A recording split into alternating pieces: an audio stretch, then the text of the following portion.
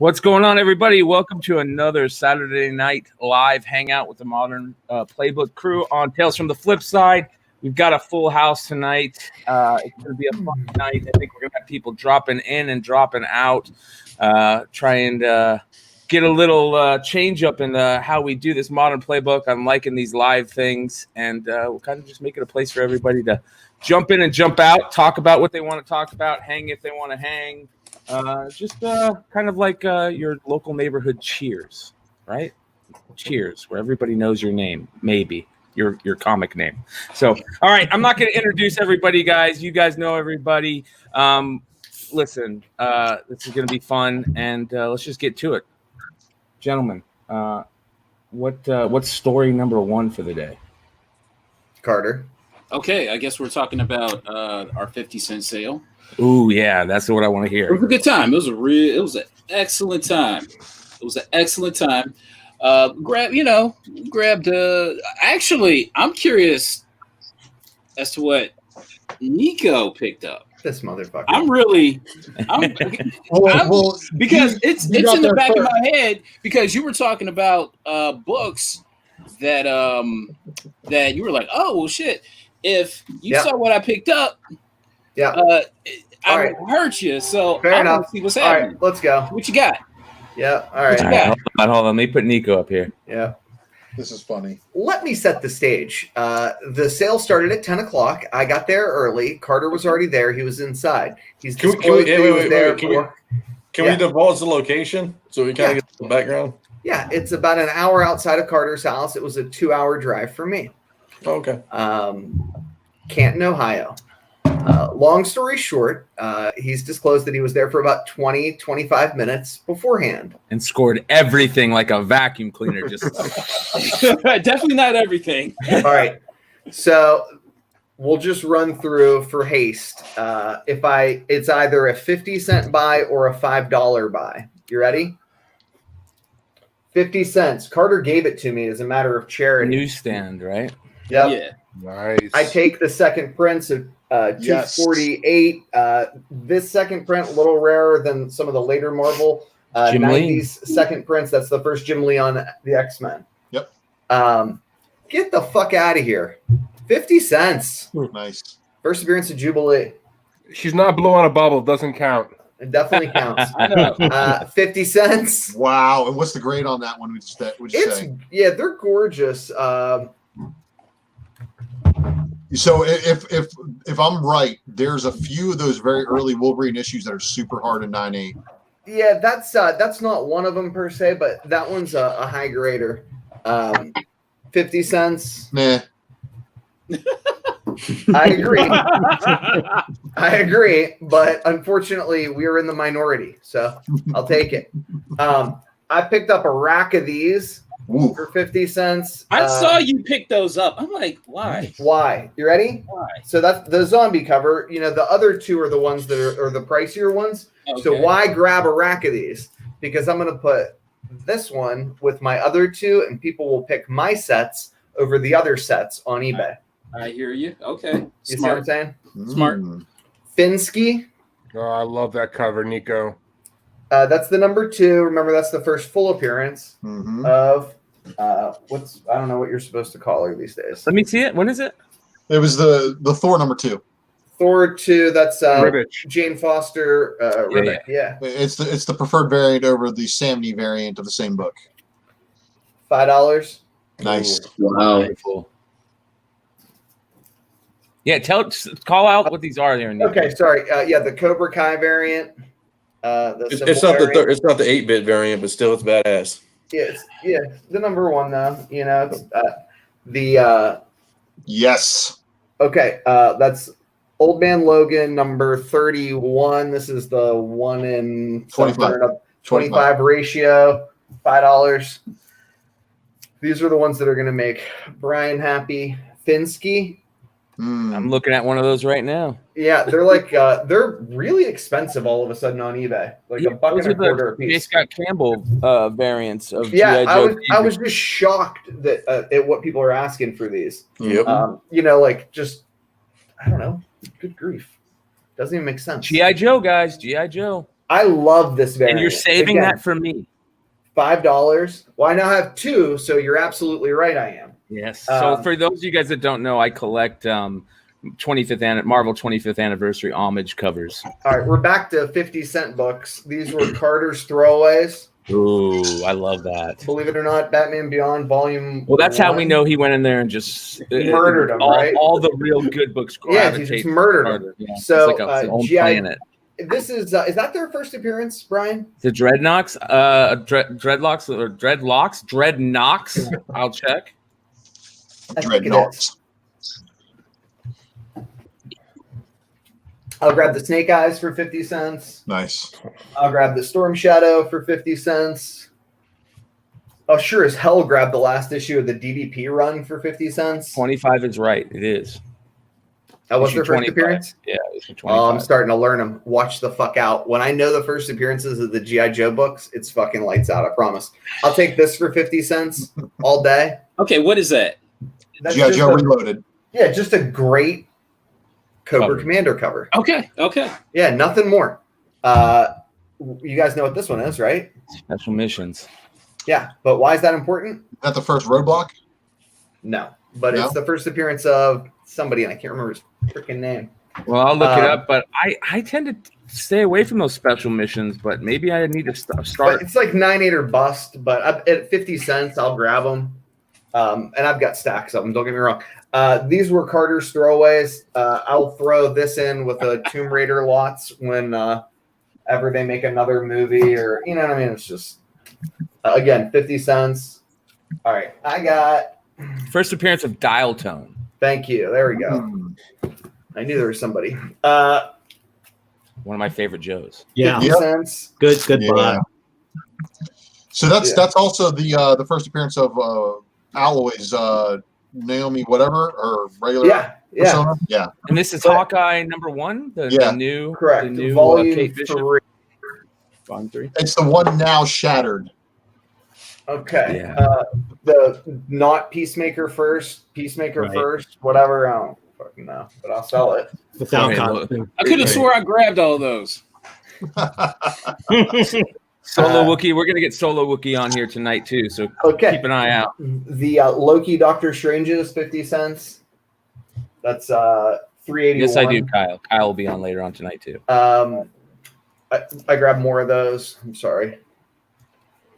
50 cents. This is another 50 center. House of X #2. Yeah, good one. Yeah, I mean, stacks of U.S. Agent #1. I'm going to put these U.S. Agent sets Are together those- for this. Are those selling?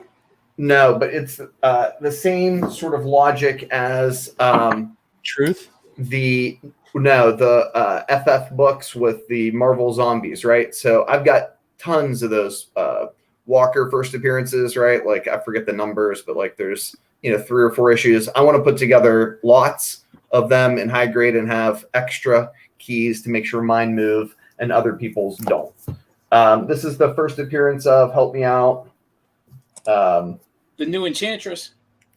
Thank you. Yes. Who may or may not be in one of these films. I don't know. First time our buddy gets the shield for 50 cents. You can't say no. Similarly, I couldn't say no to bikinis. Yeah. For 50 cents. Knocked you on the cover. Yeah. Or our buddy Dave Stevens for 50 Classic. cents. Right. Wait, let me see that Dave Stevens again. The Airboy. Beautiful Yeah. cover. Yeah, it's just a buy every time. People leave them behind. I don't know why. And some of those are signed on the inner pages. Ask me how I know. Beautiful. Yeah, 50 cents. Those early Batman adventures catch a little bit of nice little chunk of Oh, Hey Ben. $5. Oh, fuck off, Nico. So I don't have that one. change. Sorry. All right, now I need help with this one. Who is this the first appearance of? Okay, that's not her first appearance. God damn it. It is. It was 50 cents. It's 50 cents, but it's not her first appearance. However, it's supposedly key to her story. Her first appearance was actually in Strange Sorcerer Supremes #1. Fuck my life. I could have gotten that one too. I thought it was 3. I even grabbed the damn variant. But the variant is all of those. So look, there's a hip hop variant for number 1. All of those books are not very big order wise. So if you got a ratio and a variant for one of those, probably a good idea. I don't even want to talk about it. I love this. That is a great cover. I got priced out of all the other Red Hulk books. This is the only one that makes sense to me at this point at the buy-in. It's funny you showed that, and Kyle put up this comment at the same time because I collect Uncle Nico, Sam put that one down. Shut up. Put it away. Can't buy them. You can't buy them on eBay. I love that book. Put it away. Yeah, Don't tell anybody. What number is that? What number is that? Can't buy them on eBay. Yeah, right. 25. Nobody was buying this book. It probably wasn't even 20,000 ordered. Yeah.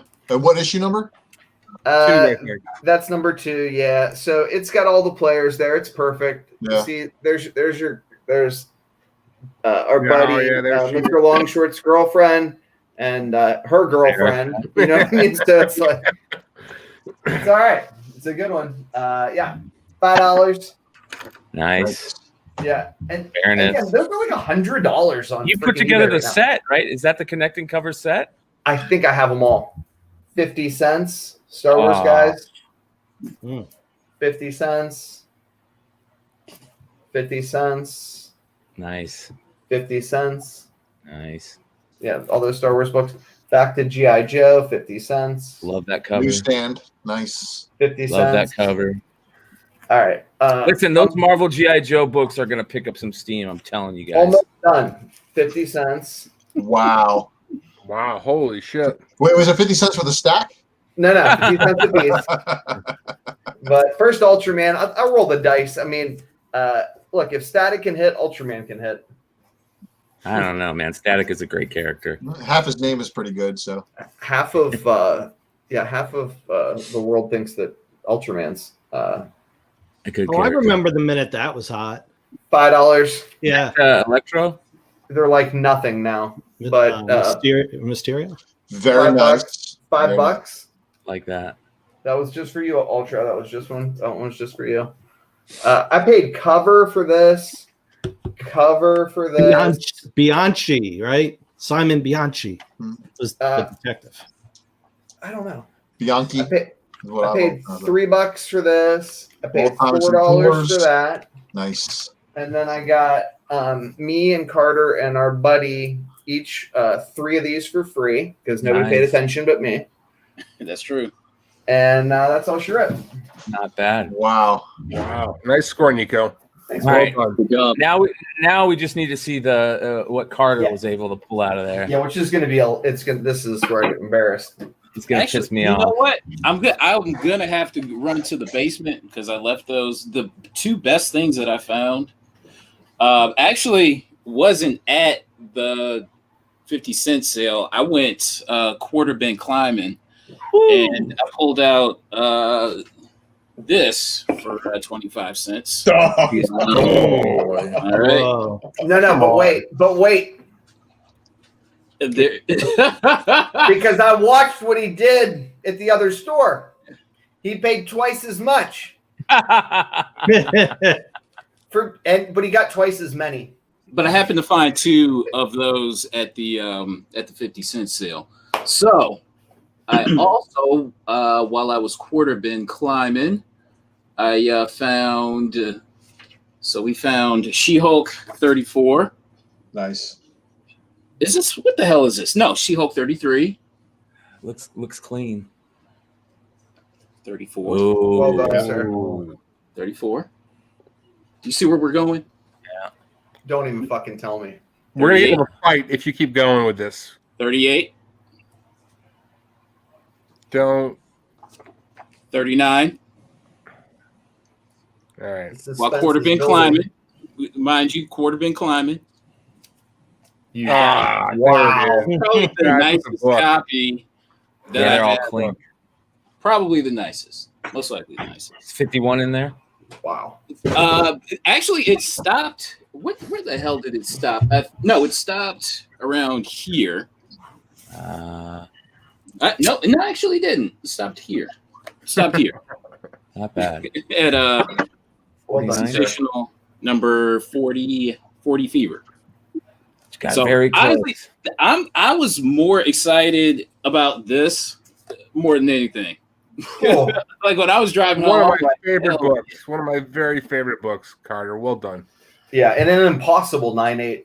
I've had ones that I think were close, but never one that I could actually sub as a 9.8. Yeah. Ever. All that other shit is getting like all the 50-cent stuff is getting processed. So, but honestly, I only care about this is what I care about.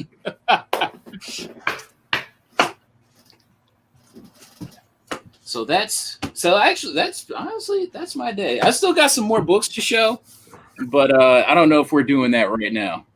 Yeah, that's perfect though. That I love hearing about these. Well done, sir. These 50 and quarter-cent sales that just make me more eager to find a honey hole that I'm not going to find. So, all right. Well, I want to get talking. We'll probably talk about this through most of the night, but since we're starting, I want to talk a little bit about the turtle stuff because I think it's a really good conversation. And we talked a little bit about this on chat last night. Shout out to Mel V, Mighty Mel V. If you guys aren't subscribed, go subscribe to the Mighty Mel V YouTube channel. I think they're like 10 or 15 subs away from 1,000. 7. We are 990. Listen, we can all make up a new account and go get them over 1,000. I just want him to have to give that box away. So if you would, for me. We're gonna get him to 1,000 tonight. Listen, there's gonna be enough people watching through the night that aren't subscribed to the Mighty Mel V YouTube channel that we'll get him to 1,000 tonight. I'm gonna unsubscribe just so he has one last. Yeah, I knew that was gonna happen, you asshole.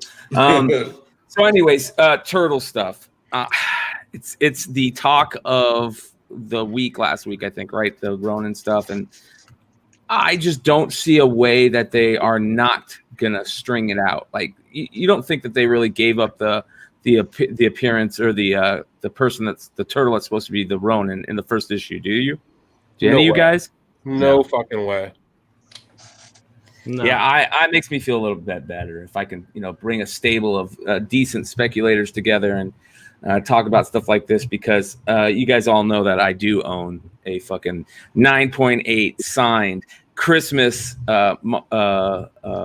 Turtles Christmas special, and I really want that Raphael to pay off. I want it to pay off, baby, so I can sell that fucker. What do you guys think? I saw the end, so it seemed very Bobby Ewing to me, right? I mean, he's waking up, right? Hey, Steve, I don't know how many people on the podcast are old enough to get that reference. I know you and I are. All right. Basically, you want to explain it? That whole year that's my favorite reference. Yeah, it wiped out a whole year of continuity. Yeah. There we go. Yeah, he's waking up, and he was talking in his sleep, right? He was talking in his sleep, right. And he was talking to Michelangelo in his sleep. That's the way I took it. Did any of you guys take it any differently? It was meant to be ambiguous. It was totally meant to be ambiguous. That's what they were going for. So I agree, Brian. I think you're spot on. Yeah, I pay attention to grammar, and I was told that my grammar comma collection knowledge was incorrect. But okay, we'll see. We got 5 more or 4 more issues, and you're not going to get a new one until December. But did you guys see that? Like originally, I don't think all these issues were this big. No. So this one being 120 pages, right? Well, issue 2 is now showing an $8.99 cover price, also 120 pages. If they do 120 pages for 5 issues, wow! I mean, that's insanity when you think about it. It'll be a kick-ass collection, man. Like I'm telling you. I mean, but will the second print automatically make the first prints worthless? There's a lot of there's right? Funny business. I'm not so sure this go around. That's not always the case, right? I mean, I'm the I love second prints more than anybody, but there's something special about this first go around. I mean, you can't find it anywhere. It was short ordered. Guys got cut back. I think this one's going to hold up a little bit. I mean, 130,000 orders and 20% of allocations. So, plus IDW just does that red, where they just changed the number and the logo to red for all their second prints, right? Sometimes I Do you think they might sneak one in? We do have some black and white variants on the artwork already, and I think the red logo, I think you've already called that. But I've also seen them take interior pages like Marvel has in previous times and turn that into a second print cover. But it's already got second print, but the one to look out for now is going to be the thank you variant. Right. Kind of like Spawn #1's thank you variant came out, 28 years later, but still, that's the one. So December, I think, is when the second print with the thank you variant is going to hit. And then when that hits, the second issue is going to hit too. So who knows? But will the second issue string us along and make us think it's Michelangelo the whole issue, and then change it in like the last two panels?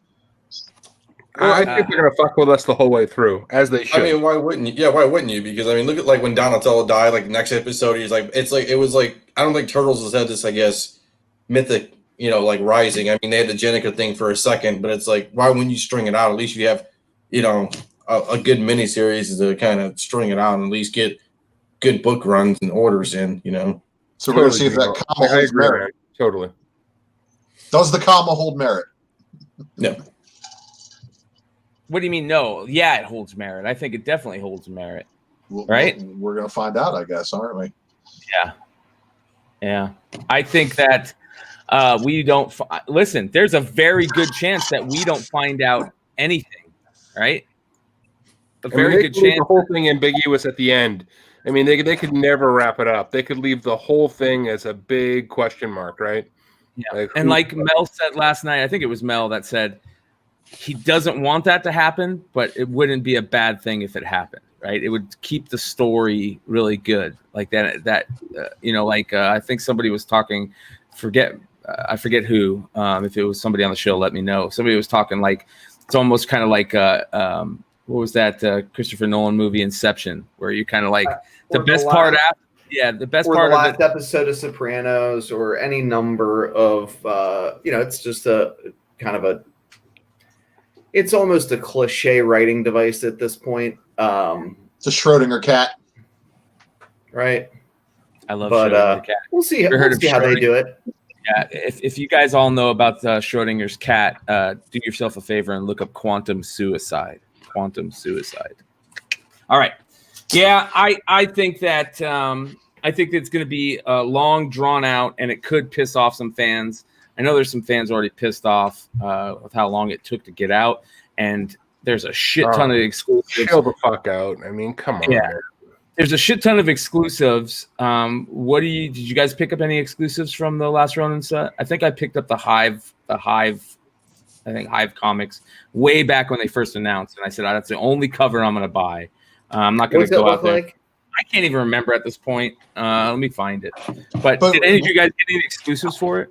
I think the exclusives, the sheer volume actually makes the cover A, the book. Yes. I think. Yes. I mean, in my opinion. So, well, I think the 1 in 10, because it's an Eastman variant.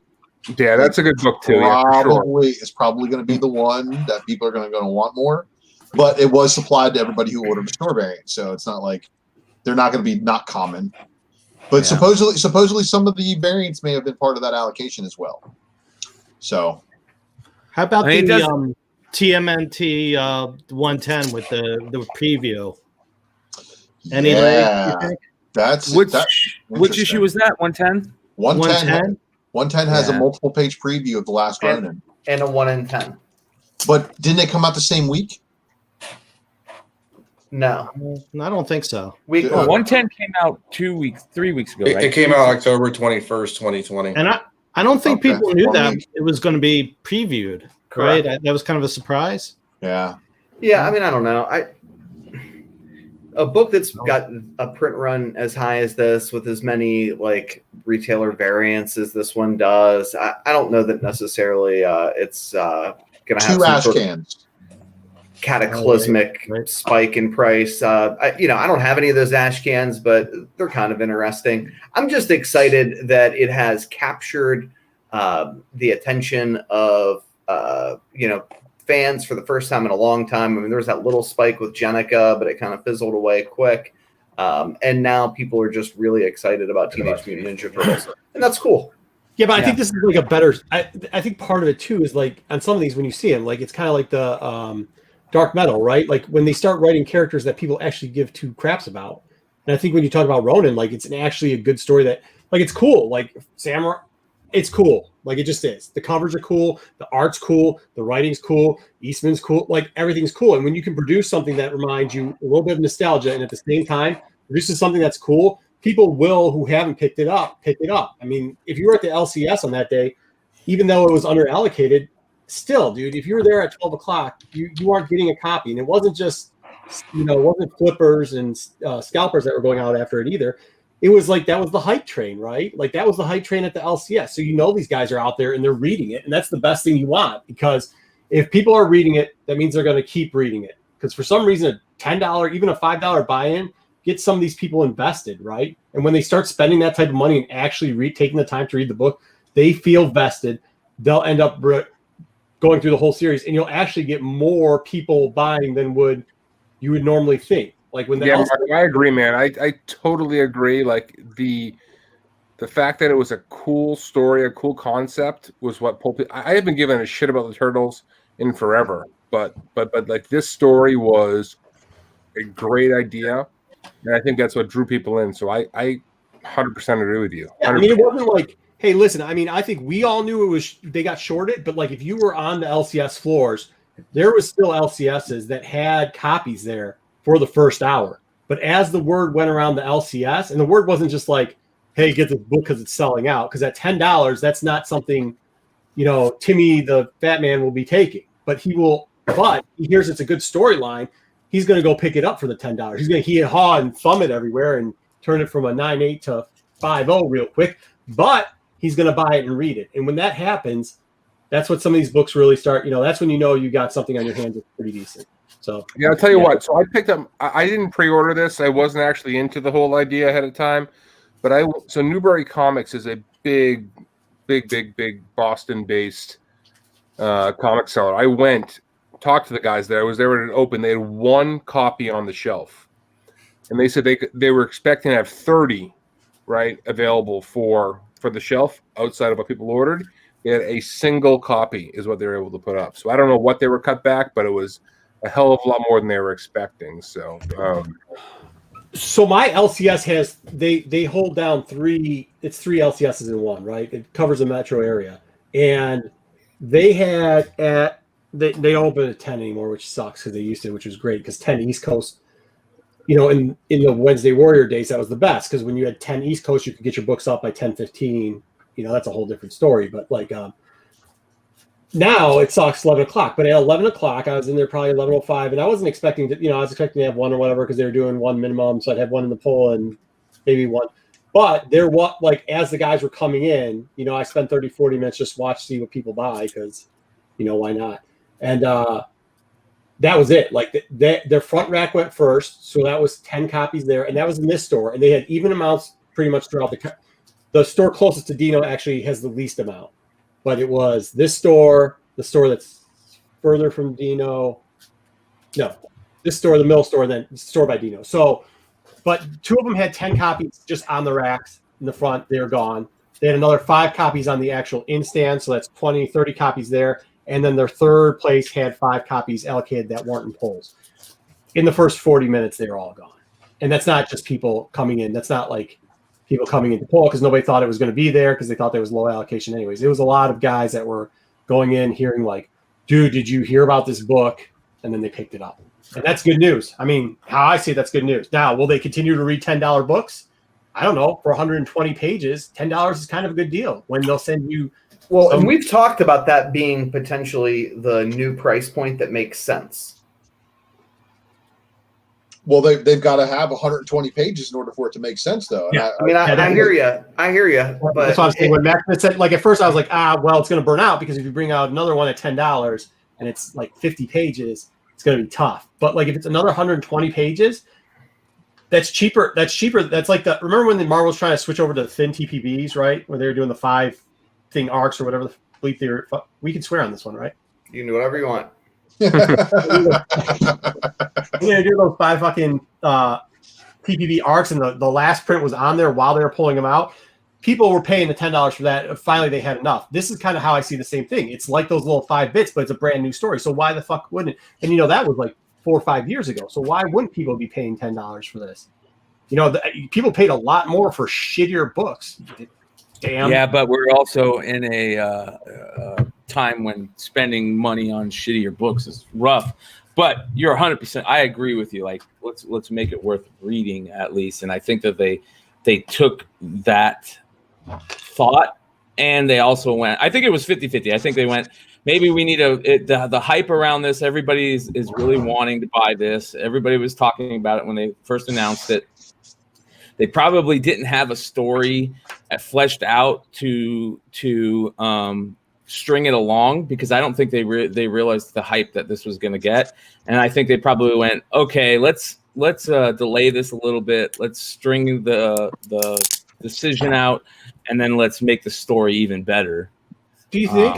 I think how Eastman works on stuff, sometimes it does he gets that like that run in him where it does just he gets stuck up and he wants to go back and correct some shit, and then when he does that, it extends it out sometimes. I mean, he did that in some of the earlier shit and like at different times. So I think this might be the one where this might actually be the thought process. I don't think it's going to end after these books come out. I think this is just a portion to open up a side arc that they might do for another 8 little regular bi-weekly comics. I think that's where it's an interesting idea. Let me ask you this: is it true that the size of this book is the size of the first print TMNT 1? Is that true? Bags and boards are impossible to find for these books.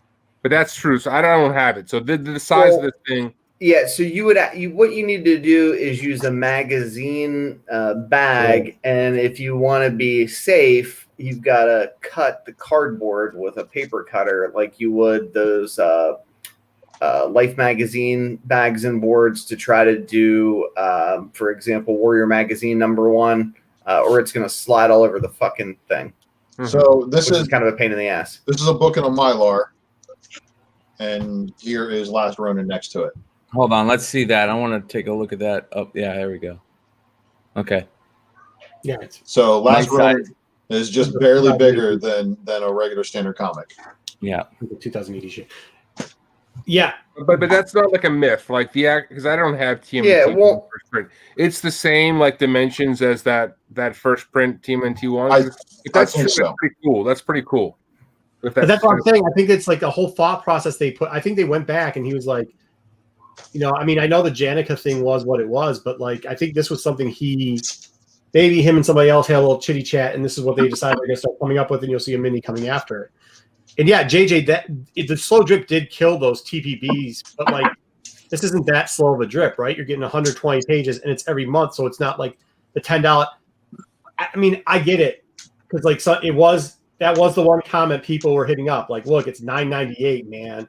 It better be good. You know what I mean? It's $8.99, I think. I felt it was a good value, man. I don't know. For me, for my money, I felt it was pretty fucking good. I mean, there was a lot of story there.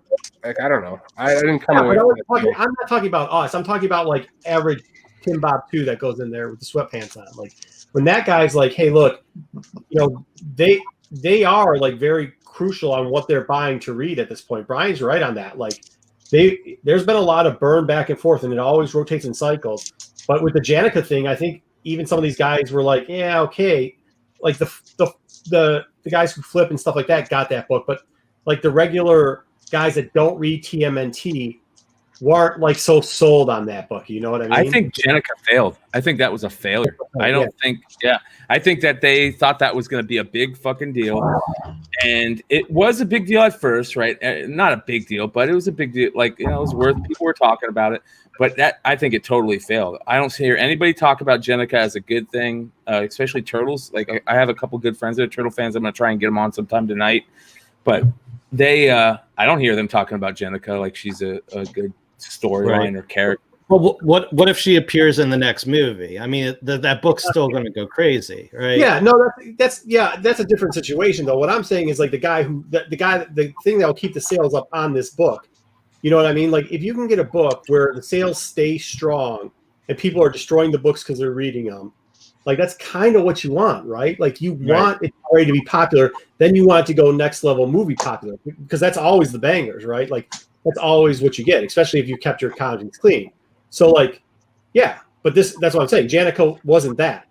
Janico wasn't something that the guys that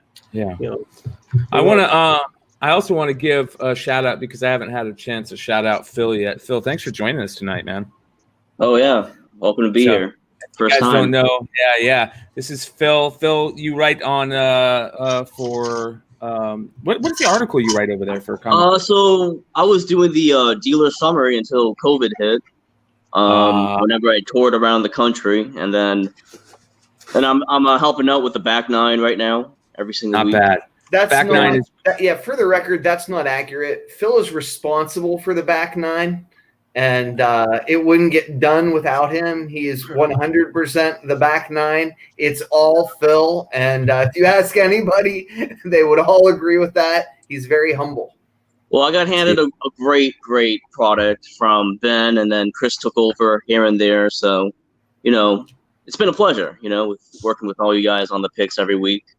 Yeah, dude, it's I think that's one of the keys, and I think that's why like shows like this work so well is when guys enjoy talking about comics, they write good articles, they put together good lists. Like you have to enjoy talking about it or enjoy doing this stuff in order to put out good stuff. And a lot of the writers over there are doing really good jobs. So make sure you guys go check out comicbookinvest.com. You guys can check out Phil's article and some other fun stuff. But yeah, so shout out, Phil. Thank you for joining us, brother. And of course, Richie, thank you for showing up, brother. Dollar Bin in the house. We haven't seen you in a while, man. Hope everything is going good, dude. Good, brother. It's good seeing you. All right, let's get back into this. What other the Moon Knight news? Ben has books in his hand. Oh, he does. Let me talk about my new favorite. I saw. All right, so I love ratio variants that are massively underordered. So, all right, let's talk about a couple of books here. We all know that this book is fucking awesome. Maybe one of the better covers, right? So retailers ordered this book to the tune of 27,000 to 1 in 25. I mean, this thing's going to become a ghost one day. Go grab it. It's already inflated. What's it selling for? I see it's selling for more than the 1 in 50. So I really don't know. I understand it. No shit. Yeah. But I mean, is there a 1 in 50 for this series? It's 2019. Yeah, but it looks like hot fucking garbage. Yeah, I think it's part of it. But yeah, the 1 in 50 was way available while that one would sell. And then I bought that one. I didn't buy the 1 in 50. Yeah, this cover is fucking cool. Yeah. All right. So I bought that one. I didn't buy the 1 in 50. So I'm talking about one in like ratio variants generally on later print books, right? So Nico, you already showed this one, asshole, right? It's been a secret for a while. It looks good. I love this book. There's a lot of books in this run that are pretty cool, but this is a great one. This is the 25 edition, number 3. Who the hell was ordering 25 issues of this stupid book? I don't have lots of people were actually. That one was easier to find, and that was the reason why I left it behind for so long. Yeah, but it's still a relatively. This one, nobody fucking ordered anything of this, right? That one's definitely harder to find. Right. This one is, I mean, a 25,000 order book. You guys know I love Gwenpool, right? So another one. This is issue number 4. People were starting to drop their orders a little bit. 1 in 25.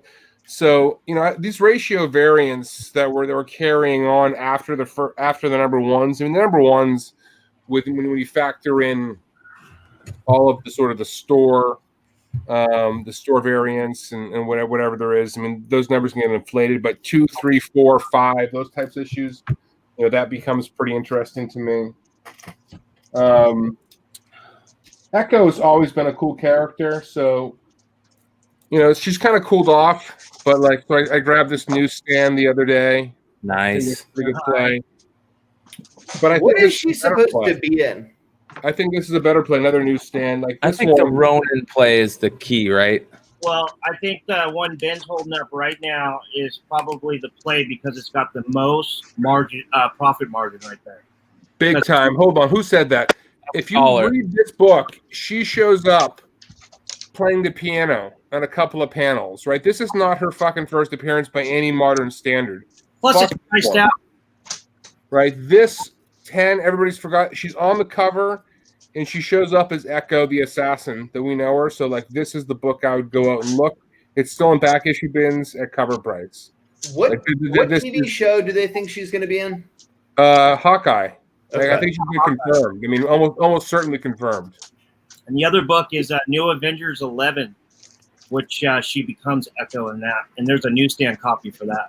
She becomes Ronin. I don't have that one. Good call. That's a Ronin. great call.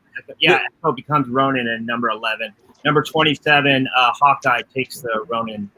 And there's newsstand copies for that whole run up to, I think, number 5 all the way up to like 35. I gotta be the other book that I love, we talked about this one before, but like when you think about modern covers, like for me, and this is just opinion, you can argue all day long, but you know, this book, like this cover, like you don't need to know what issue it is. Like when you see it, it's a version variant, you know what book you're looking at here. This sells for less than the cover A. Like this seems like a layup to me. That's like 50% less. It's pretty brilliant. But and I know there's some store variants and foil variants and con variants and whatever it might be of this cover, but this particular one, which came out right at the end of FOC, seems like a no-brainer. But, you have Frizen, so she's one of the hottest artists right now. But on top of that, you have Erica Slaughter front and center, and she's the star of the show.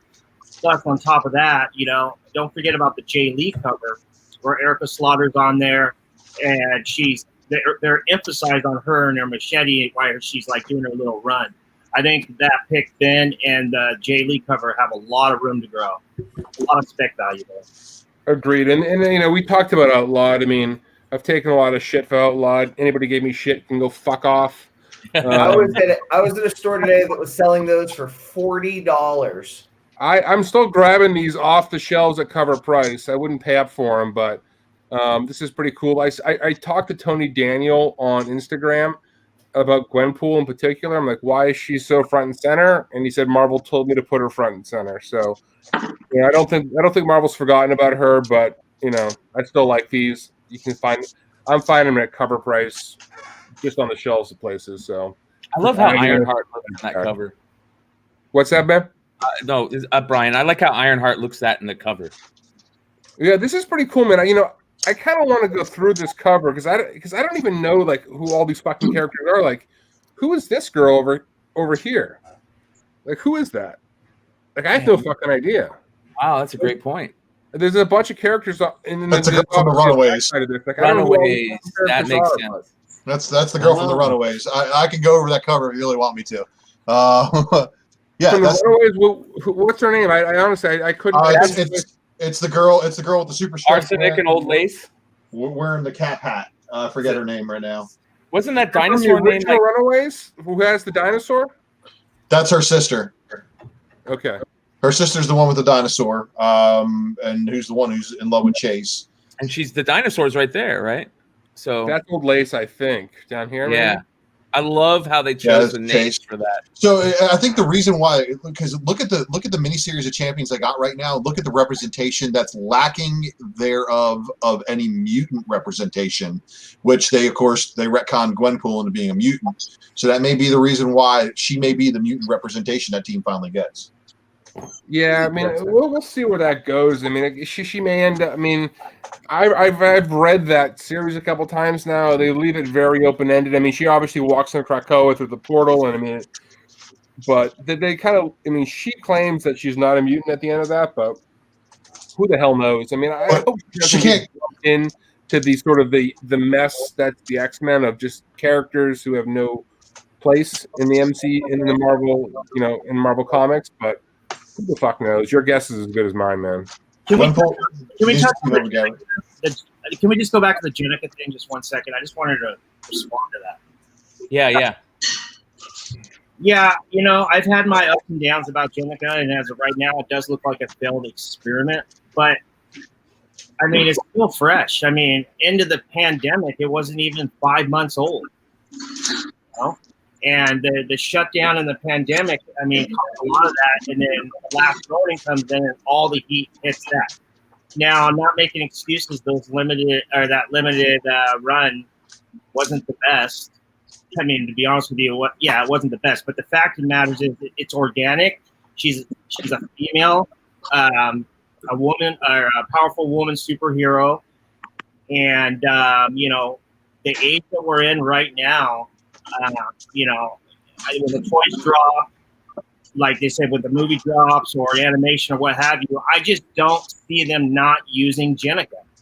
I just see, I just, unless they just reboot what they're doing or just continuing before Jenica was even in the picture, I just don't see them not using Jenica and making her a female turtle for just the way society is before pandemic, kind of during, and especially after. And another thing is that, yeah, sure, there is a big lull in the TMNT 95. Here's the one thing I didn't really understand about this, but like I did pretty well on those Comics and Ponies, you know, that Virgin that they put out, and I got it for like $20 a piece or what have you. That, you know, that's the book along with the San Diego Comic-Con. But the open order is the one that surprises me. Is the least expensive of the first prints, and it's basically what cover A is. And she's on the cover. She's on the cover, and she's getting her a blood. I mean, that's the initiation of the blood transfusion. I still believe in Jenica, and I think that this book right here has a lot of room to grow right here, due to the fact that a lot of people don't notice that she's on the cover because most of Eastman's covers look the same. It kind of looks like a boy there, and what have you. But yeah, you know, I mean, I'm not, like I said, I like Jenica. I love that whole. That was a really good time in modern in spec and investment. That June, July, that 4th of July weekend, and you know, I just cannot see them actually doing a movie and not using Jenica if she's been in circulation, and if she becomes in, you know, main story continuity for, you know, a year or more. I just can't see him not doing it eventually. And once that happens, these books are going to go. Do you think Nickelodeon, you know, wants to expand their potential audience of their IP as much as possible? So yeah, Steve, you know, I think that's the insight. All kids, not just boys. You know, then right. Yeah. What about this character? Why can't Lita? Yeah, why can't this character take that role? I think this character is cool as hell. Well, I mean, yeah, I mean, but what, you know, well, the point is you wouldn't do one or the other. You'd do both. The idea is you need to provide heroines and female characters for little girls to identify within the Turtles universe. I don't necessarily see that happening on the big screen, but Christ, at this rate, I don't know that we see much on the big screen for, you know, what, 18 months? Who knows? Right. So, you know, look, I sort of anticipate them relaunching the Turtles in a darker fashion on the big screen to capture older audiences, and then simultaneously running cartoons that are more of a broad-based, and Jenica being incorporated therein. The hard part is that, you know, I believe in Star Wars spec because Star Wars is on TV. And it's killing it on TV. I believe in G.I. Joe spec because they say Tom Holland, John Cena, we're going to do them. You've got those major A-list celebrities that are attached to it. If the Turtles don't do a, for lack of a better word, darker, you know, grittier kind of project to coincide with the launch of, you know, like a more broad-based kids cartoon, which we've already seen is in the works. Don't know many specifics about it, but that kids cartoon is being relaunched. It's hard for me to want to go back and try to really spend a lot of money on like the first appearance of Bebop and Rocksteady, or that Krang second print variant, or dump a bunch of money into Jenica. It's not that I don't think they're absolutely like smart plays if you can get them cheap or at the right price or the current price. Like, it makes sense. It's just up in the air. There's huge potential upside, but there's a lot of risk. I think I think that was the thing. We weren't saying that it's not going to be a payoff in the end. It's going to be a long wait. I mean, like, yeah, definitely. That's what I mean. I think that's kind of what we were saying is like, where Ronan might be your books. Yeah, because you can. I mean, like, look, you're going to get them, but you get them for the right price and get them cheaper now. Is probably it's a good buy time, right? Like, that's what I think we were saying. I don't think we were saying that there's no legs left on that book. I just think that it's not going to. Like you said, Nico, I don't think that's movie. And like somebody said in there, they don't have action figures out there. Neko isn't making anything on her lately. Yeah, like, what the fuck is with that? How can they not? I would have rolled out an action figure within 6 months of people getting excited about that. I mean, that's what I'm saying. I'm not sure. But what I'm saying, and I hope Ryan does bring on Turtle fans, because when I was talking to Turtle fans, they weren't excited about it. Like, they just hire the same people that did the Mandalorian figures, that first wave during the first season, and they just also dropped the ball. I mean, what happened? That's a whole we've already talked about that merch thing, and what they just did on Mando Mondays, where you pre-order and the droids bottom off, but you don't get anything for 6 months. That's a mess. I'm just saying, oh man, I wish he would have left. And I agree with him. Like, it's definitely a good play to buy those. And right now he's right. The price is cheap. Like, but you're right too, Steve, and so are you, Nico. If it goes to this cartoon on Nickelodeon, that's not 40-year-old, 30-year-old dudes paying $100 a book. Now, what do you guys think about the right format for a Turtles show? Is it CGI? Yeah. Is it animated? I mean, is it live action? Like, what? Like, if we're you got to do a great home run. You got to have Vanilla Ice in it, and they have to rap. Is all I know. I think animated is the way to go. Really? I think you're right. I just don't think live action works for these guys. I agree. I think it's hard. It's very hard. You don't think HBO could do something a little dark? Well, let's do this. Okay, expensive. Look up Turtles covers where they have photorealistic CGI turtles that look so horrible. It's unreal. No, but what Carter just said, now with the new gaming systems that they use to shoot and to bring it back to Star Wars, now with the new gaming systems, and this might be playing in what Ben's saying too, it's going to be faster. So it won't be for all those little kids. It won't take them 20 years now like it would with some of the other stuff. But if you do it right through those gaming, the gaming apps now, or the gaming facilities now, where they can do the full shoot around and you can CG half the person on the background and you can shoot everything so quickly and it's cheaper. I mean, it's literally like, what is it, 2/10 the cost of what it used to cost to do most of that stuff? You could actually make it halfway decent and you won't have melting suits. I mean, that was part of it. Those suits were terrible, man. Like, hey, speaking of gaming, when was the last time there was a Teenage Mutant Ninja Turtles game? Oh, yeah. Like something real high quality along the lines of there's a call from PS5. They said, Carter, we want to talk. And that's a good point you brought up, because I think that's what was that was what was driving the crave for Jenica last July, 4th of July weekend, or whatever, whenever the book, I don't know what it was, last Wednesday of June last year. There wasn't really anything going on with that series. I mean, it was just straight up just TMNT truthers. You know, orders were like between 5,000 to 9,000, which is pretty basic. But I mean, look, let's take that out of the window. You have The Last Ronin and everything that's happening with that. That is going to bring a lot of more people back to TMNT and a lot of new people back to TMNT, male and female. And if there's female involved, they're going to be going, is there a girl turtle here? They're not going to be going. They're not going to be saying, or a woman turtle. They're not going to say, oh, okay, well, here's Lita, the baby. They're going to go into Jenica, you know. And another thing about Jenica is remember, she just didn't appear. I mean, she's been, implanted in that series for a long time, since number 51. Yeah, they doubled down on her. About a half a decade. And exactly. And to be honest with you, I still don't think 51 is a full appearance. But that's another story.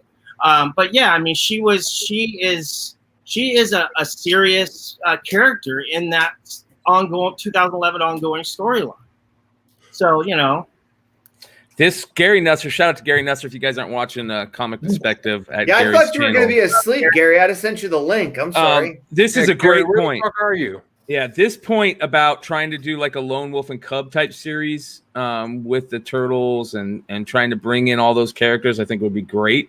Because listen, let's be honest. The majority of the things that I feel like are really selling big are nostalgia things from people that grew up in the 80s, and that's why you see a perfect example is like look at the prices of a lot of those nostalgia books. If they can go back to those that grab those nostalgia characters, put them in like a new situation for adults to watch them, it's perfect. And an animated Lone Wolf and Cub type series with the Turtles, bringing in all those characters, I think would be great. And you're right. I also agree that if they do it on the gaming consoles, I wouldn't be mad at that, as long as they don't look too realistic. I think when you make the Turtles look realistic, it looks bad. It looks What scary. would take longer? What would take Hey, longer? Brian, you got A any game other or a issues you're movie? talking about? I agree. Do you have anything you can show of those when they make them photorealistic? Yeah, I'll look for him, right now. But Carter, the game or a movie, started out with a game. Why not? If you're going to be using those game builds, so they have to build those CGI characters to begin with. Started out with a game, build the framework for those CGI characters, and use that like they do in Mando. I think that would be great. And all right, let me look up those covers. And there, Gary was responding to Comics Talk Weekly, who was saying, "How about Turtles in the Spider-Verse style?" What do you guys think of that? I don't know. It probably. I'm open to seeing anything with Turtles, to be honest. But I'd like to see them in the original styles of like the original issues. Eastman, they are like. Yes, I agree. An animated series grounded in that style, I think. Right. I think that's what would be good for you. But to the two guys underneath me, they're both right. Like if you do it in that Spider-Verse style, then you get what Steve's talking about, because you get us guys all here watching it. Then you get that next generation, right? Because that's what you're kind of hinting at. And then you get the Janica generation too, because it brings all of them in, so that all those different. Because I was about to ask Carter the same thing when he was talking about the video games. Like, okay, cool, but what style would you? And I think he was kind of trying to ask Brian, what style would you want them in? Because there's so many different styles now. If you've watched any of the cartoons and Ninja Turtles, there's us in the '80s who love that round-headed, style. They have the like thinner style. They have the beefy style. They have the melty suit style is not a style, so we will not do that style. But like, you're right. Like, there's so many styles now and so many iterations that if you want to sell nostalgia, as JJ Maxwell saying, what nostalgia do you sell? And Lone Wolf and Cub is fine. That's like an okay thing because you get the whole ninja action of it. Yeah, that's terrible. That's creepy. Yeah, these did not work for me, Brian. These did not work for me personally. I'm not going to speak for anybody else. Yeah, I don't think that worked for anybody. It looks terrible. But like the three, you could do 4 styles for Halloween, though.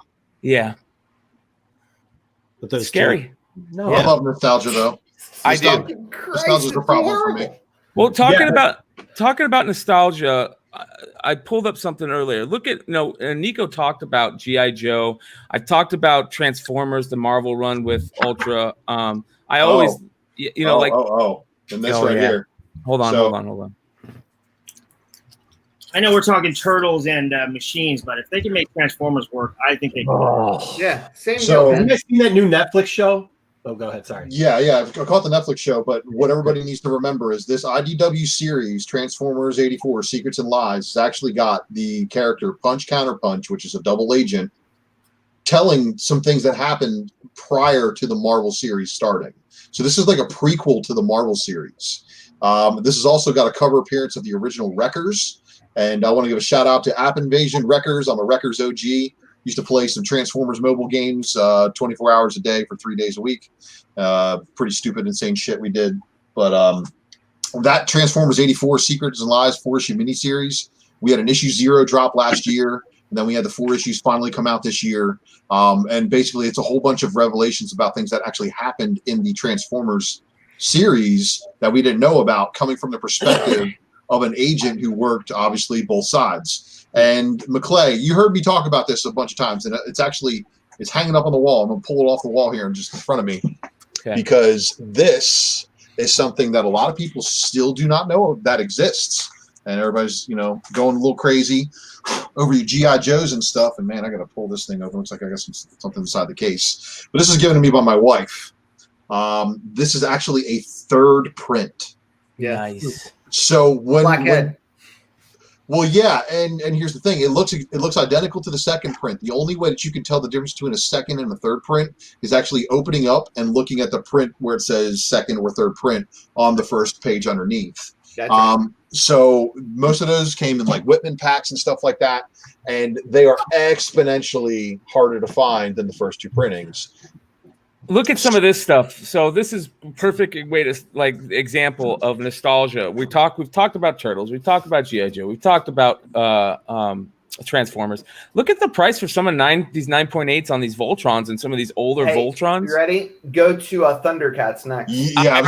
Hey, wait. I already got it, bro. I already got it. So the 9.8s. Yeah, look at some of these prices. Look at the 9.8 selling for over $400 for 9.8s on Thundercats. I have a double cover of this issue that is gorgeous, both covers, like 9.8 material. So seeing this stuff, I love nostalgia to begin with, but seeing the prices jump on some of these books that are super nostalgia heavy. I mean, sets for $100 of Voltron 1, 2, and 3. Don't forget about Visionaries. The Visionaries next. Let's see the Visionaries.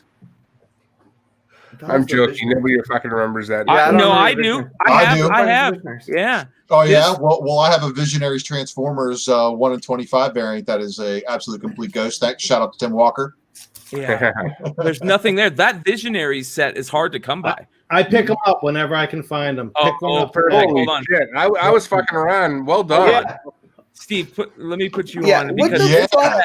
I don't even know what you guys are talking about. This set's really hard to come by in high grade. Yeah. These are some of the best toys one I picked up this year. Newsstand Visionaries.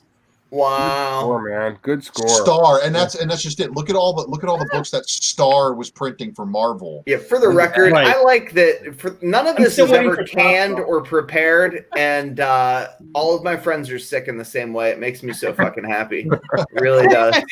Visionary toys. I've got a sealed Leoric. Oh, that I picked up a couple years ago. Nice. I mean, these were great toys. Like, listen, they look like GI Joes. They look like they're perfect. They're almost the exact same body style as GI Joes, right? They're like slightly bigger. But they had those holograms on the chest, man. Like that was the deal.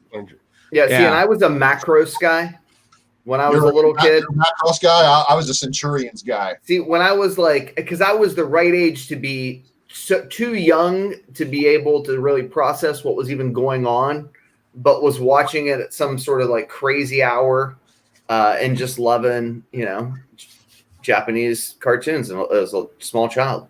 Do you remember? Do you guys remember Centurions? The guys with the exosuits used to have.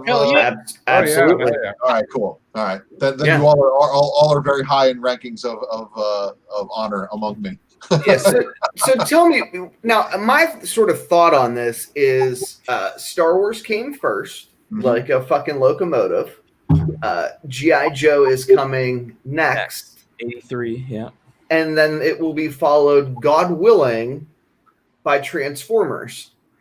I have insight into that. Let's hear it. So, thank you. Okay, so Hasbro PulseCon was the con that happened a couple months back, and they talked about it. Hasbro PulseCon, they actually shared the fact that they are pushing for that shared universe. G.I. Joe is going to be the launch. In the first G.I. Joe movie, expect Transformers to show up. The technology that G.I. Joe is obviously using is probably going to be derived from Cybertronian tech. But you guys also remember that Hasbro just purchased the Power Rangers. Yeah. You guys also know that I was just going to mention that, yeah. Mask, Power Rangers, Action Man, Visionaries, ROM, G.I. Joe, all of these are all under the Hasbro umbrella. So they now have the ability to do just exactly what Marvel did and pick from all of these little different properties that they own the rights to movie making with and basically go ham with it. Now, I'm a hardcore Transformers reader, and when they tried to push that shared universe upon us, it didn't really go over very well with the fandom. Just put it that way. They ended up taking Transformers and putting them into different books. You have Cup being killed in the first issue of Visionaries. I know, spoiler, it's like 3 years out, so you should have known by now. But like, it's like they were killing off like major Transformers characters and putting them in different places in different books and trying to have the shared universe work. But then we had teams, G.I. Joe teams with Thundercracker on them. So you had G.I. Joe teams with Transformers running around with G.I. Joe doing ops. And you can start to see where they're going to pull this stuff from. And if they do pull a shared universe, it is going to be from the IDW Revolution, because that's where everybody came together and Mask was reintroduced. And, I don't think it's really good spec at all, but they even did a GoBot series. Did you like the Maximus? No. Yeah, that's the only problem I see with it. I don't know anybody who liked that. Like, it wasn't. Nobody liked the Revolution, but the Action Man thing is apparently big, and a lot of these properties have UK followings that are a lot bigger than they are in America, and that's what a lot of people seem to forget. The UK following for Transformers absolutely eclipses the United States following, and you'd be like, how's that possible? Well, the UK got weekly books, and they had way more issues. Ultra. Sleepy John also has a way bigger following in the UK than he does here in America. He's huge in London. Well, some of us are huge in Japan, some of us are huge in London. Hi, Sleepy. Hello. I wish I was huge anywhere. Yeah, that's what I was about to say. Was there maybe I had an allergic reaction to something? John. So again, if you are speculating on all this shared universe stuff that Hasbro's trying to push out, obviously Marvel had the appearances first, but the properties where they're probably going to be pulling stories from in order to modernize the material, it's probably going to be somewhere in the IDW runs. Now, from my understanding, the G.I. Joe run that had Transformers all wrapped up inside of it, still going on. Real American Hero, and Bolo is the one of the people who still reading a lot of that. And talking about it. So he might be the only motherfucker who's still reading that shit. Well, no, McClay's kind of into G.I. Joe still, but he's not on camera right now. Yeah, he's definitely not reading that. No, McClay collects G.I. Joe stuff. Well, I agree with that part, but I would bet my life that he's not reading Transformers and G.I. Joe crossover books. Well, and that's just it. And here's actually what's really, really cool about this, and Mercenaut's probably going to find every one of these with ease. So there was a series called First Strike, which is where the humans go back to Cybertron and basically use G.I. Joe and Cobra to try to kill them. And they basically try to start a war between the Cybertronians and G.I. Joe and Earth. There's 1 in 50 variants for those books. The last 4 issues of First Strike's 6-issue miniseries, those books are unobtainium. I mean, just nobody was ordering them. Well, absolutely nobody was ordering them because nobody was barely reading First Strike in the first place. Some of those books also ended up getting canceled. Scarlet Strike Force numbers 1 through 3 were released, but issues 4 and 5 were never released, and I don't even think they even put out a trade paperback. Scarlet Strike Force, that was the one with they had that 1 in 10 variant, right? And there's something with the writer. Is that one? Yes. What the fuck was that called again? One more time, real slow for the uninformed. That would be me, so I can. So which one are you looking for? Whatever that thing was that you said that no one could find. Oh, okay. That would be. I want a picture because when I find it, I want to be able to show it to you. All right. First Strike. There's a 6-issue miniseries. Okay. And was that the Roadblock where they turned him around or whatever, where he became a different character? Wasn't it Roadblock that they? Who was it? There was somebody in that. Wasn't there somebody in that run where it was supposedly controversial? That's in the Scarlet Strike Force. Yeah, they turned somebody into a overweight lesbian woman. It kind of ruffled some feathers with that one. That happened to me once. John, I told you to buy those books. I told you to buy those books. It happens to everyone, Nico. It happens to everyone, man. It does. The first strike ones are hard to find, and apparently Nico turned it's happened to Nico 5 times. How do you keep losing the weight again, Nico? Crystal meth. I use Chris. No, hey, I want to.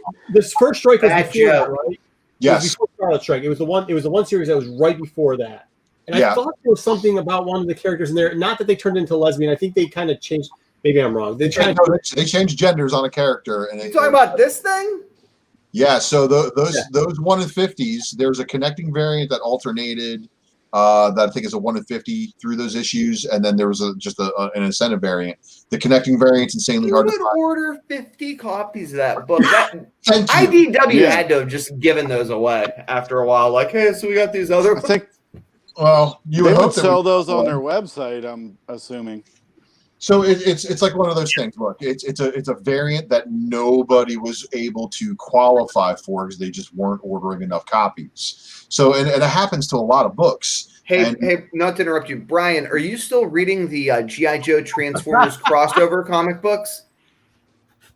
Yeah, no shit. Are you reading Real American Hero still?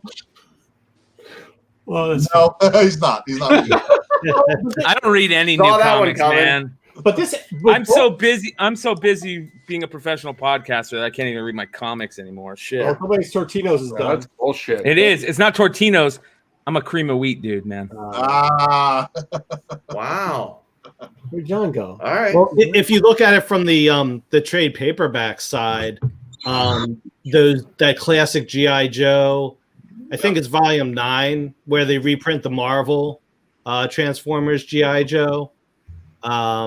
Those do really well, but no one's interested in the trades of the IDW Transformers G.I. Joe. So here's two things. I mean, Max, did you want to bring up why some of those books were kind of canceled and rare too? Because like those writers got in fights with if I remember correctly, didn't they get in fights with the biggest G.I. Joe fan club there was? Yeah, like they did with it was over some of their very questionable actions and their political beliefs. Yeah, being put into a book that is supposed to be patriotic.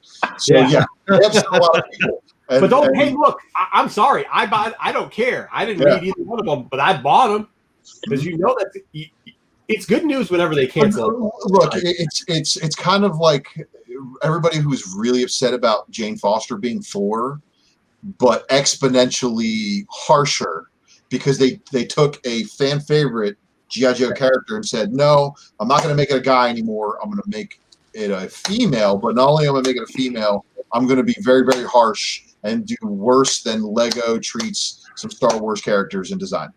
Yeah, but then they started talking crap though too. They were like the one thing you don't want to tell is grown men who act like children to grow up. Like it's just never gonna go well. Like my buddy who's like a G.I. Joe homer, like from way back, he says it's Larry Hama or bust. That he's just like, oh no, there's one writer.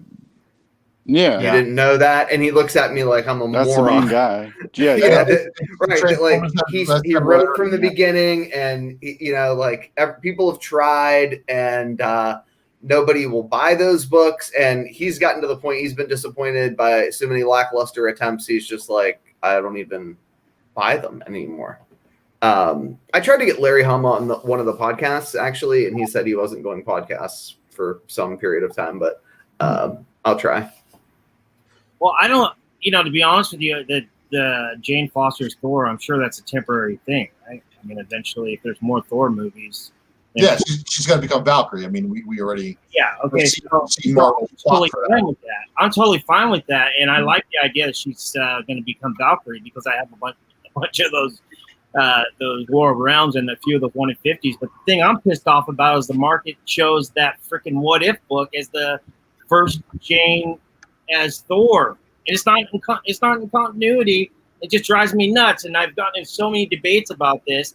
And people are like, who cares? It's a first appearance in story, blah, blah, blah. Well, I'm like, okay, well, what about for Professor Hulk? Then his first appearance would be What If #2, correct? I mean, that's Look, throw all logic out the window. And remember, it is basically who has the best ability to hype up the book. Well, the God of Thunder book, what is it, like 18 or 25? CGC added the annotation right now. But that's not the market. Like, it's not Jane becomes Thor. Yeah, none of those books have peaked. I'm not selling any of them, and I'm stacking them. The ones, the twos, the 25s, the what if 10s, the variants. They're just the 1 in 50 Ribbich is fucking. Yes. I like the I don't even know what to. The only thing I don't like about the 1 in 50 for number 2 for the Ribbich is because she's not on it. She's the 1 in 51. The number 1 where there's a couple of them for number 1. There's a couple of really good 1 in 50s. There's 2 1 in 50s actually. The one where the one where she's holding the hammer like a male extension seems to be. Yeah, I like the way that you described that. Because I didn't know what to call it. So if anybody else described it in any other way, I was happy. But yeah, that's the book I want too. I think they're starting production really soon on that movie because Natalie Portman's been talking about it. I think January, February. That's All right, I'm going to add a woman to the podcast and make you all very uncomfortable. So I'll be back here in a second. And I'm opening up a Thor book right now. So we'll see if she jumps on. Let's see.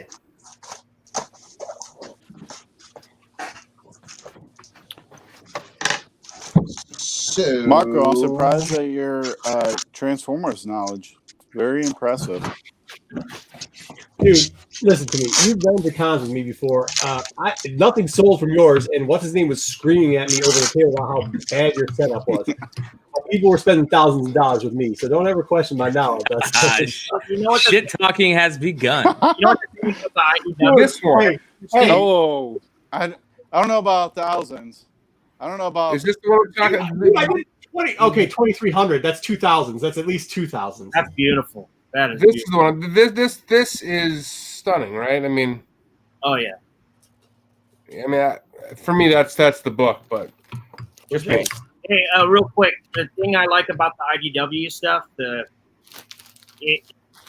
would say unless you were like a real reader of that, there's not a lot of real true readers of those books, except Yojimbo and whatever TMNT. I mean, because the orders are like all under 10,000, right? So I'm thinking that if there's a first appearance that shows up in these books and they're used on a screen, and I'm talking any of those titles from TMNT, if that happens eventually, like we're talking, to Transformers or what have you, those are very, very collectible books. So I would be grabbing anytime there's a first appearance in one of those IDW titles, be grabbing those because the supply and demand is so thin. And if you're looking further out, it's the crossovers. Like, Boom and IDW did the Power Rangers TMNT, crossover, right? I mean, that's the first and only one, right? So far, right? Yeah. So, yeah. Thor. Yeah, I don't know shit about Power Rangers, but I know if they can do it right, if they ever get a movie together and do it right. What about Mondo Gecko? Yeah, the fans are rabid. They are crazy. They're ready. I mean, they are ready. Hey, John, you talk about that Mondo Gecko character. That's a cool character, man. Yeah. That it hits nostalgia on all points, man. A skateboarding gecko, come on. Why is he not hit harder? Yeah. It's just a matter of time until they figure him out, bro. Did you guys see the incentive that's coming for? Is it? I think it's fine. I mean, for what we're talking about.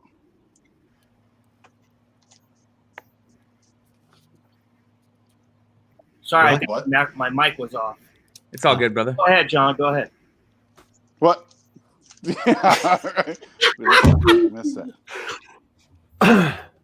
Anyways, Mondo Gecko, great character. There's some really good characters in that tournament. Teenage Mutant Ninja Turtles early animated run is a great run for first appearances that look like the toys we all grew up with. And if you guys keep an eye on that shark character too, there's like a shark character that's really big. There's a lot of characters, and then the first female turtle was in that run too, right? Venus de Milo or whatever her name was. Yeah. So, and how do you guys feel about Leatherhead? I love Leatherhead. I think it's a great character. I actually picked up his first appearance, like the black and white first appearance. Yeah. In a 50-cent bin. You all saw what Adventures 1 did, right? You did see that. Yeah. No. Yeah. The Canadian variant? Yeah. What is this? So Archie, they had Canadian price variants. They were like 95 cents and all kinds of crazy prices. And I guess the Canadian price variant of TMNT Adventures 1 from the Archie sold and hit some type of high. One, like over G.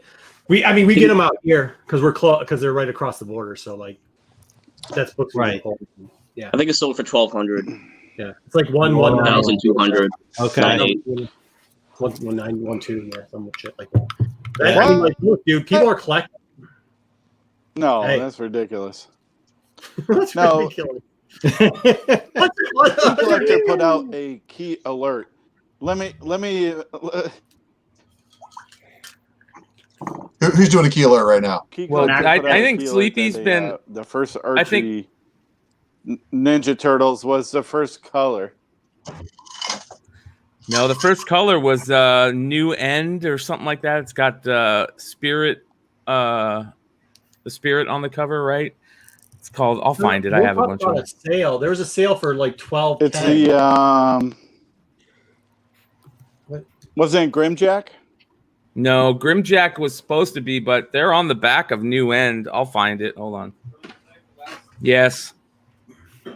Look at Gary Nusser's latest comment. If you live in Canada, do you call all of our books American price variants? That's a great question. Yeah, we do. Watch the foreign show with Matt Roybal and all those dudes over there. Join that foreign group, man. Of course they do. Yeah. All right. Let's see here. Where is that? What was I looking for? I was looking for something.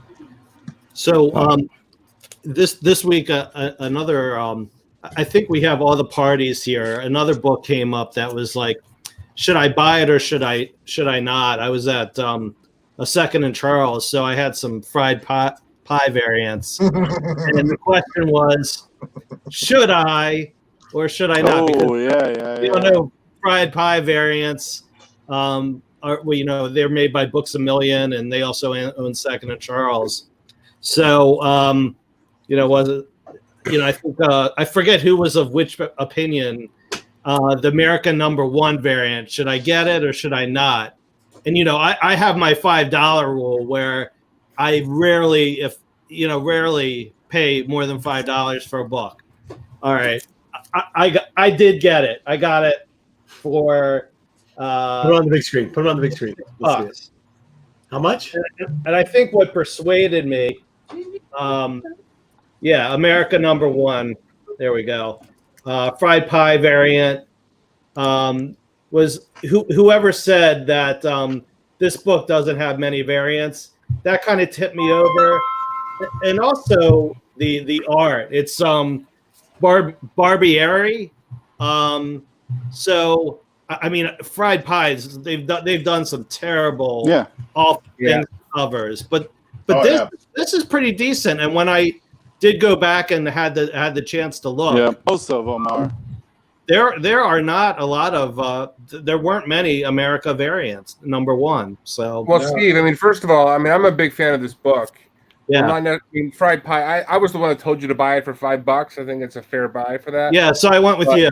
America #1, had less than 50,000 copies ordered. I mean, that book was not. Ben hit it, and 3,000 of them were that fried pie. That's why the second print is known for what it is. The second print are nuts. Like that book was. Like I'm a big fan of that action figure variant. I talked about it before. Right. To qualify for that, I mean, nobody was buying that many. Literally 45,000 ordered. Like nobody was hitting these numbers. So I'm a big fan of any of those American #1s. Like that for a character as big as she is, like that is not a highly printed book. So for $5, that's a no-brainer for me. Yeah, well, and the thing is, I was feeling rich because I found a couple other at Second and Charles, and I'll just put them up first. When you say you don't buy something for more than $5, that's crazy. Yeah, shit. That's a good now thing. when I talk about this guy don't buy anything for more than $5. Spec is just resting. Case in point, right? I mean, this book's been up and down and up and down over the years, so many times. So that was a buck. Man, many times. Just for kick, and since I was feeling rich, I also got this fried pie variant, the Champions #1. Yeah, I like that one. I don't know what they printed on it, but I like Champions, man. Yeah. I mean, What year was that America printed? That's a good one. That's a good America, one. I think, was 2015. She wasn't that big then. Right. Yeah. So 45,000 is actually kind of a lot for a character that That's what I'm saying. 47,000 is not a low print run by any. I know some of you guys like this book. No, I would argue it actually is for a big time character. Funny show Origin. Yeah. She's not big Origin. time. She's like B level. She wants to be A level. People want her to be A level, but she's not there yet. Not yet. But if she shows up in Doctor Strange, I'm telling you, she's going to be an A. Oh, that's a good one. Absolutely, I agree. And then I went crazy. I mean, I paid $10, but I looked at what it was getting. So you hanging out with Carter or what? Yeah. Good book. Five crooks. Female Thrawn. Good book. So. Yeah, it's weird. The Zoom was just someone had actually like pulled it up out of the box, and it was. Is that wait! Is that a newsstand? What's that? Is that a newsstand? $3.99. No, I wish. Oh. I wish. Still a good book. I love it. Yeah. This one's undervalued, right? I mean, this is second Damian Wayne, right? First full appearance. He really first full, and he's on the cover. First flare. Yeah. I've actually stopped picking these up. This is the last one I'm going to pick up. Whoa, no. Do not stop picking that one up. I passed over one today. All right. Well, I would point out to everybody that is passing that one up. That is the first appearance of an adult John Kent. Shout out to Topher for that spec drop he did on that one, and that was the only run of Superman I read from first issue all the way through, and then they aged up John. I was like, oh, yep, I'm done. Right. I mean, we asked for years and years and years. How can we get people to read Superman again? I mean, how? Where's the audience? And then, finally, Thomasy, comes along, and Jurgens comes back, but then Bendis, Bendis comes along, had to win everything. Happens. So I think that new villain Silmar actually has some legs. I mean, if Superman becomes relevant again, I think that is one villain that I could see a future for. I don't know. I dropped it. I haven't been. 25, and the first cover is that Jimenez design 1-25. Okay. Sick book. Yeah, it's down right now. It's down to just about ratio. It was up to about 60, but I mean, if you can find them for ratio, I would grab those. And I don't think a lot of people ordered that book. I have no idea because the order numbers aren't out. But that was about a month or two ago. Yeah. Right, Brian? About 2 months ago. Since we have Dollar on, I want to talk about something that Dollar's been talking about for a while that I'm pissed off that I didn't get any of them. I'm pissed off I didn't get any of the regular. Well, I don't have any left of the regular series, and I obviously can't find them now. But it was such a great series, and we're going to bring Jen C on from Comic Book Women here in a second. But I just want to get this point out before we do. He had been talking about the variants for God of Thunder for a while. And those variants are so freaking gorgeous. And that one where he's riding the horse, oh my God, it is. Do you know? I love it. Do you know all those God of Thunders before all that stuff went down? They had sat so long in my LCS. I priced all those, and my LCS basically 150s were all $35. I had half priced every single one of those variants and put them in a half price variant box in the back of the store where they sat until they got hot, and then I went to go get them and they were gone. What year was that, Ultra? Oh, when I priced them down in 2016. That was when they dropped them to 1750, and then it took a while, but when did eventually come out. God of Thunder was what 2013 through 15. No, the Thor movies. Oh, here's a better. Actually, I was forget the movies. When did Ragnarok come out? Oh, much later. Okay, so Ragnarok, in my opinion, is the best of those 3 Thor movies. I think that movie opened. I mean, the Avengers movies definitely had people's eyes open with Thor, and then of course comic book people. I'm talking about the general public who are now into comic books that did the MCU to comics kind of deal.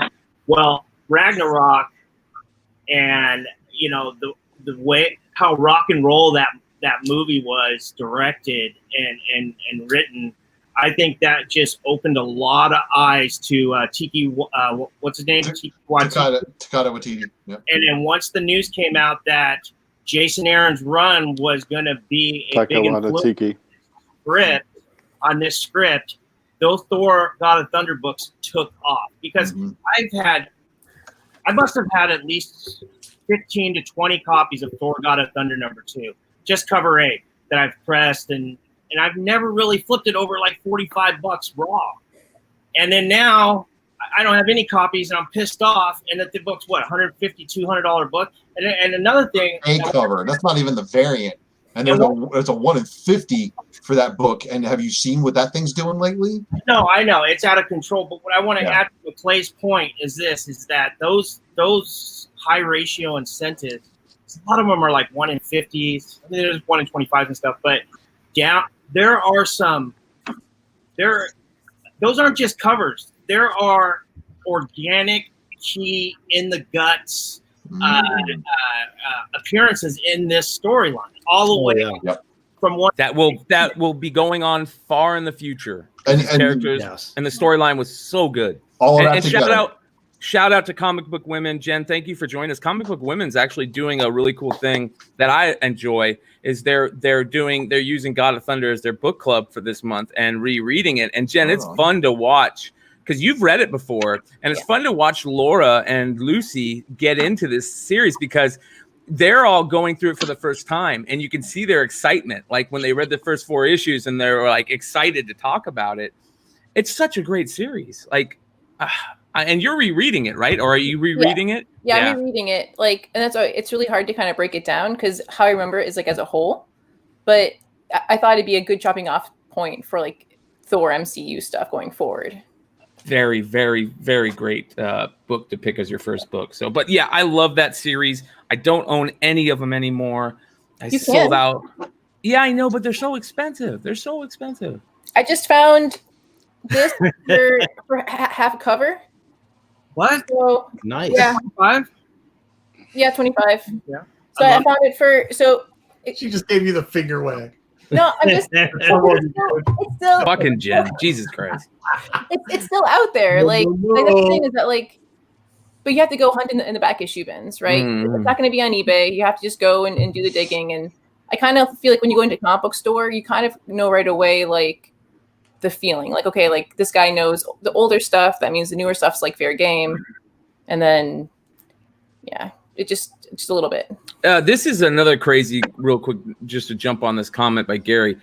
Let's talk this Luther Strode stuff because I remember Luther Strode back in the day when it was first coming out. I have a really good friend who's a comic artist, and he fucking loved that series. Like he talked about that series when it was first coming out, like it was the greatest thing in the world. And I was just like, I don't know, man. I don't know. I'm not. And now that thing's hitting $150 raw. Is that real? I mean, is that real? Right now, it's doing like around like 100-ish, around that. Sleepy, what you gotta say about that? Yeah, what's going on with that? Why is that thing shooting up so much? I mean, is that just because of Key Collector? Yes. There's no. That's crazy. You know. Go ahead, John. Because Dinesh is attached to it, and Key Collector. Yeah. I bought those buzz kills for $1 for years, and I sold them recently because Buzzkill is attached to the crossover series.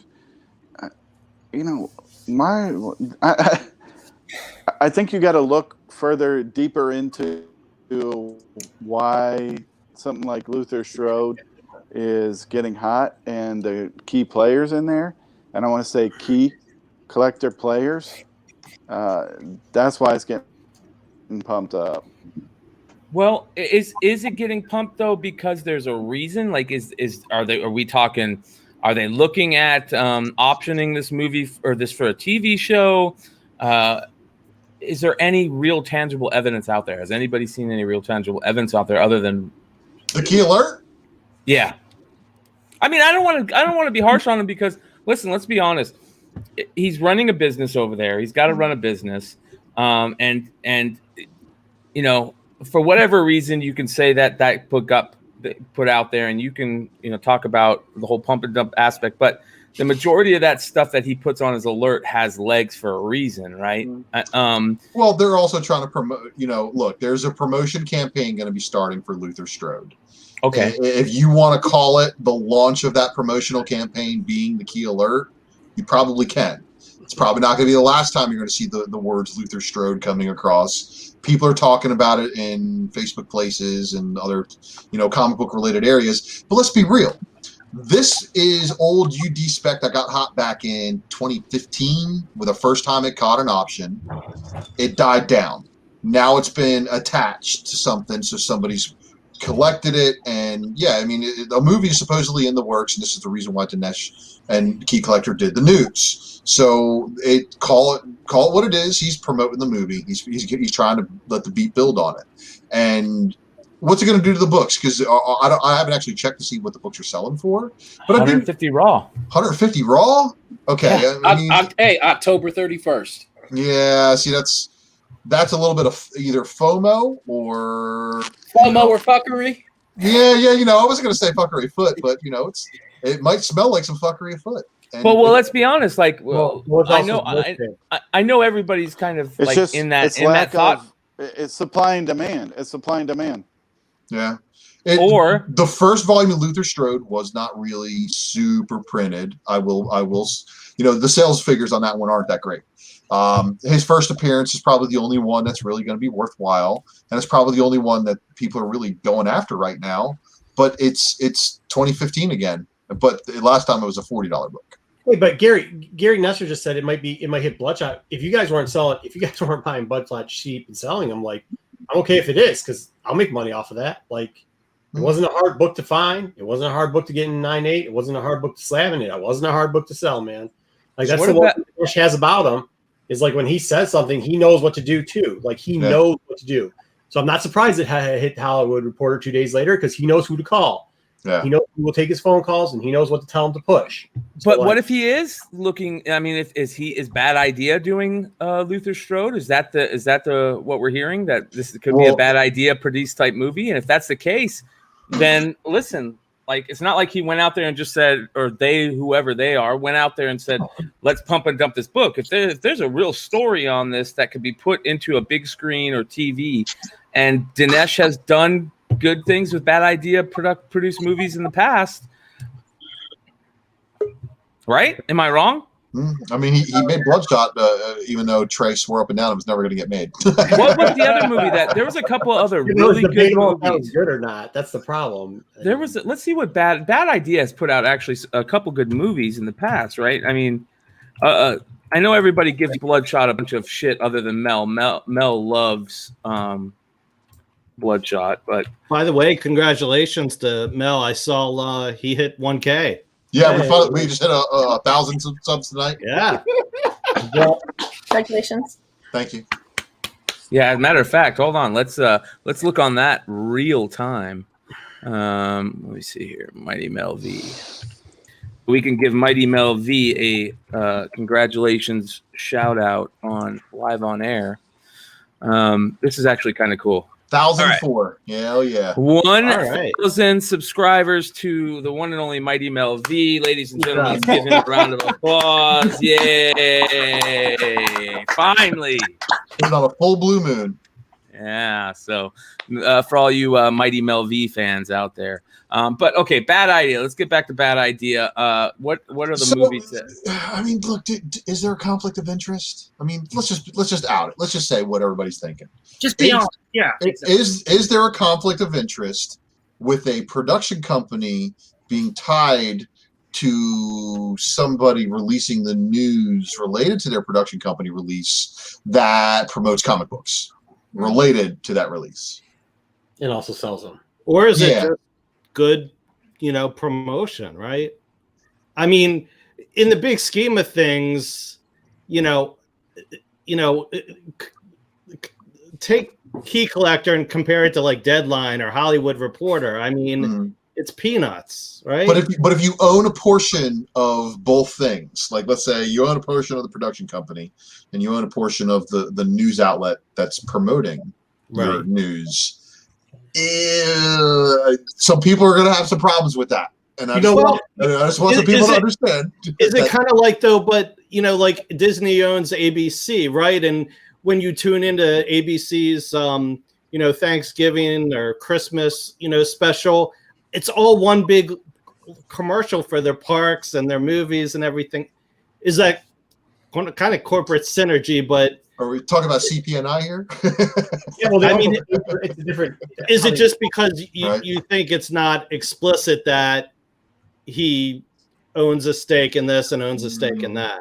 And I think that's because there's people who know in the background that's already kind of like what is. That's kind of like upset. It's made some people upset about it. Let's just be honest. I have some friends who are like, F that, like completely like against it. And then other people are like, he's a promoter. It's his job. He's doing the best job he possibly can. So you're going to have people on both sides of the fence for that one. But if Luther Strode, like if you've read Luther Strode, his strange talent, his power, he's strong as all get out. He's like fucking super strong. So it has the makings of a great movie because in the beginning of the story, he starts off as like a little geek getting picked on, right? And then he like his powers develop, and all of a sudden he's like super duper strong. And that story arc of going from the weak person pushed around to somebody with power may carry. Go ahead, Jen. Is it murky if they're selling a bunch?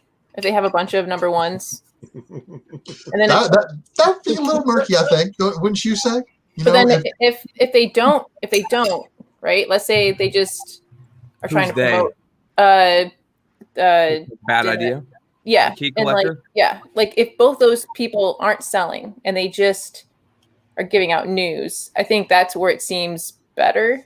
But I think people don't know if they have a bunch of those just sitting there waiting to unload them. The thing is that Key Collector has that tab on his app, and he's an affiliate with eBay.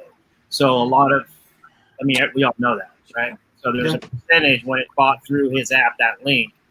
I don't know numbers or anything, and just clear the air. I'm cool with Nick, and I like him. We're not going down that road. Right. Yeah, and truth here. So once people find that out, whose dog's barking? Let me mute them.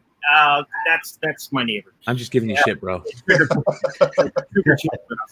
So people will start questioning that. I look at it kind of like this though. What was that Netflix movie with the kid? He had powers. It was a self-published comic book. Raising Dion. Yeah. Dion. I kind of look at almost like that, to where I see it to where I know it's different, but I could see where it could lose interest or value if people know, hey, well, if this thing makes it, they could just print more. You know what I mean? I don't know. I think that I'll be honest. I got a lot of respect for Dinesh, man. I got a lot of respect for that guy. That guy is a comic book fan that wanted to produce cool comic book shit. I love that he's an original art collector. I like Dinesh. And I get that a lot of people might not might look at the whole pump and dump aspect, but listen, the guy's trying to make some money. The guy's trying to produce some good material. So I'll give him that. I don't know about the whole Key Collector thing and him working with Key Collector, where that lies. I don't think so either. People are questioning though. Yes.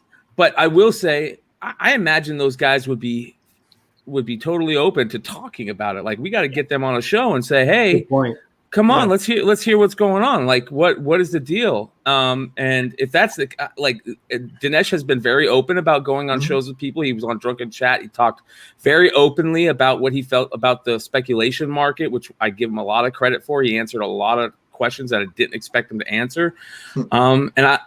The technology that we have today, where we can all jump on a piece of technology and talk to each other like this, can change how somebody reacts to a question and an answer, right? So let's get these people on, and they're open to do it. We have the ability to get people on and talk about it. Let's not fucking speculate. Let's get the answer from the horse's mouth. So that will be interesting to see if that happens.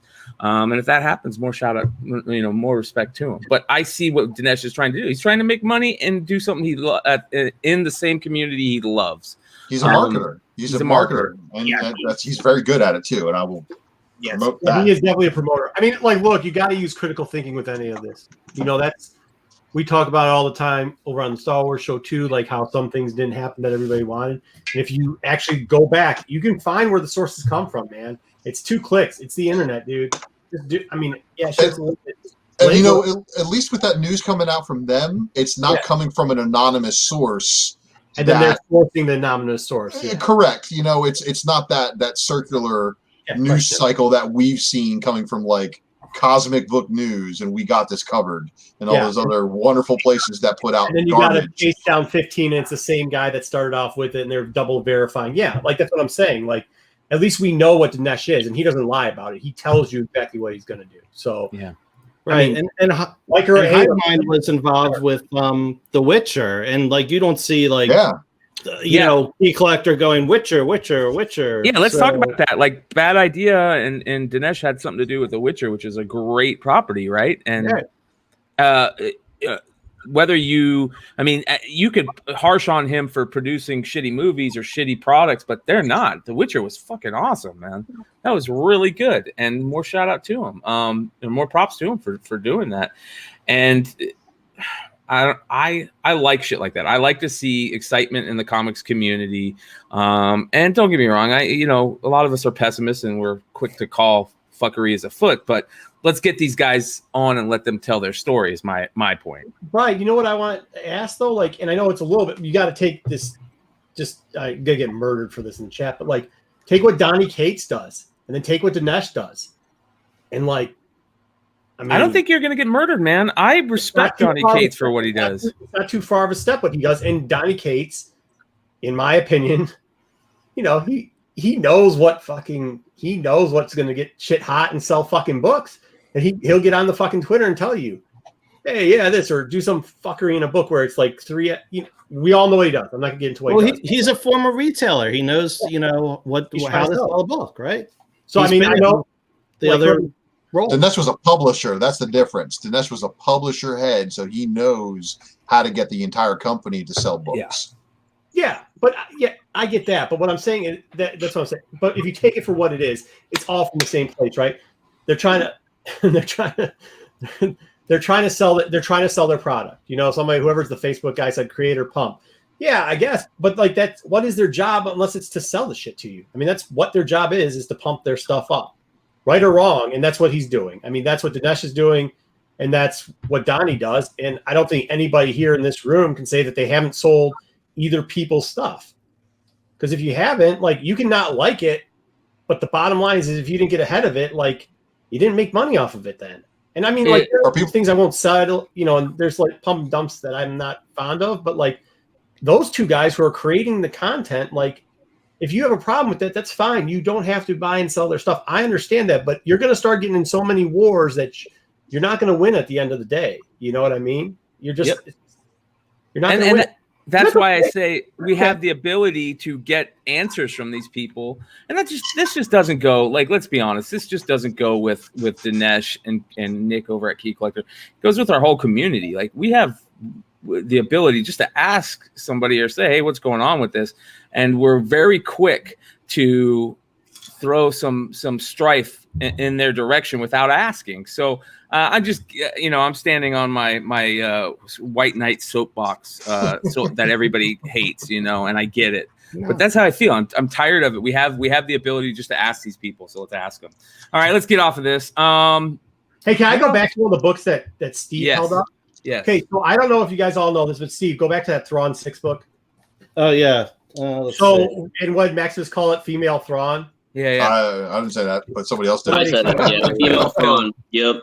Yeah. So Last if you read panel.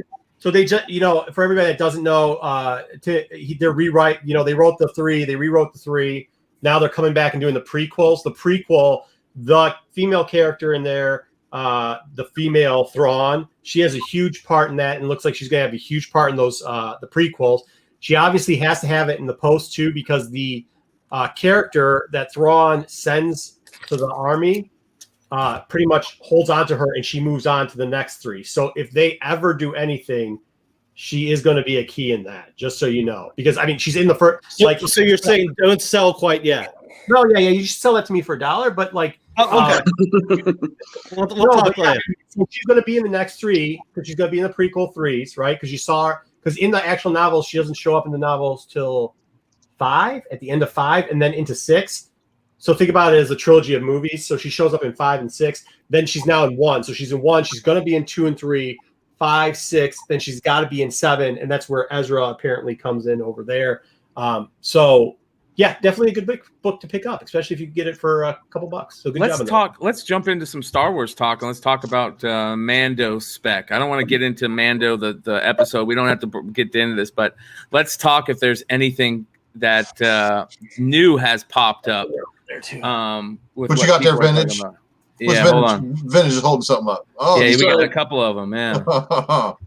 I picked this up at Target the other day, and it's a Target exclusive of Cara Dune, and I thought it was quite interesting because she's got like green armor. And so do you know what those are? Got highlights, Sabine Wren highlights. So it looks like. No, so those are based off. So at the end of every show, they show the concept art. So if you turn it around, if you watched it at the end of the show when they do the credits, they show the concept art for all the Star Wars stuff, right? So all those that is based off the concept art. Those are the Black Series that are based off the concept art. They actually came out with a Mandalorian too, and he's got credits, I think, to it. They're real cool though. I mean, I like them. The Black Series collectors are mad because they think they're just collecting money off of it. But I always think those are cool. Actually, one of the best ones that I like, I wish I don't have it loaded up, is if you look at the armor when they do the when she first shows up. Sorry, was I killing you? Were you gonna add something? No, you're good, brother. Okay, go for it. When they do the armor, if you pull up the armor in the first credit scene, what she looks like Rook Cast. I mean, like it's dead on Rook Cast, red armor, the whole because of the coloring and everything like that. So that's the series they're running. That's not the first series that she comes up in, right, Jen? That's the second of the 6-inch figures, correct? Because the original first 6-inch figures is just a regular Black Series. That's a secondary one. They give it to you with the credit, and then they did it off of the post-credit scenes. So that's why the coloring's off, just so you know. Let's talk Mandalorian spec. Perfect timing solo. We're Star Wars heavy right now. I don't want to get into the episode. I just want to talk if there's anything new that's come up that you guys see catching fire based on what's going on, maybe, that have just come up in the last couple of days or week or so. Do you guys know of anything out there? I'm sorry. So there's a new book out right now. It's got very, very low census. Jedi vs. Sith 1. Yeah. There's a regular cover, CGC 9.8. Yep. Up on the market for $1,200. So I think that's really interesting to take a look at and see if that bad boy sells. It's a super, super hard book to have. I do have one of the 9.8s. I think there's only like maybe 4 or 5 in the world. So are you talking about maybe Marco can talk more about You're talking about the dynamic one? No, just the base. Regular. The regular cover. Yeah, I mean, like, okay, we're putting out an episode soon on that book, but it's Solo, what's your opinion on the Jedi vs. Sith series? It's my opinion. Me and then Mac. Why you don't like it, Solo? It's a good book to have because it's a first appearance, but as far as reading that run, yeah, it's a good book to own. I don't suggest reading it. It's trash. The artwork is fun if you like ElfQuest. Yeah. That's about it, man. The fucking because there's like a ship and a flying ship and a guy with fucking like he's a centaur, Jedi centaur guy in it. So a lot of stuff out there probably isn't going to come out of those books. But what the cool parts is the 3 kid characters in there. 2 of them are pretty big in that first book. You're going to get Bane coming out of there too. Those things, because you get Xana, so those things are probably all going to be still in there. The rest of the shit that's in the books, they're gonna wipe out all the other characters. You can't have. I mean, you can't have a fucking centaur Jedi. It doesn't make any fucking sense. And that flies a golden ship, not like a regular ship. I mean, like a fucking pirate ship. It's a goddamn pirate ship made of gold with fucking thrusters on the side of it. What was that? What was that Disney movie that was actually really good that bombed? Treasure Planet. Yeah. I love that movie, but I mean, that was Treasure Planet. I mean, that's But why George is saying, or why Nico is saying the Treasure Boys is because when me and Nico did the interview with the Treasure Boys in there, they had a variant of that. And actually, I'm going to talk to Kev's Collectibles 2, who's out in New Zealand, and he's got one too in 9/8. And his looks like a 9/8. They have one that's graded 9/8, and that book it's tough. I mean, that's a tough book. That's the winner of winners if that ever hits. That's a $2,000 book right now, right? Yeah, I think it is. I mean, they were thinking it was like $600 to $800, and they bought it for what, like $1? $5. $5. Perfect example, you guys. Go digging, like Jen was saying. You can still find those books out there. I think if you're lucky in a 9/8, you get that for $2,000. It's the print run on it's super small because it was like a con. It was a double qualifier for that book, wasn't it? No, it was a con giveaway. It was like it was a Dynamic Forces variant too. So you could, most of those people that ordered that book probably didn't get it for 2 years.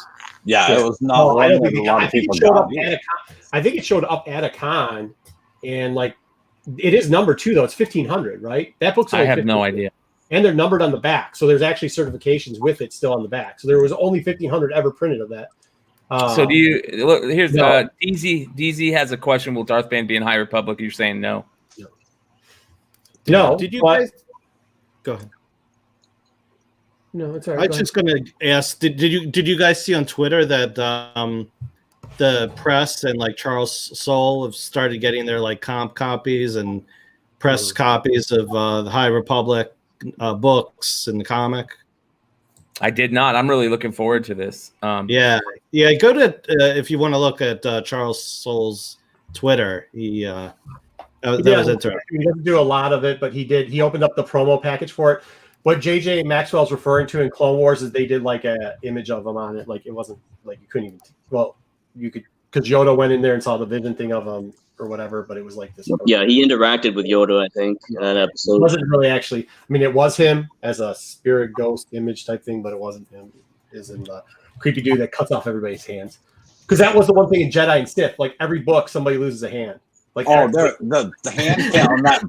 The hand count on that run is like what 8, 10, 15. Yeah, like everybody just getting a hand lobbed off. It was we just try to do it different ways too. Like somebody gets a hand stepped on and it blows up. Somebody's hand. It was like the Oprah show with a guillotine. Yeah, you lose a hand and you lose a hand. Everybody checked under your chair. Nobody has hands anymore. There's a few dollar bin back issue Marvel Star Wars books from the Bronze Age that could come alive pretty soon. I think Star Wars 33 and 35, the first appearance of what's her name, Demina Tag, and because her and her sister are going to be antagonizing Afra in the next issue. So, that's a dollar bin book. So, I mean, if that character takes off or goes forward, I mean, you have investment right there.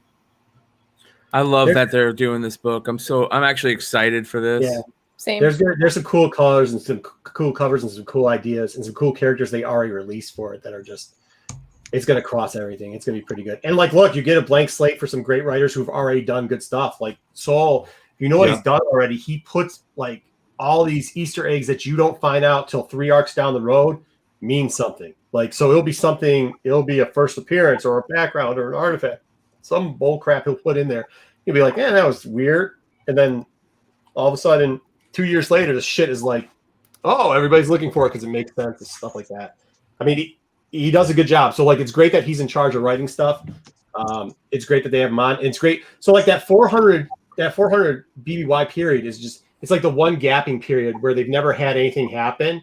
So when everybody's like, oh, who's going to be there? There's really nobody going to be. I mean, there's a couple things that might pass through, but there's really no defined people in that era. You know what I mean? So it's not like Bane's after that. And like, so he starts to rule 2 and then you got the Sith 1 before it. So like, it's not like there's anything really there. It was the high era of the Jedi, right? So it's kind of like I think they're really just going to go out and it's going to be like, they're going to kind of do the cross America, the Columbus thing, all that type of stuff where they're going and they're beating up bandits. They're finding new worlds, finding new planets, and trying to explain like hyperspace lanes a little bit better and stuff like that. Which is going to be good because we're going to see a whole new cast of characters, a whole new cast of people, a whole new cast. Like they're finally starting to make new storyline away from all the stuff that we've been stuck with for so long. Like we've seen so many rehashes of the same shit over and over. They're finally getting into a point now where they can start bringing in new people, start bringing in new characters, start bringing in all this new stuff for us to go hoard. I don't know how you guys collect, but I'm a hoarder. So you can see how they were already, and JJ's kind of saying this thing. You can see how they're already switching a lot of the timelines for the new canon continuity to clear up a lot of space, and then they've touched the characters that come in right at the end of this era. They really haven't redone or touched up yet. They're kind of waiting them. So they moved everybody off at that like 200 up to just like, hey, we have these still in like the Dark Horses or the original Marvels, but we're going to leave them here and let somebody clean them up. And I'm, 10, 20 years down the line, or they could harvest them at the same time. I mean, once you get back, you're going to have to go back to the rule of 2 because it's something people think that's the only way Sith work, right? So like, it isn't. It's not anywhere close. It's actually one of the shortest periods, but like, it's familiarity. You can sell that. So now they're going to introduce something new too. You'll have that Bane stuff later on. So don't just give up on it. As was asking, Vintage Comics was asking, don't give up on it. It's good stuff. Like that 9.8 is good, but it's gonna sit for a while. But that's something where they're pushing this out. Remember, this is gonna be they're gonna do cross media with this. But they need tons. Like they need tons. They need tons of content because right now, what's keeping Disney Plus afloat? Man, how many variants do you think there's going to be for the High Republic #1? 7. It's going to be a peach one for It's sure. going to be at least over 100. I mean, do you remember what Marvel did when they first got the rights back and they launched Star Wars #1 again? But they gave us JTC action figure covers. Come on, man. And on that note, I also want to point out the fact that I follow JTC on Instagram and Twitter and a bunch of other places. And in a now deleted comment, somebody made a remark about him doing a Mando action figure variant. And he replied with a and that's no longer there. So could we see that for High Republic 1, or are they going to do that for a Mando series? Probably, I would think they'll probably do that for a Mando series. Yeah, but isn't that Mando series IDW? But IDW does stuff with Marvel. They're like Playmates. But they do not do they don't do that variant. That variant is strictly for Marvel. Correct. That's what I'm asking. Yeah, anything that IDW does Star Wars wise is in canon continuity. That's true. But Vader's Castle and stuff. That actually variant doesn't. However, they have that Bounty Hunter book that's got Vance, speaking of old Marvel books, in it, which is always a good book right now because it's cheap to buy. They have that one going on, and something's got to happen eventually. And did you see Zuckus? They did Zuckus and they Forlone too. Well, which one was Zuckus and which one was Forlone? Zuckus. Forlone's the one that's got the looks motorly. Old Forlom has the overcoat. So for you guys who know the original name of this guy, you Star Wars guys, why don't you elaborate for the people who don't know about his original name? Who? Zuckus? Yeah. Go for it. Are you talking about the Switch? Well, I'm hoping that either Marco Solo or Jen know about the history of this one, because this is from what I've been told. His original name was Tookus in the movie, right? That was Forlom and Zuckus were switched. They messed up back in the day, and they called Forlom Zuckus and Zuckus Forlom, and that's why. Yeah, if you buy the characters back in the day, they were named wrong. So it came out on the toy too when it originally previewed for the toy of the two. Is I think when they switched it back around to the not the right way, but the current way, which was Zuckus was the old European mother and Forlom's the old European mother and Zuckus is the alien beast, I think. But that was, I think that was with the Kenner order form is when they changed the names around because with the Kenner toys, like that's what they were selling Star Wars on. They didn't even think that. I mean, Kenner thought the toys were going to sell. Obviously, Lucas didn't, but like So Lucas didn't give him anything really. He just gave him like these crappy mock-ups and like stuff written out, and he would like do it like they're like, hey, we need something, we need a bat, and he'd get the guys to scribble something and give it to him. So like stuff got confused all the time. I mean, that's the Jawa sock thing, right? Everybody knows that famous story where they're going in there and the guy cuts the sock off of the playmate. Well, and they were given zero time. They rushed. I mean, that was why they had the early bird special. I mean, let's face it, Star Wars is epically known for fucking up toys. I'm scared. And go watch our show. Marcus even says it. I mean, here we are 2 years in, and you literally missed out all last Christmas on The Child. You dropped the ball on $40 million worth of product. And okay, so here we are, season 2, and it's dropping. You still don't have a comic book out. You don't have half of the merchandise out.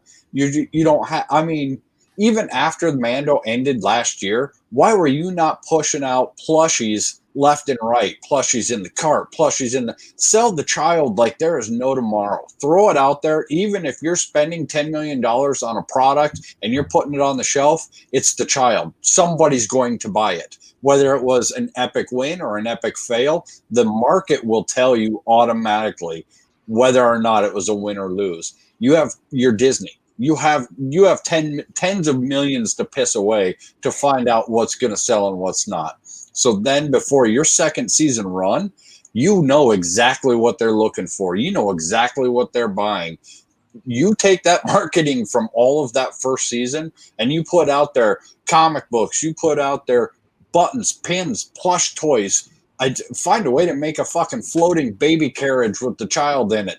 You're going to sell the shit out of that thing. Make it a speaker. Make it a damn speaker that sits there and just hovers. Well, they made an Instapot, remember? For Mando Monday, they're selling for Mando Monday, they're selling a fucking Instapot with a baby on it, but we don't get any good freaking action figures anymore. Jesus. Part of the problem with that too is they so don't want to spoil the TV show that even if you get the shit, it's going to be mid-December if you're lucky enough to beat out the bots that are buying the pre-orders. And then they screwed up the fucking Child anyways. They overproduce so much, like it's the only thing that sits on pegs in the stores now. Yeah. You can't get fucking a man that Dune. How many Cara Dunes was sitting on the pegs? Vintage. Oh, there was like 5. Yeah. Okay. Yeah. How many Childs were sitting on the peg? Oh, none. Really? Oh, none. All my stores have got full pegs of the little Child Black Series thing, dude. All of them. Okay, the little mini box ones, right? Yeah. Okay, yeah. They have that. And then you got 30,000 plushes, and you can't find a single Mando anywhere. You know what I mean? From a perspective, I'm buying from the wholesale side, so I sell toys on my site, and literally like I'm buying like the vintage style like Kenner ones, right? Yeah. And they're coming out, slowly in the Black Series, but I mean I don't see them anywhere like at Walmart, like GameStop, like they're all like you had to pre-order them to even get them. Well, and if you're not Disney sitting down with Todd McFarlane trying to figure out how the fuck to do a Star Wars mini run toy line with Todd McFarlane, you're just fucking stupid. So I want you guys to know too, though, like the whole Hasbro distribution thing, because I'm a Transformers collector. They pull this crap where they will regionally ship things and have them only available in certain markets, causing a run and a secondary market to automatically be created day of release. So don't fall for that shit. Shop your targets, shop your sources for that stuff. But there's really making third-party Star Wars, like third-party Transformers makers. So it kind of leaves you guys like kind of screwed. You have to deal with the chains every year. That last Walmart Black Series, the Sogatana, the Death Trooper, or the Mandalorian Trooper, the Maul Trooper, and what was the last one? Whatever that was a mess. Every day, a different Walmart area would set up the display. So for 2 weeks, 6 different Walmarts, depending on which one you went into. I didn't go into mall. If you watch our last show, that was the first time I've ever been in a Walmart. It's the last time I'll ever be in a Walmart. Never going to a Walmart again. But that's a mess, dude. And then Target to trump them with, by the way, a terrible, like, nobody watched this series. This is obviously Dave's biggest fail, right? Does anybody even know who this character is? No. Isn't that from Resistance? Resistance, yeah. It's so, but it was supposed to release like this week. Target, half the Targets, just because they had nothing to sell besides the child, got them last week and just started throwing them up on, like, I was in a Target 2 days ago and I said, hey, you're supposed to have 8 in stock. She's like, yeah, they're in the back room. We haven't actually set them up yet because the sales, and she pulled out the map. The sales date wasn't even supposed to start till this week. They're sold out in all the other Targets because Target just throws it up whenever you can. I mean, like, street date doesn't mean shit to a lot of these places. Yeah, it's a mess. It's just a mess. It's just a mess. It really is. But so that's the mess of Star Wars. So that was the Zuckus. The Zuckus mess was that Kenner Kenner messed up the names after they got the sketches from Forlo and Zuckus, and they transpired the two, I think, for the Kenner line, right? Isn't that what happened on the small figures? They screwed up on the order form or on the back of the box, on the hanging box, and then that just changed the names from them after that. Because originally they were send-ins. You had to mail off. You had to cut out the little tab, the little round blue, looked like a GE fucking button, like a mini pog. And you had to cut those out of the backer board and mail those off to get any of those bounty hunters. The original bounty hunters were all mail-in order, and they came in a little white box. So was Emperor Palpatine originally. Forlom, Zuckus, Dengar, Bosk, all of those figures originally were mail order. And the only way you could get the originals before they carded them was to mail off for them. Yeah. I know I'm going to catch out for this, but if you're not selling the Dark Saber, and yes, I opened it.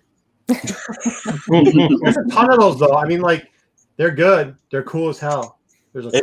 It's the first time that they've actually marketed and sold a Dark Saber. Why? It's been around for a while. They should have been selling that for years. And here we are, how many years later, and they're finally just now doing it. So is that the same saber that he used to cut himself out of the TIE fighter at the end of season 1? Yeah. Yes. Okay. Yeah, where the hell's that been? And it was originally made, and we did a big show about it. It's originally made by a Mandalorian who is a Jedi, and then he gets lost and held in the Jedi Temple, and then it gets stolen. And then to rule Mandalore, you have to have the Dark Saber. But I think the only hints here, guys. The only toy they've ever ran out with it, and I could be wrong on this, but the only toy they ever ran out with it was the Legos. Pre-Zepla had one. It was really neat that they just took a black tube and put it on the whole lightsaber tube that they do with every Lego. Now they're saying it's going to come. They say they're going to have a Gideon Black Series come out.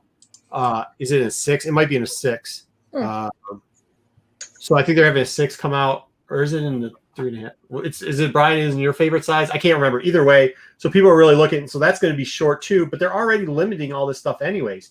You already have the pre-sellers or pre-buyers buying it out, and then anything that drops in the store, it's like the card game, like Brian always talks about. Dudes are going in there and just sweeping the shelves. So I think that's why, they're trying to go after the. Sorry, I'm reading comments in drunk too. I think that's why they're trying to. Well, Black Series.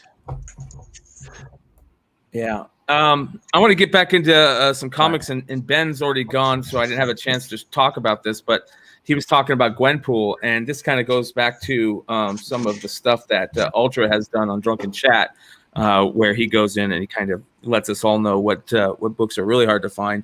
I'm hearkening back to that Sum stuff. And I fucking love this Sum Gwenpool variant. I absolutely love it. It's probably, I think this is better than the Kamala Khan one. I think the art is killer. I love the fact that she's hanging out in one of those crane claw toy things, you know. Howard the Duck's in the background. It's just a really sweet cover. And some of these Sum variants aren't bad, like looking. Some are garbage, but this one is gorgeous. So and it's a qualifier. That's a Stacey Lee art? I believe it is, actually. I'm not sure. It doesn't say. So the barcode is over. Hold on, I'll pull it up and see if I got it in my little list here. So I love that's a qualifier. Let's see here. Those Sum variants, especially that Kamala Khan one, really took a dive there for a period, but I think it's starting to sell again for a decent amount of money with her talk of, you know, getting big. That's a Emanuela Lupacino cover. All right. So, and in reference to Gwenpool stuff, I know Long Short was talking about Gwenpool 3.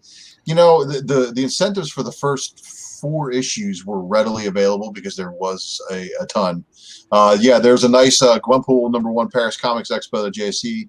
It was actually Pulp's Comics, but you can get them through Drew Biz on eBay right now, actually. And that's a really cool JSC cover.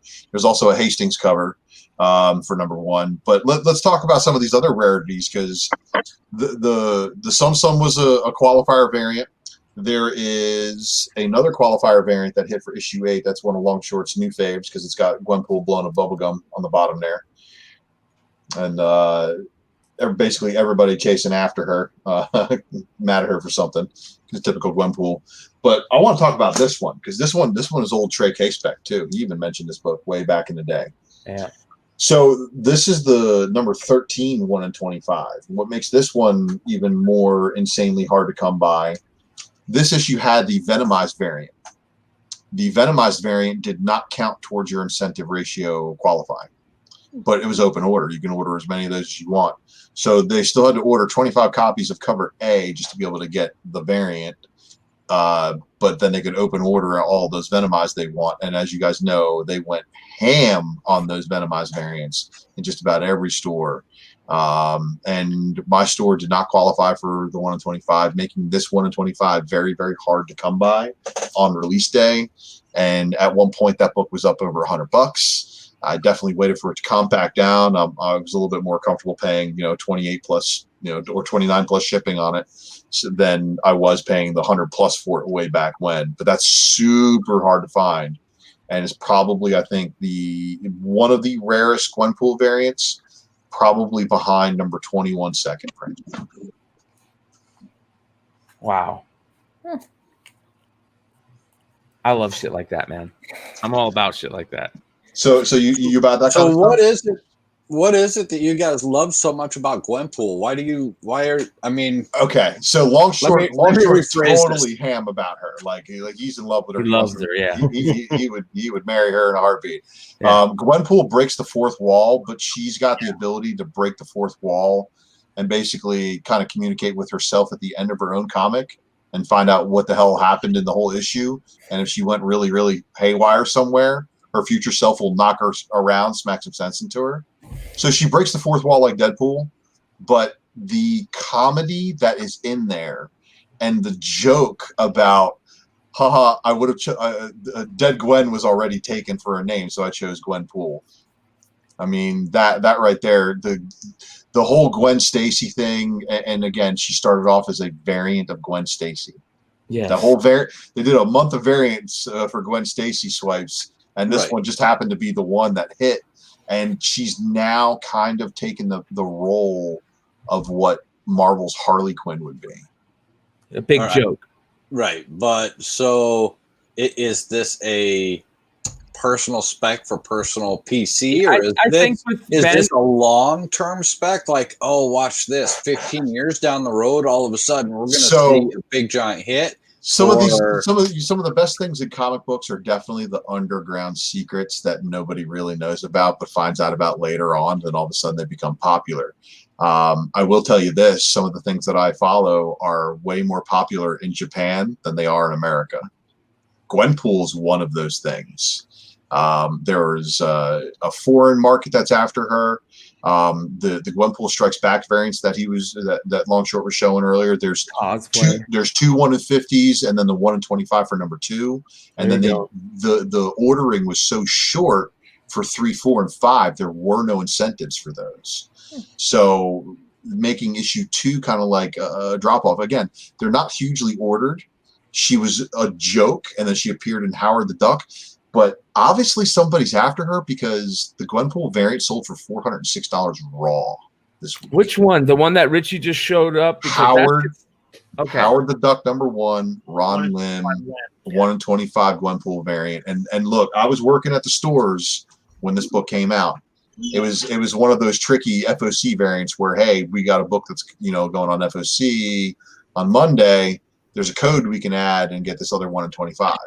So I was fortunate enough to get one at my local store, and I paid. I'm in $15. It's got a good shot at hitting 9.6. I'm kind of okay with that, because the book is just insanely hard to find because it just wasn't orderable. However, it did hit the diamond blowout sale, and it did wind up in the market just like a ton of other really good variants did.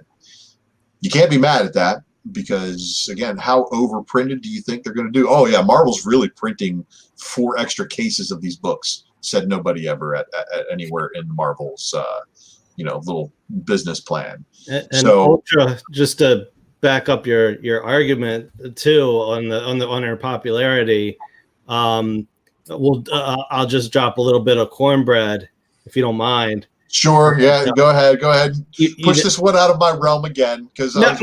Actually, when you talk about the niches that people don't pay attention to, one of mine is the trade paperbacks. So, I've sold the Unbelievable Gwenpool Volume 4 trade paperback.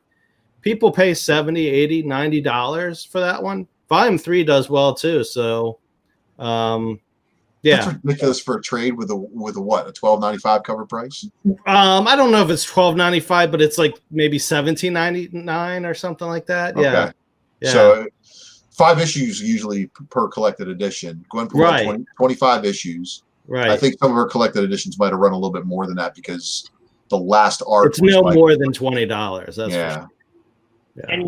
And I'm not saying you guys are wrong by any means. I'm just trying to understand to get more clarification for some of us and some of the listeners of why you guys like it, and what are you speccing this for a year? Are you speccing this for 15 years? Are you speccing this for 6 months? Hey, look at that. She's the new parody background character 3+ years probably. Spider-Verse. So when that Howard the Duck dropped, out the gate, that thing was doing $100, $200 raw. People just couldn't find copies of it. Someone had a 9.8 hit market really early, and they cashed out. And I can't blame them for doing it either, because they cashed out big. But she's got a cult following, and the sales for her first appearance, and like Steve talked about the trade paperbacks, it's crazy. People are paying that kind of stuff for it. And again, that's why I hate anytime Mr. Long Short talks about a Gwenpool book. He's got obviously a bunch of people who follow him, so they're going to listen to it. And I've watched every book that I've had watched go just away, just that sheer mention. So if you know the rare ones for those runs, those should be the ones you should try to accomplish at obtaining first, and then go after the regular issues and such. There's also a second print of the Limb. I think, what is that? Ultra 1 in 15? Yeah. For the Limb, for Howard the Duck 1. They're the black and white sketch variant. Yes. Very underpriced. And I think that, once that she catches fire, and then, people go after the 1 in 25, I think this will be the next one they'll go after. right there. Well, yeah, because they want the first appearance, and then also after that sketch variant, the Gwenpool 0 is actually Howard the Duck 1, 2, and 3 backup stories collected into one book. Holy shit! I forgot about this one. This Edge of Venomverse, the Matina cover when they were doing all the Edge of Venomverse stuff. Like this is. I forgot And that's why that Gwenpool 13 did so well, is because it was a venomized Gwenpool, and it predates this, and everybody went ham for that Gwenpool 13 venomized variant, and they overlooked that they couldn't qualify for the 1 in 25 variant. Yeah. And it's those crazy qualifications that, lead to other books too. Like Gwenpool's got a following. And then here's another book that has a following that I know McClay likes. Hold on. Oh yeah, I love this book. I love this Champions Mark So Brooks variant. Yeah. this is a Champions #1 Champions variant. And they actually have, like they do every month, they usually do a variant style. And then this is Champions #2 Divided We Stand variant. These are the two qualifier variants that you had to hit insane numbers in order to qualify for. So for this Mark Brooks variant, right, you have Champions #1, which had 17 different store variants, had a 1 in 1,000 variant. You guys remember that one with Deadpool on it. And then you had the 1 in 100 Alex Ross variant. You had the 1 in 50 Art Adams, which was the Wolverine versus Captain America art swipe. And then you have the other variants that were associated with Champions, which some of them were really cool, but there was 17 store variants. So that is how the market was able to be filled with all those other ones. But this right here, you had to order 200% of what you ordered for all new, all different Avengers #9 in order to unlock the ability to just start ordering this book. That one. Yeah, the Mark Brooks variant.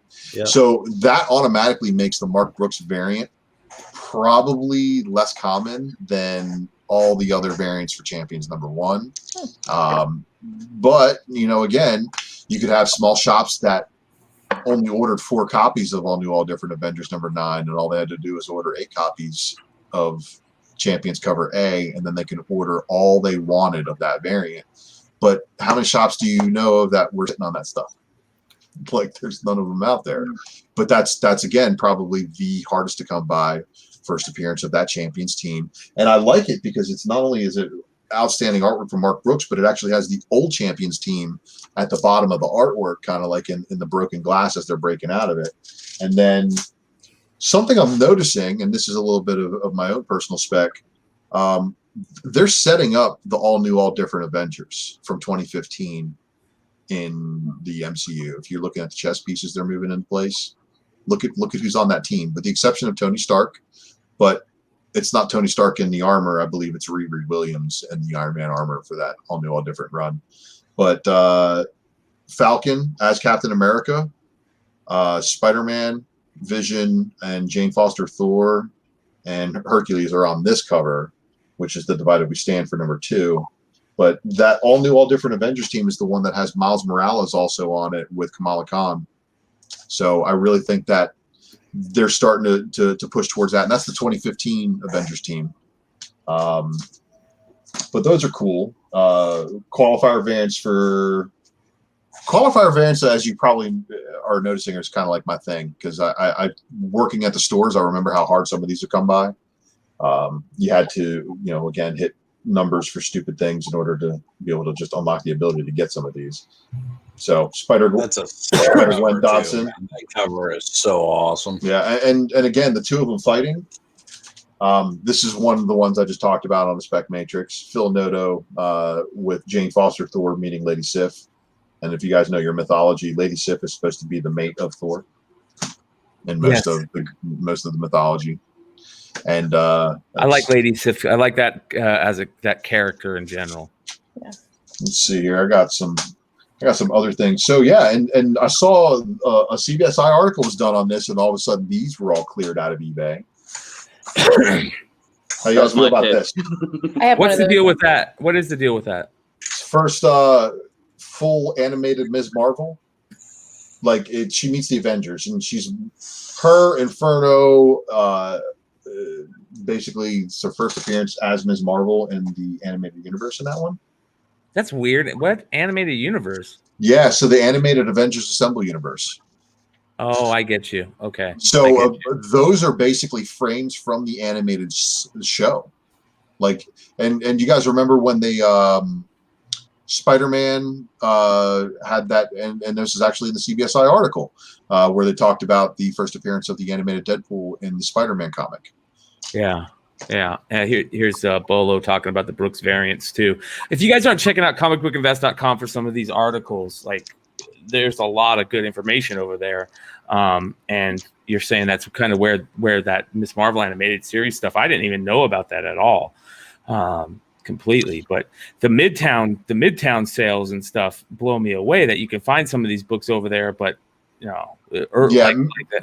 Midtown was probably not one of the places you could get it on release day, but through their sales when they clear out the warehouses, yes, absolutely. Okay. If you can get access to those big warehouse sales, get into them. But if Midtown had to order 200% of what they ordered for All Different Avengers #9 in order to qualify for that book, they probably said hell no. Yeah, well, he was smart and picked up 5 during that was 99-cent a good sale a year ago. Yeah, because if you're privy to, if you're smart enough and you read books, let's be honest, a lot of you guys that are really good in speccing, you read books religiously. I know Dollar does, I know Ultra does, I know a lot of you guys that do this on a regular basis. You read books religiously. Steve, like you guys have to know what's going on in these books. And then you also have to know what's happened in books, right? But then there's books you just pick up for no real good reason, just because you like the cover. Amen. And that's the majority of us buyers that play in this game. We don't play this game very well, but then sometimes there are you get ways. lucky. Yes. Oh, nice. Yeah, nice. It's got one break in it, so it's that Hail Mary try to grade it, but you can't get a 9.8 in that one. I think. I don't think it's gonna happen. Yeah, I think you're right. So many micro ticks on it. And I have this thing is so clean; it just has one tick, and I'm like, I might be able to press it and get it just a little bit, to whereas they're just like, ooh, and they'll break out the micrometer and be like, is it a 16? Is it color breaking or is it just a tick? Very, very slightly color breaking, but it's again, it's that 1/16 of an inch is what they count. If it's smaller than that, then they're going to be like, maybe. All right. I'm gonna drop off a little bomb here for you guys to chat over because I gotta go take a break. And I want to get your guys' feelings on Moon Knight spec, and not just the Moon Knight spec everybody's talking about. I want to know about some stuff that might be worth picking up in some of the newer Moon Knight stuff. And I'm talking about like all the way back to Finch. I don't want to get in like the Sienkiewicz run. I want to talk about some of that Moon Knight spec that maybe people aren't talking about. If you guys don't have anything to add to that, talk about any Moon Knight spec, because I want to get into a little bit on this Moon Knight stuff. And if there's any of you guys that are talking about it. So of course, Oscar Isaac, we all know, got cast. They cast the female part, I believe. They're slowly trickling out news, and the Werewolf by Night 32, or what is it, 32? Werewolf by Night 32? It's finally paying off. Like for 30 years, this has been the book to spec on, and it's finally paying off. And that guy DZ just laid it out. Stephen Platt, like, is that stuff even worth specking on, or is that art really not that great? So I'll be right back, gentlemen. As much as I want the Stephen Platt books to stay small, I think they do deserve a little bit of semblance just because they're Stephen Platt books and it's his first artwork. I'm actually looking for. I had a stack of Moon Knight books somewhere, and you guys know about the Lemire run where he's wearing the white suit. Yeah, here we go. This one right here. You just have endless drawers next to your desk there on Maximus. Like every time you lean over, you pull out a new drawer of shit, and I'm like, dude, I've got little boxes, I've got short boxes, I've got stacks of books. I'm definitely set. So jealous right now. So this is the Moon Knight run that I really think that they should pull from. I hope that they pull from, because this is the one that explores his schizophrenia a bunch, but it also has him in this suit, which is not your traditional superhero cape costume. You know what I mean? It's more just like, hi, I drive a white Cadillac with white carpet at my house, and I wear a white suit everywhere I go. But yeah, that's is that one where Bushmaster doesn't have any face anymore? That's the non-face where he's really big, right? In that one, because he ate off his face or something like that. It does go through the schizophrenia, and he does a lot with the. That was a good one, but I don't think that's what they're gonna. I don't think that's the one they're gonna hit. Like, I mean, I get you. But like, they have to hit on his craziness. Like that's for sure. How that was the one where they had like all 9 personality. Like, it was all the personalities. All 3 personalities were like talking to each other. It's just, again, it's the writing through that one. Yeah, there was a previous Moon Knight arc that was like each issue was like a one and done story. Yeah. But this one was like a coherent story all through there until he got to issue 14 was the last issue of that reboot. 188 was the first issue of Legacy, which is technically legacy numbering on it. Yeah. So 188, and if you guys caught that, I did that Legacy Spec Matrix with the second prints. 188 has a second print, which is a cover swipe of Moon Knight 25. And a tough 9.8 because it's an all black cover. And it's like one of those most ridiculous ones. But yeah, so it's Sienkiewicz art. That's what makes it cool. It's Sienkiewicz swiping his own art and homaging his own stuff. And it's the first appearance of the Sun King. So they found him as the cabbie though in the series. Let's go back to the series you're talking about before, because it's the cabbie, and they went to the bar. It was in that series, right? That's the one you're Yes, the cabbie, the pilot, and on the story thus far variant for number 10. This is the story thus far for number 6. They did another one on number 10 that has the 3 main personalities split up taking the stage and cover.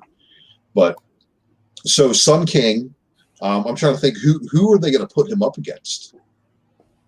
Because he's got to have a foil.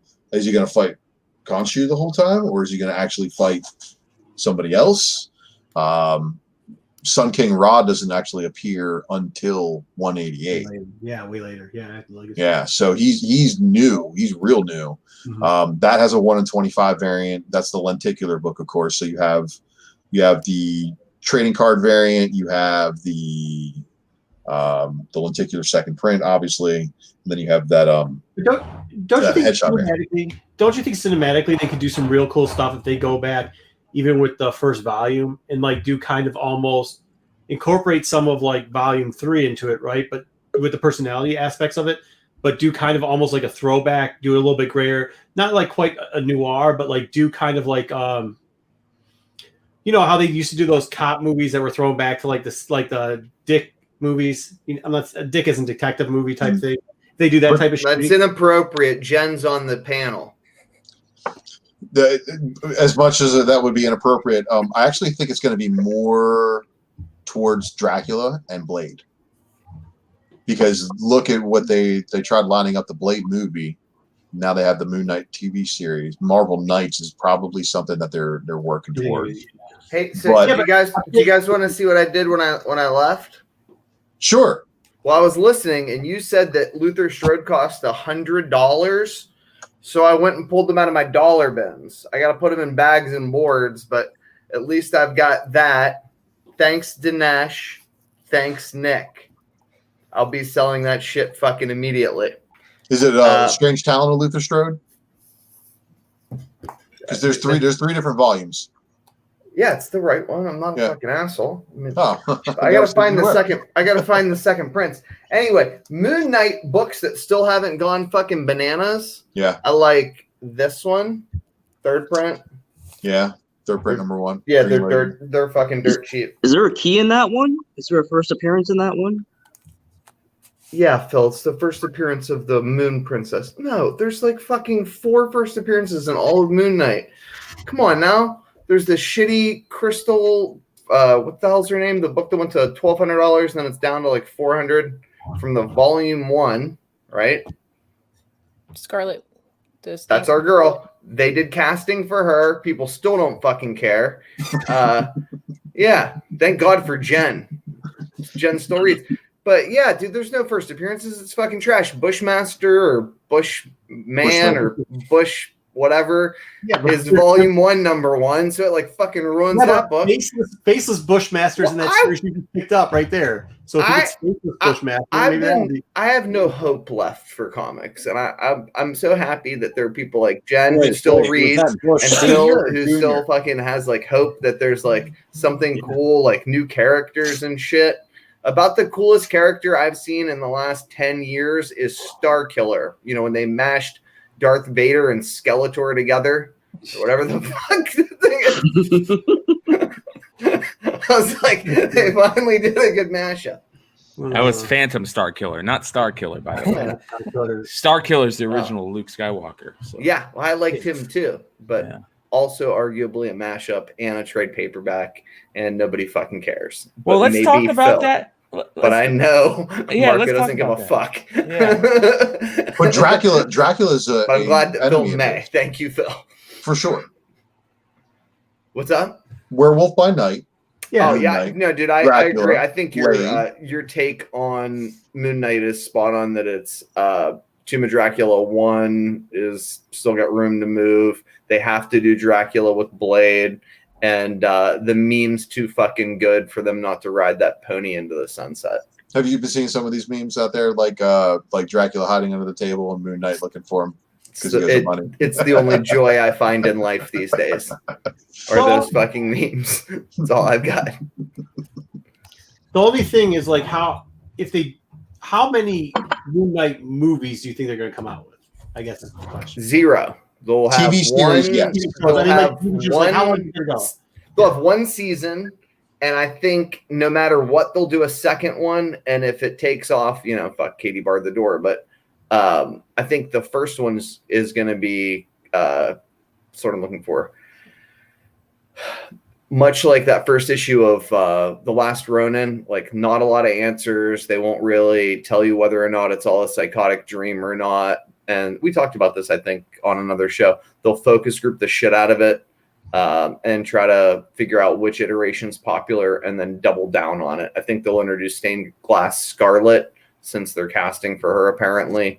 There is a casting call. I can send it to you guys. No, I know, but I'm just saying, like, if you go the Dracula route, and I'm not saying, I think they're going to somehow fill that in, right? Like, you get one arc out of that, right? Don't you? You don't get Bushmaster. You don't get the Sun God. You don't get all that. You don't get the 16 personalities, right? Like, you don't get that. Yeah, why wouldn't you?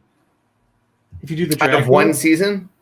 Yeah, if you do one season. Like, they're not going to you put Dracula do more than one season. Yeah, you put Dracula in the end of season 1 and with Blade, and it's Blade and Dracula off into the fucking sunset. Right? They already got a movie though. That's the conflict. Yeah, that's a conflict. That's what I'm saying. The Blade movie is, and the way I see it is, they're going to have to do it like Winter Soldier style. They're going to do a Moon Knight TV series that has some kind of draw into the dark side of Marvel's cinematic universe, which will probably be Blade. And in Blade, they'll probably introduce. Hopefully, Jared Leto's Morbius actually gets absorbed, and like. He could be a part Where's of it. Kyle? Yeah, I know, for real. Because, but since they don't have Morbius, the obvious play is definitely going to be Dracula. Yeah, for sure. Yeah. So Blade and Bill's Moon got Knight, the first Golden Age appearance of Dracula. I know he does. Showed it to me once.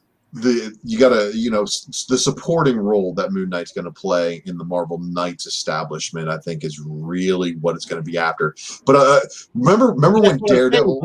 That's not a like. Is that a Moon? If you do it that way, that's not really a Moon Knight series, right? He's just then a setup, right? That's how Marvel's using WandaVision. It's set up for the next phase. Or Midnight. Yeah, and that's. Oh, is that the Ash Can? Yeah, it is. I fucking love Jen. that book. Hold that up. Remember, again, I wanted to talk about that book. Jen's so smart, and then I forgot. Yeah. So, that's the natural evolution of where that whole dark side of Marvel with Blade and everything can go.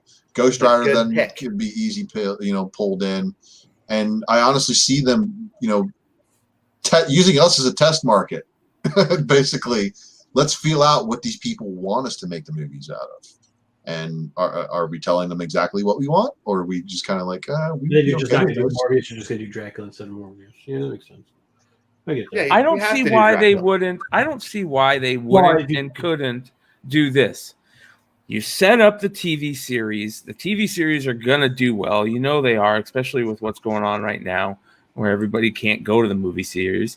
I don't see why don't you set up the TV series and just and you can bring characters in and out of a TV series all the time, like and tell all these stories. You can have a Marvel Knights TV series that goes on for in perpetuity or whatever, like forever, and you're just constantly bringing out and telling story arcs, just like you do in comics. I don't see why they can't do that. This ain't Friends, Brian. This isn't a Friends episode. But JJ Maxwell in chat says that, but WandaVision uses established characters. Well, what if they establish the, existence of Moon Knight before his series, like they do in other things? I mean, this is what they do. MCU is really good at cameo in people just to set them up. But you can tell it at two different levels, right? Like, are his psychotic fucking whatever real or fake? You don't fucking know. And then you find out season 2, they're real. Dracula was real. Blade's coming out on the fucking big screen. And then you do the street level shit. I'm all in then. Yeah, I can see that. That's what I was asking. Like, how do you do that? And that's the way to explain it. You're 100% right. So now you think that the spectrum. I think you tell, like, you're going to tell all of the iterations. Like, and then you can have him in suit 2. And then you can then split that off. And you like The Walking Dead, Fear of the Walking Dead. Then you do the Midnight Sun series after that. That would work out. But I mean, we're going to get to see the spy, Mark Spector. I mean, that's unquestionably. They have to set that up. That is going to have to be there for sure. So that personality is going to be established. He's going to die. Conchi's going to bring him back. Yeah. But what happens after that? Is it real? Is it fake? Is it hallucination? Is it a dream? All that. I think it's great. That's why I was asking how they're going to shoot that, and that makes sense if you say because you can still do the Dick Cop type shooting of the movies, that style, and then do the disillusion because you got to make it so it's not too creepy, right? Like you can't come out. It's Marvel still, right? You can't make it too over the edge, and then you can do the split personalities in that, and then you get at the end shoot your own adventure. Oh wait, shoot, Dracula is for real, and so is Blade. Like. I have a feeling they're going to introduce the personalities as other people in the show, and you're not going to know who they are until they establish, oh, you're actually one of my personalities.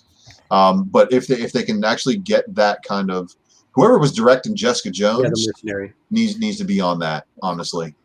Because there's a lot of did they say where they were going to release this on? Because I mean, how much? You can't get too violent or crazy. Is it going to be Disney? I can't imagine you going too crazy and violent and dark side on Disney Plus versus a Netflix. It's under the Great point, Solo.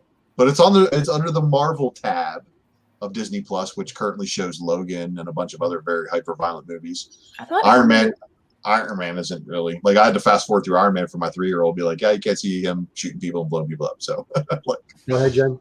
I thought Hulu was going to be that one because they're still connected because that's where Hellstrom is. Yeah, no, that's what they announced initially, and now it's like no. Well, what if if they open it up and do the Midnight? Not that they couldn't. Yeah, not that they can't backtrack or whatever, but it was more like for a split second there before Feige took over Marvel TV and the comics, they were going to try to do the two different houses, and then they just scrapped it. So real quick, I want to give a shout out to everybody in live chat tonight. A lot of people in live chat tonight. We have something like 80 live viewers right now at 12:30 a.m. on the East Coast or whatever. Like craziness. Thank you guys. It's lots of fun. And I also want to give a shout out to and it is Halloween. We don't want to segregate, so some of them may be dead, and that's okay. We're okay with that. You could be a live viewer or a dead viewer. We're okay. We just want you to like and subscribe. 3 Comic Monty has a possession episode coming with EM Gist, and it looks like a lot of fun. I think that will be a fun topic for that show. So make sure you guys check that out. That is a really good show. And we got a couple members of some shows on the chat tonight. Of course, Comic Book Women. If you guys aren't watching Comic Book Women, a really unique show. I'm sure that Jen and the girls over there are having some really good conversations of some really good shows that are going to be heading your way. You guys just got done doing Steve Niles last week. How was that?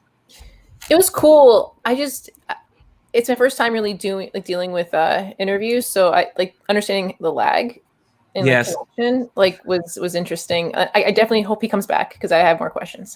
Yes, it is very shout out to you all for doing a very good job dealing with somebody that their internet connection just wasn't working very well that night, and you all three of you girls, you pulled it off, so very good job. And last but not least, we've got the Dark Side guys on with us, and you guys are going to be doing some episode reviews for Mando. Hopefully not going to be 4-hour long reviews on a hour-long show, but hey, you never know. We may just dive down a rabbit hole. So we'll see. Yeah.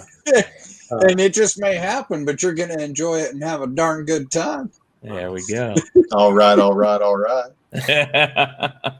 going to try to keep it 30 minutes or under. That's what we're going to just cut it off. Yeah. All right, so let me get back into this Moon Knight stuff.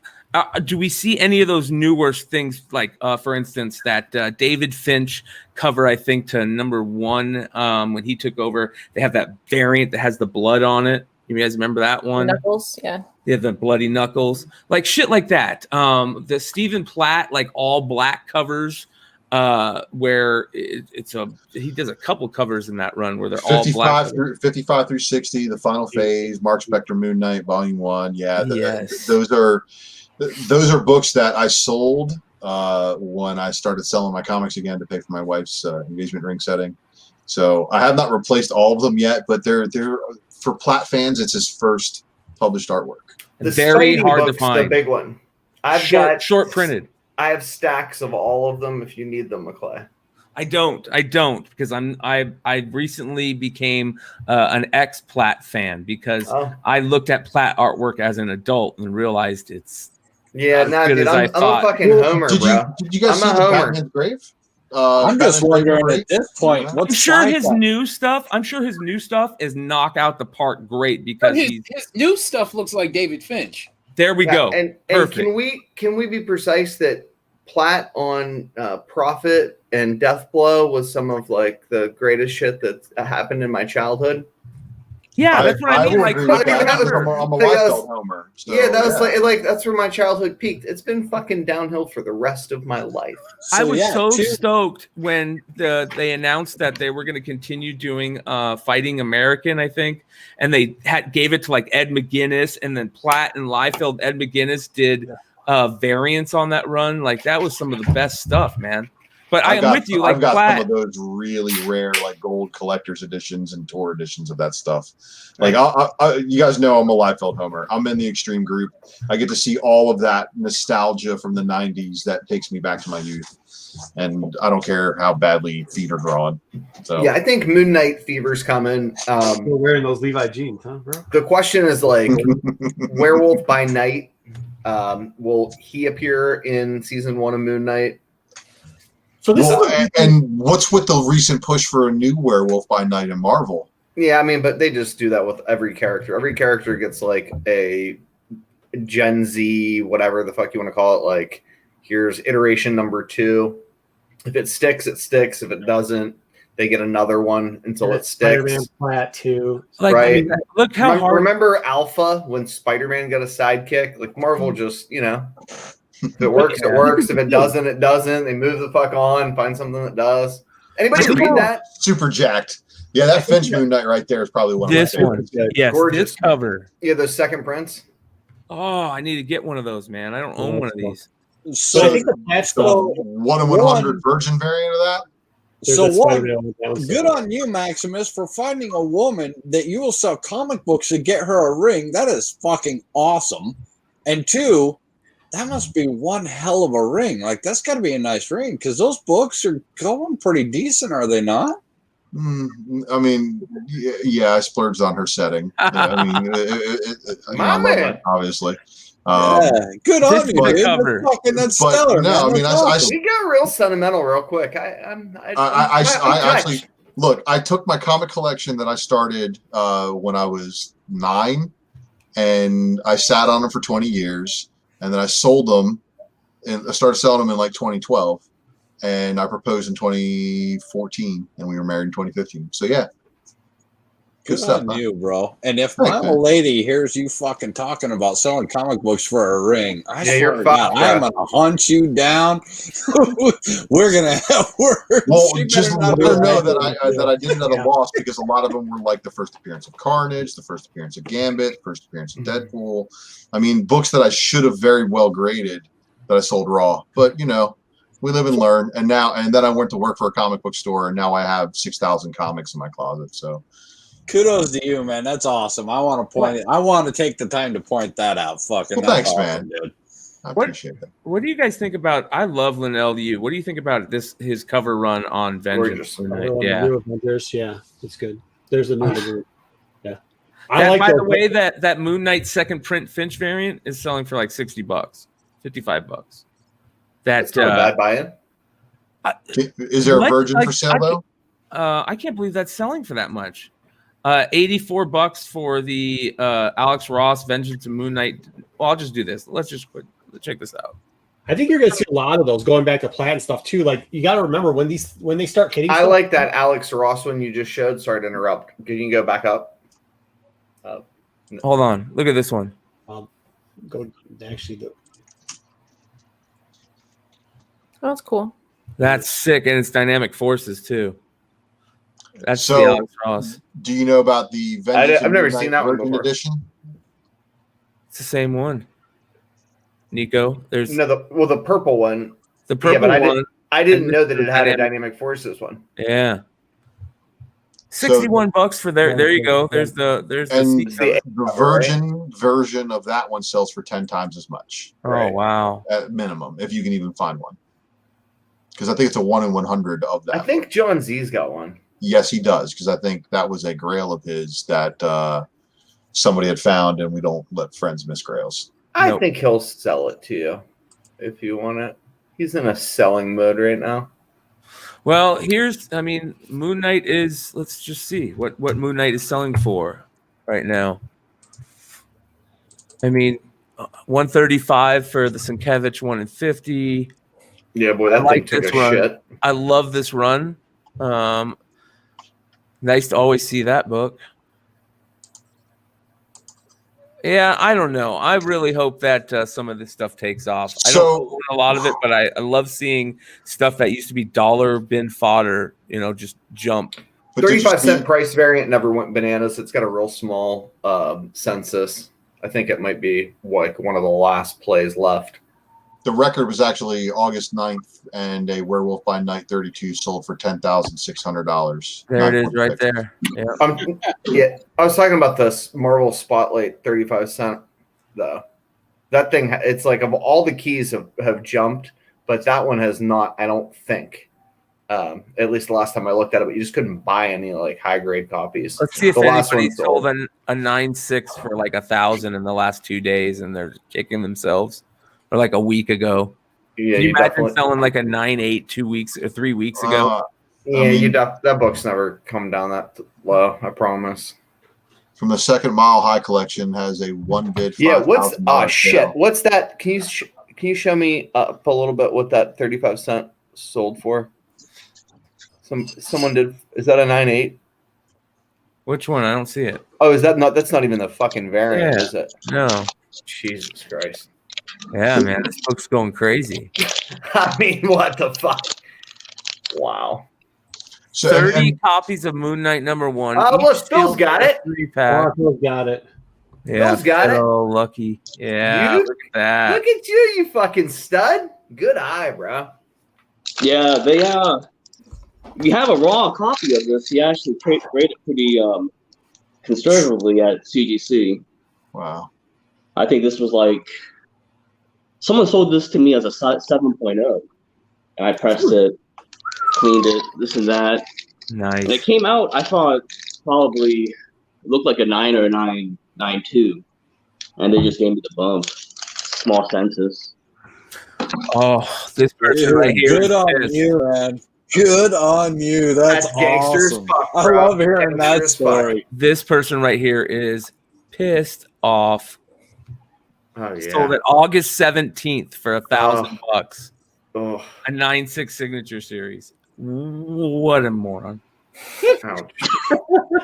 Here's your 30-cent variant, a 9.2 sold for best offer.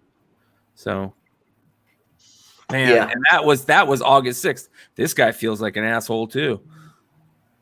But anyways, yeah. Oh man, some people just Phil, I hope you set the fucking record with that book, bro. yeah. Well, there's someone at like maybe 15 or 16 right now in The Texas. 9.6s? Alien World Comics, I think. Oh, they've got one up. They got one up for like it's been up for like a while. They were like at 18 before, and then went down to like 15, 16. That's the book that hasn't fucking gone crazy, and it doesn't make much sense to me why it hasn't. I think it just might be there's so many variants that command so much money. Especially the Moon Knight. But dude, that fucking price variant is so goddamn rare. But the thing is, like, are modern collectors really? Are they seeking this type of stuff? You know what I mean? Moon Knight fans are crazy. Yeah, they're getting bigger, and they're going out. I mean, they are the growth on them in the last 5 years. They're getting big. It's kind of become one of those cool things, like you're in the clique if you're a Moon Knight fan. And the Avengers 33 is a prime example of that, because everybody who's a hardcore Moon Knight fan was coming into comic book stores saying, "Hey, I heard Moon Knight was in the Avengers," and they were like, "Yeah, we don't have that book." "Oh, you don't have it? You don't have any copies of that book? Can I get it?" Like hearing them like give the guy behind the counter 30 questions for a book that's sold out, like, and then being like, "Yeah, it's a five-part series." Actually, I think the final part of that just actually wrapped, didn't it? Yes. And led into the new stuff. So that run, I don't know if that's going to have any play because of being tied to it. I think Moon Knight has enough different stories that, like, yeah, one season sounds okay, and yeah, if you break off into, because you can break off into so many different things, that's great too. But I think you could do, even if you do the first one like you guys say it's going to be, then I think you can make it almost like a Fargo type thing. You know what I mean? Where you can do different types of series for him and break off into different things, which is, I mean, obviously Maximus likes him. I like him. Jen likes him. Like, it wasn't a huge club. I mean, I remember getting made fun of because he's the knockoff Batman, right? But he actually is better than Batman because he can fight, and he's don't make him the Moon Knight who laughs. Moon Knight 3 Veregi variant. How do you say that? Veregge. I mean, obviously, you guys know that there is a small but growing rabid fan base for this guy already. So Moon Knight 3, what was it? Veregge. Okay, sorry about that, Marco. No, it's all right. I got that book right here. That book right there. Marco. Ooh. Okay, now I found that book about a month ago. It's just different looking enough. That's cool. That's a really cool book. Yeah. So yeah, I got actually a bunch of them from that run right here. Number 14, pink variant. Ooh, I like that. Hold on. Sick. Yeah, that is sick because he's both costumes. That's a really good cover. And then this one's pretty cool too. He's hanging from the ceiling. Number 10. Yes. 110 upside down variant. And the schizophrenic hip hop cover is really good also. Will's Protasio number 10 variant. Oh, what the fuck happened to that guy? He's still around. He's rocking it. And then the other ones from that run are in this box somewhere. Just gotta find them. Hey, are the what's it called?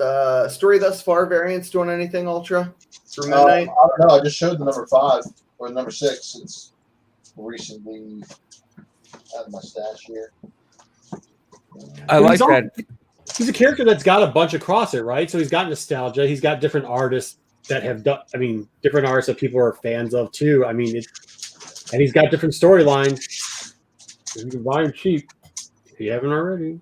Yeah, it'll be interesting to see what happens with it. I like the character. We got a quarter short box of old Moon Knight stuff sitting at Mr. E, and nobody ever buys. I went through it and pulled out the 1 through 4 or something like that. I think it was volume 2 or 3 or something like that. But I've never really gotten into Moon Knight or a bunch of his stuff, and only recently started looking, and it's amazing how much of that's actually out there.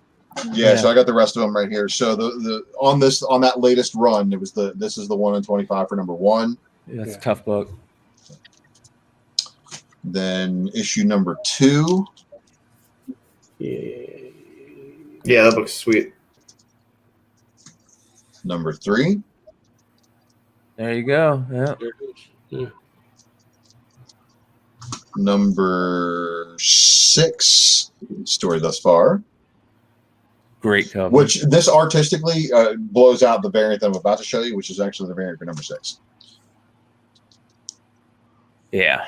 Yeah, the story thus far totally killed it. It's probably way less common, even though this was an incentive. So that's actually the entire 1 through 14 incentives. Wow. Yep. That's dope. Good run. Yeah, nice books to have stacked for Moon Knight. Yeah, good stuff. All right. Oh yeah, one more book at least. The Not for Sale. Ooh, yeah, hold on. that's a good one. That's a good one. I just put that on IG. Where did that? Is that just like a copy they gave to stores? Yeah, promo copy. Yeah. Oh wow, that's dope. From a million years ago, and I haven't seen one since. I bought this thing. There's a couple on eBay. I should have bought one when I posted it on IG. I don't know if they're still there, but they weren't really expensive. You know, there's like a couple expensive copies and then one that was reasonably priced. I didn't dig too deep to look and see, greater condition. But I want to say there was a cheap 9.8 on there too, like $300-400. Wow. That's where are you guys finding that book? Nico, where'd you find yours? Oh no, they're on eBay. Yeah, but you bought yours off I eBay? did not buy a single one. I just put it on our IG story because I think it's one that used to be really popular that people kind of forgot about. Yeah. Oh, I see. You know what I mean? Like a couple of the other variants just went fucking sky high, and that one didn't. I didn't dig to see what the census is though. Mercenaut, where'd you get yours? Have you just had it forever? Or? Oh my God. I was at a store. This was like maybe 5 years ago. It was a store that has since they closed as soon as they opened, right? And I was looking through it, and that's kind. Yeah, exactly. I was looking through their boxes. I saw it. I'm like, I know what this is. I bought that and another like $3 book. You know what I mean? Just to throw them off. You know what I mean? Sure. Because I didn't know if this was the type of store that was going to look up prices and all that kind of, all that kind of junk. So I bought it, and I've loved it ever since. And I've been rubbing it in people's faces ever since. That's how that sentence was gonna go. And you're like, no, I can't. So that doesn't happen to the rest of you guys. You guys don't get all your books priced on eBay prices when you take them up to the counter. I know, right? A lot of the time. A lot of the time. I was in a store recently where the owner told me that he lives in fear. And apparently, like, his employee watches me on fucking the internet. And I forget, I was trying to like make you right now.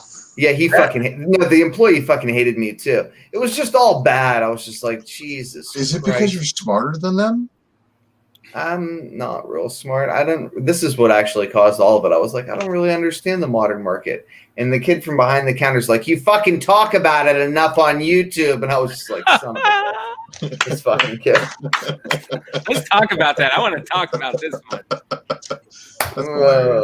Yeah. That's awesome. Through my mask. I'd never fucking met the kid before. Like, God damn. The owner, of course, comes out and he's like, how are you doing? I'm like, this is fucking perfect timing because my homie Kyle, who just jumped on, has dealt with this same exact stuff. What up, Kyle? We're talking about. I better back out now. I know, right? We're talking about stores that don't price their stuff, and when you take them up front, they check on eBay for them. Yeah, but that just makes it more interesting because then you have to find books there that are so good that you can't fucking buy them on eBay. Yeah. Right. Yeah, right. Well, like if you're Yeah. under some misimpression that I can't do serious fucking damage to your retail comic shop, you should just keep me out. Like when you see me, just kick me out of the fucking door. If Well, you're you know what you nice, have, I will though? bring up books to you and be like, here, this is a good one. This is a good one. This is a good one. You know what I mean? I've done that before too. Yeah. Hey, I've got and you know what? I end up getting a good deal on the books. Yep. Yeah. If you're honest, You know, yeah. Right. Yeah. People Hey, treat these you are right. good. Yeah. Hey, you But guys so- need to reprice these. I saw these in your back issue bins, and I know they sell for way more. than This what is you have way as price tag. more than $1. But here's the problem with that. Also, if you're not pricing, if you don't know what's in your back issue bins, it's not like if you don't know what's in there, you're selling it for what it says in there. That's my like. Yeah, well, don't forget that their price never comes down, right? Like books go up, books go down. These motherfuckers put a $20 price tag on that book that's like a $4 book on eBay. It will never be cheaper than $20. That's a great point. I didn't think about that. Until you tell them. I am notorious. I love those guys because I'm going to wait. And I'm going to wait till you have your sale. And I'm going to wait till the last day of your sale. And I'm going to get that motherfucker for 50 cents. And you can ask Solo Lookie when I come back with the pile. He's like, what? You just see it marked for 50 Dude, he pulls out these stacks and he sets it down and he shows me these books like a quarter, 50 cents, 75 cents. And then he's like, hold on, I got another one. And he sets that one aside and he pulls out Well, another the show stack. started tonight with 50-cent and quarter-cent damage done. So here's the problem. Like how come I never run into these damn 50-cent and quarter-cent sales? Right. You gotta be patient, man. Like, hey, look, you can't be It's mad because at we're on you can't we're be on the mad at West it, too. Coast. Like, you can't be mad Phoenix at is dry. Phoenix is dry. There's too many vultures here. There's too many people to do it. It's like we've Nico's tried, Brian. We've tried. Look, Micronaut's driving 6 hours a day. Nico's driving 6 hours a day. All these people, everybody's in every market. You see them, you run into them all the time. And then in Arizona, they're all drive 6 hours a day. Well, whatever. I mean, you drove 2 hours to get 50-cent books. Like, Well, here's the problem. Oh, Here's I drive 6 hours on the weekend though. Shout out Shit. shout out to our buddy, the comic book barbarian. What you're doing, Brian, is you got to go up and be like, "There's some dirt on this book, and if I could get this, how about 25? All right." No, here's the problem. We've It's come like that across in it, living- Brian. Dude, it's the In Living Color skit. The problem with Like, how about you sell me 3 pages for $1.25? yeah, for the fight. You got change for 100? right. We'll hear what the problem is, but I've seen you dig through boxes before and pull out stuff in mags and stuff like that, like stuff people aren't even looking for and going like, oh shit, or pulps. And There you're you like, go. and you know how hard it is to get those out here? Like, it really is. So, like, if you can find stuff, you just gotta hustle harder, bro. Phoenix, here's the problem with Phoenix. Where in the East Coast and the Midwest, where you guys can go hit like a bunch of different shops that are like cities 2 hours away. Yeah. Like we don't have that. Our next closest city is like 6 hours away to get there, right? And there's 4 shops in Phoenix that are like worth digging at, and like one of them is open. And it's really a pain in the ass, man. It sucks. I get so jealous of all you fuckers on the East Coast that are going to, driving, that live in Pennsylvania or whatever and get to go hit like 5. Yeah, but I'm running Craigslist ads. Yeah, you know what I mean? Right, like I solicit for books. You got to get feelers out there. You got to constantly be looking at collections. I mean, it is a grind, but it's like a grind. That's the Midwest. Where's the last person you went? How was that? 4 hours away? I mean, we drive. We're just used to driving. That's the thing. Yeah. Don't let Brian lie to you. I'm like 45 minutes away, and he doesn't come to the shop that I work at ever. That guy I just told him there's a quarter bin of a short box of Moon Knight out there to come dig through. You think he's going to come down there? Yeah, that's 45 minutes. You should let me or Brian lie to you, because one time we went garage sale hopping. And we pulled up to this garage sale one time. This dude had a stack of like X-Men books, and they were dollar books. It was no big deal. And we were like, how much you want for them? He's like, $200. And we were like, nah, it's cool, man. You can keep your X-Men books right on. He's like, but if you want to look at my wife's comics, I'll sell them to you really cheap. So we started digging through, and it was right in the New 52. So Batman 1, New 52, Batman 2, Batman 3, and she was getting them shipped to her in the boxes. It was all the New 52 run, and she just stopped opening them. They had every issue. She just stopped opening them, and she just had these crates full of them. And he's like, "They're my wife's. How about $100?" And we're like, "Sure." And we were just packing these crates into the back of Brian's car, and it was nuts. Like, you got to think too, like the time's gone on, right? Like 10 years ago, for any of us, it was a lot easier. 5 years ago, it was still a lot easier. But like, you just change your man, I tell you what, I remember Vengeance #1 going and picking up a stack of them out of a fucking long box and being like, "Hey guys, I'm gonna buy 9 of these, but you can keep these 3, and you might want to reprice them." They're like, "Why?" I'm like, "Trust me, you're gonna find out in about a week or 2. You're going to want to reprice them." And I just remember buying that stack of books and being like, damn, every one of these is $25. I remember when you could buy Walking Dead for like $200 on fucking eBay, slab it, and sell it for almost $1,200. Yeah. Like, no big deal. It was like, oh, you can slab modern books too. God damn. It used to be the Wild West, man. There's a few books out there that you can still get today that you can slab and still turn a pretty good profit. Usually a $20 range book and then turn it into a $100 slab. They exist. You just gotta be smart. Yeah, but I mean, the stories there, like I've said it before in other ones, I haven't Wednesday Warrior for years now, for probably 3 years or so, 4 years. Now I just buy collections because I get what I want. And then just, I was telling you guys before, this whole wall back here, that's why it's covered up. That's a brand new collection all the way from the top rack all the way down that I haven't sorted through yet. Like, well, let's talk about that real quick because Nico brought up a great point, and he said, not only is he going to stores and this and that, he's prepping, right? He's putting ads in this and putting ads in this. Do any of you guys do that? Yes. I read those ads, but I don't set them up. Yeah, Carter and I advertise the same fucking spots. It's hilarious. Here's the thing, like, why? There's that. I tried to send him to one that I couldn't get to in time. Yeah, it was a little too far. Yeah, it's a little bit. But I mean, it's a cooperative effort at this point. Yeah. Like, you just have to. Like, there's so many good diggers in our area. Just hitting the shops doesn't do the trick. I mean, in a 2-hour radius, it's me, Sleepy, Carter, Stein, the Pittsburgh guys who Carter believes are fucking better than all of us. Half Price Crook. Who am I missing? That's a lot already. Yeah, I mean, it's fucking nuts. You're missing Jen. Patrick Malai, I can't pronounce his last name, but he's a fucking beast. It's probably in the live chat. Yeah, I mean, there's just so many.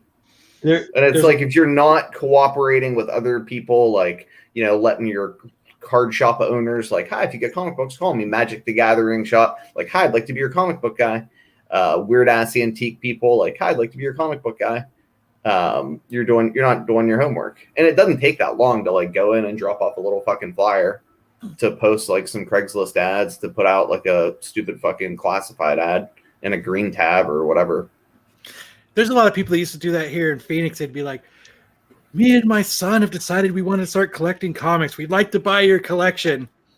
And I said, I guess that's kind of good, pulling at the heartstrings. Mm-hmm. But half of them didn't have kids. Yes. Mm-hmm. Those are go to the neighbor's house and be like, hey, can I borrow your kids for like, I don't know, 3-4 hours? Those are the same. My kid's actually in school at that time, but I'm going to come by anyways. Oh, I wish he was here. I so wish I'm picking up these cards for my grandson. Yeah, sure you are. Yeah, that's why you got everything. No, Brian, we picked up a collection one time. Brian's like, I lost all my comics. I'm just trying to get back into it. And I figured the easiest way to get my books back is to buy your collection. And he was like, good, because I'm tired of these flippers and these people selling comics here. And he gave it Brian this killer price for man, it took I think it was 2 carloads full of comics. It was my car and his car. Is it immoral that every time I hear like a retailer or like the idiot kid that works in the fucking brick and mortar shop saying something like, yeah, these fucking flippers, these goddamn speculators, that from across the room I'll be like, fuck those flippers, or you know what I mean, or something like those guys suck. And my buddies that are with me, they can't even keep a straight face. You know what I mean? Like they're just like. It'd be even better if you had like a CBSI. I shirt always on. wear the shirts every time. I do it now just to see if I can still bury them. You're just flaunting it in their face. I don't give a fuck. When you walk in and they know who you are and you have a mask on, Nico, that's kind of, and they're like, dude, you talk about it every weekend. You're going to have to start going to like the full. Well, I'm glad they listen. Oh, you he starts to like Borat. He has to like put on a mask and you're going to have to do the full ninja, get up, maybe walk in like Storm Shadow or something and be like, I'm just here to look at books, man. I don't know. Was it Madonna that sang "That's the Way That Love Goes"? Yeah. I will cue the fucking soundtrack. This is a great question. That guy DZ says, "What has been the average cost for a collection? Let's say per book. What do you guys pay per book for collections?" I overpay for everything. Depends on the age, and really depends on the grade, and it depends on the buyer.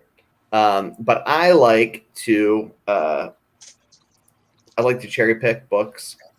You know what I mean? Do. I'm saying if the guy goes, if I have to buy them all. Listen, if I have to buy them all, it's a per box, per short box, per long box price, and it really depends on the city.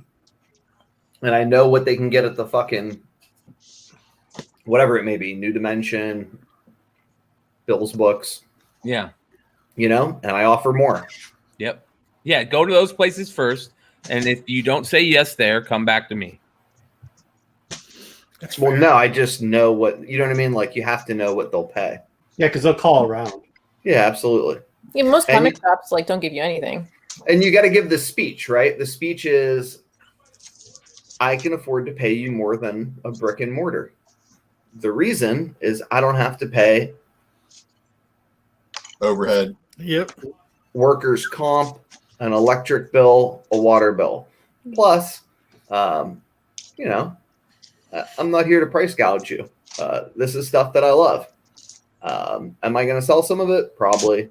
But it's going to take me some time, and this is what I'm going to do. I explain to them how eBay works.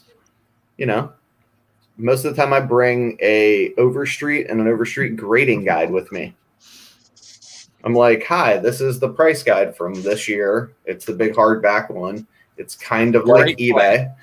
This is a grading guide. This is what your book goes for in the guide.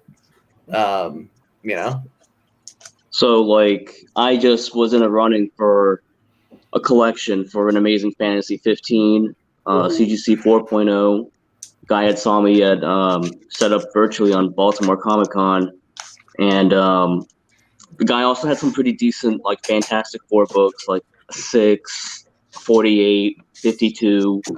So, like, collectively, it was probably worth, I would say, maybe 30 grand. But because the 4.0 AF-15 was bumpable maybe to a 5.0, I mean, I gave an offer of 25,000, just for that shot to get a 5 or a 5.5 to bump that AF-15, just for a shot at it. And then, if I get that bump, it would be like, $42,000 flip. People actually don't price things on eBay for like GPA. They actually add like an extra 10 or 15%, set that record, just like Golden Age for like super big Silver Age books. But I mean, there's a lot of competition. You got to be ready to pay. I mean, giving someone like a few $100 for a collection, I mean, you're lucky. I mean, you got to be ready to have like maybe 10 grand sometimes, just in case you get a phone call, check out a collection, just in case there's something huge or like few grails or big potential books that you can flip later down the road. So Yeah, that's from my experience living near you, Nico, in Virginia. So, you know. Yeah, great point. You have to know what your percentage They got money books down there. I'm telling you, you and Rob get to see more banging books than anywhere. Woo! Yeah, I'm not going to tell you And I what feel like take. some of those. I'm not going to tell you what I think or how I do my speech, but you better have, to Phil's point, you better have, because it is a lot more competitive. And fortunately, a lot of us got to work it out when it wasn't as competitive. But you better have your speech down, what you know you're going to stick to. If you use Overstreet or whatever it is that you're going to do for it, you better know what the local prices are going at. You better know who they're probably contacting before they contacted you and who they're contacting after you contacted you. You better have your cash on hand and don't scoff at it. If you don't have the money, you can it's good, I guess, to go out there and practice, but if you don't have the money, you don't have the money, right? Like, so. Yeah, I kind of would disagree with that last part. You can always fucking come up with the goddamn money to buy books like AF-15. Oh, yeah, you know what I mean? If it's like big books, if it's a fucking trash, like, hodgepodge of 100 gajillion boxes, yeah, you need to be able to pay fucking on site. But when it's those huge keys, like, the money's there. Hold on, Corbin. What's up? How's it going? But that's what I'm saying. You better know how much money you can get and when it's there. You know what I'm saying? That's what I'm saying. You better have the money. So you better have a plan to get the money if you don't have it on hand. It better be very quick with it. But you need to know your percentage too. Like, that's it. And you have to be able to walk away. Like, especially amen. Now. Hey, I've walked up to a collection and I've been like, I've gone on and like I remember there was one where there was a line of us. There was like 5 or 6 people, and we were waiting. He said, everybody be there at 8 a.m. and I'll open my door. And I was like, well, that's kind of weird, but okay. So I get there like 7:45, and I'm like, wow, And he swear to God, he opened his door. He said, everyone go up the stairs, and we went up and we went to the bedroom, and the bedroom was filled with Valiant books, nothing but Valiant books. And I walked in, and he was like, I want 17 grand. And I was like, you guys have a very good morning. Nice to see you. Adios. And because I was like, well, first off, I'm not going to spend that much on, and it was like, but it's like he had short boxes, and you open up the short box, and it was the same book for an entire short box. Sure. And it was box after box. And it was bought in front. That tells me that dude probably paid $34,000 in 1996 for those books. Yep. But I've done that before. Just see you later, because you just know I can't afford that. I look at my wad of 20s and I just know that's not what I'm looking for. I watched Nate make more money selling Valiant books than 40 dealers, including Carbonaro, at a fucking show in like nowhere, Ohio, with my own 2 eyes. That's the most amazing thing I've ever seen. Yeah, that's what I was going to say. Is that if you find those bigger collections that are more money, a lot of times it's easier to get those if you have the capital to do so. Just because there's not a lot of competition that's rolling around with 10, 20, 30 grand in their pocket to do that. And I would disagree. I would say that Valiant collection was found near a dumpster in the back of somebody's old comic shop. Oh. Yikes. Just being real. So purchased for $37,000 in 1994, discarded in 1998 behind a dumpster in Southern Florida. So the other Phil too, I think, would have brought up a point, and so is Phil there. Like, there's still a lot of guys who have a lot of money out there. I'll tell you, if you go after big books, you see them. Bro. There's a lot.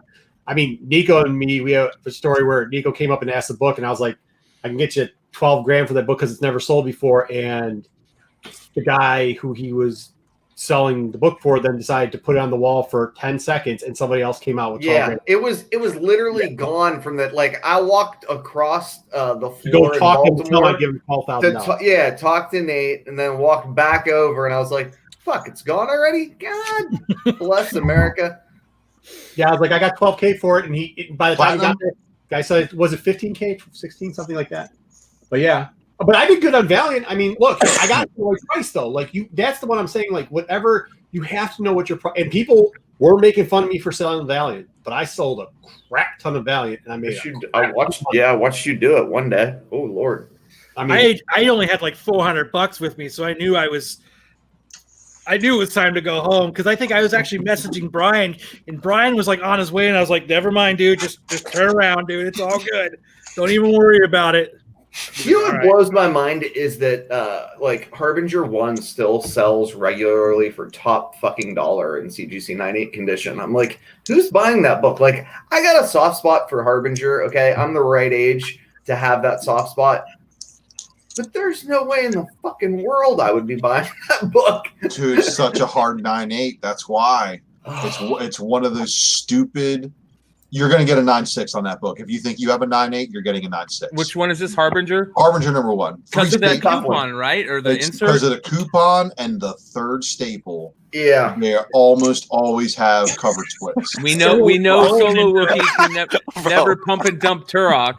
Nope. Not anymore. I collect all these sons of bitches. If I come in the money. It's fucking $1, baby. It was like $4 last time. I won't put but I bought the original 4 colors in a collection one time of that, and and that was it. Like the other stuff in there was. That's what I'm saying. Like you have to kind of know what it was. So I bought that for a long back price because the rest of the stuff in there was crap. I bulk sold the stuff out and then made a killing off those books because they were all in the 7.0 range. And yeah, those 4-color books can be very, very profitable and high grade. I mean, you're looking at. I think those 4 books sold me. It was $18.50, something like that. Yeah. So it was not. That wasn't even 10% of what I paid for the lot. All right, I'll admit I'm on that nostalgia tip, and for books like that Turok number 1, I will pick up the gold cover, but I will leave every other version. I will always buy a Turok. You ready? As long as it's $1 and under, I will pick up every fucking Turok number 1 I ever. You got 8 of them. They're mine. Yeah, I've done that. I've we need to get a therapist for Solo immediately before we need to get him a bankruptcy attorney. No, I thought that since the day I met him. There's a huge market, and trust me, I've flipped some of these for money, and I couldn't believe I flipped them for as much as I did. But the image and like you took the words out of my mouth, dude. I pick up the fucking Brigade 1, Platinum, Gold, whatever sort of nonsense. All those I can't fucking help myself. I'm just like, that Cyberforce all gold cover. I've sold picked up early for $1 Michael Turner art and that Cyberforce sold stuff for 40 plus. Yeah, and So then it's other ones are the newsstands. I'll be like, Savage Dragon 1 newsstand. I'll take that. Can't fucking help myself. I can't. I'm like a fucking drug addict. Look at this comment, Solo. Did you see this? Well, I mean, that's why I want to get him a therapist. I paid more for the bag and the board than I did. Are they in Mylars? Is the question, because that would You guys send him one of those. They fucking better be. I'll tell you what, though. Anytime that you guys from now on ever see a Turok number 1, you're gonna be like, "Oh, fucking Solo Wookie, man! I'm gonna buy this book. I'm gonna buy all 7 of these books, and I'm gonna mail it to him as a prank." I remember my mom buying me one of the ones off of QVC that was signed by everybody on it. It was limited to like 25,000 copies. If she only would have bought the Maximum Carnage video game for you, dude. I know. Actually, I sold the cartridge by itself a little while ago for a good profit. Hey, didn't have nothing else. We need to get Matty DeVoe on here one of these nights and talk about the video game market and him and John on here, Sleepy John. We need to talk about that. We need to really deep dive into that because not only video game comics, but cartridges. We all know unopened those things sell for a shit ton. You can grade them, but just the cartridges alone sell for money. It's crazy. And I'm not even talking about the big boys like the track and field one or whatever and all that shit. I'm talking about the ones we all play. Those ones sell for money because of nostalgia. And one of the things that I do, which I think everybody should be doing, and this is probably a terrible thing to talk about, those like video game bargain stores. Go there and look for the video games that have the insert comics. Because the people that are turning in their video game, whatever, for credit for them to resell, that they're not comic book people. So you can pick up, the Doom, promo comic in the fucking Quake set or whatever. You know what I mean? Like the Rick and Morty's are always in the DVDs. Hey, Nico. Yeah. Is that a Cyberpunk comic behind you? Oh, those are just the inserts. Okay. Thing. I was about to say, do you have a $1,200 Cyberpunk He does. He's got comic behind you? I got 2 of them. You son of a... It's just out of view, I guess, right? You got a $1,200 Cyberpunk video game copy, and you're not even talking about them right now? I got 2 of them. Oh. Yeah, they already know my weight on that one. Sorry. I gotta send them to CGC. Can I ask you a question? Who drew this? What's her name? Natalie Sanders. Yeah. Is this thing worth any money? Which issue is that? I don't remember that book. I don't know, dude. That's a Cobra. Ooh, wow, that's Baroness variant. Yeah, it's sick, dude. It should be worth some goddamn money.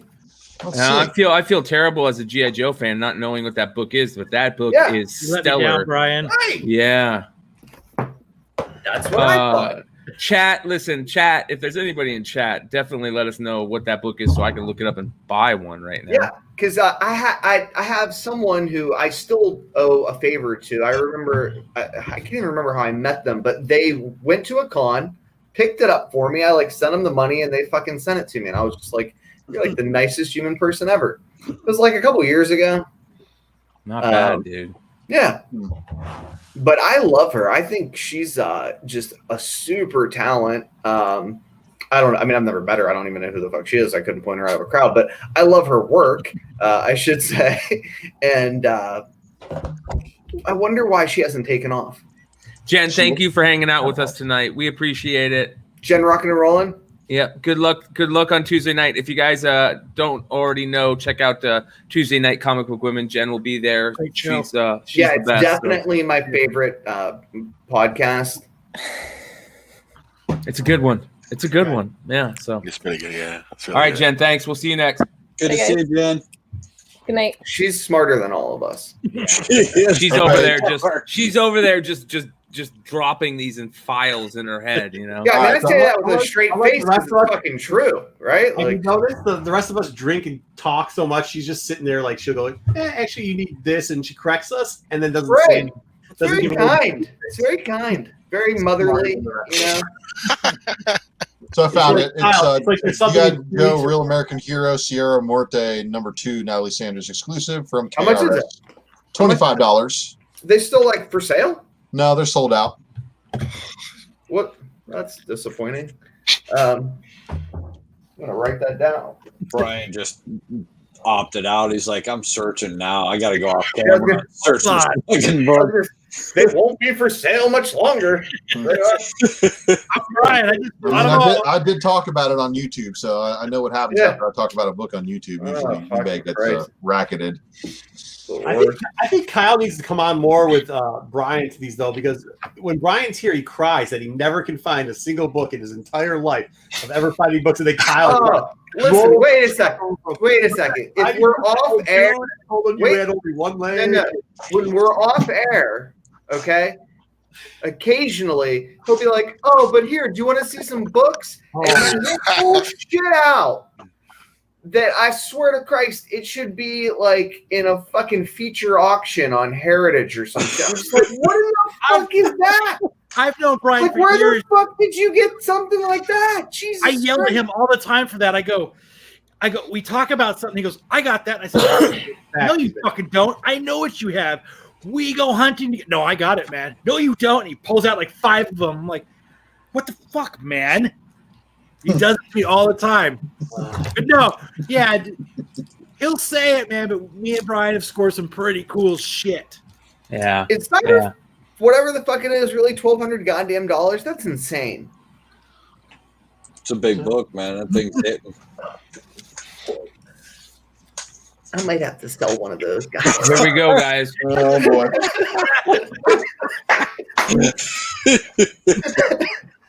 Why don't you be a real man and give one away? Why don't you clean it and press it and grade it and then sell it?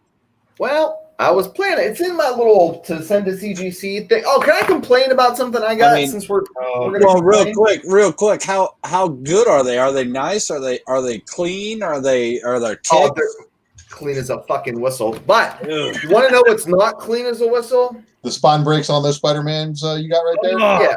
Bro. You and everybody else, there's been so many people complaining about it. Ooh, I don't know if you can see. I'm like, it's a red cover. It's going to show them all. Yeah, I was like, why you got to be like that? Couldn't you send me like a nice one? You didn't have to send me two shitty ones. All the 9.8s got pre-screened for their graded 9.8s. Yeah, well, that's fucking horseshit. Can you see this? Yeah, you can see it, man. They're really. See, I'm really worried because I'm waiting on a couple of negative space rogues right now, and I'm am I. Yeah, really worried about them showing up. Not good. I haven't got my rogues yet either, man. Neither have I. They haven't shipped. They'll probably ship around the same time everybody starts getting those JTC action or the lightsaber variants for number 7. Very sad. But the Phantom Star Killers people still have. Dude, Star Killer's dope. Yeah, that Phantom Star Killer from NYCC is doing big things. Yeah. So is the VHS variant. Best part about Halloween when kids don't show up is you get to feast on their candy. They canceled Halloween around here. Shit, what? We got cleaned out. I went trick-or-treating with my kids tonight. Wait, are you ready? They canceled Halloween. The crazy lady across the street from me is like, they can't cancel it. Just give out candy for your. I can leave candy on your porch. Like I couldn't fucking afford candy or something.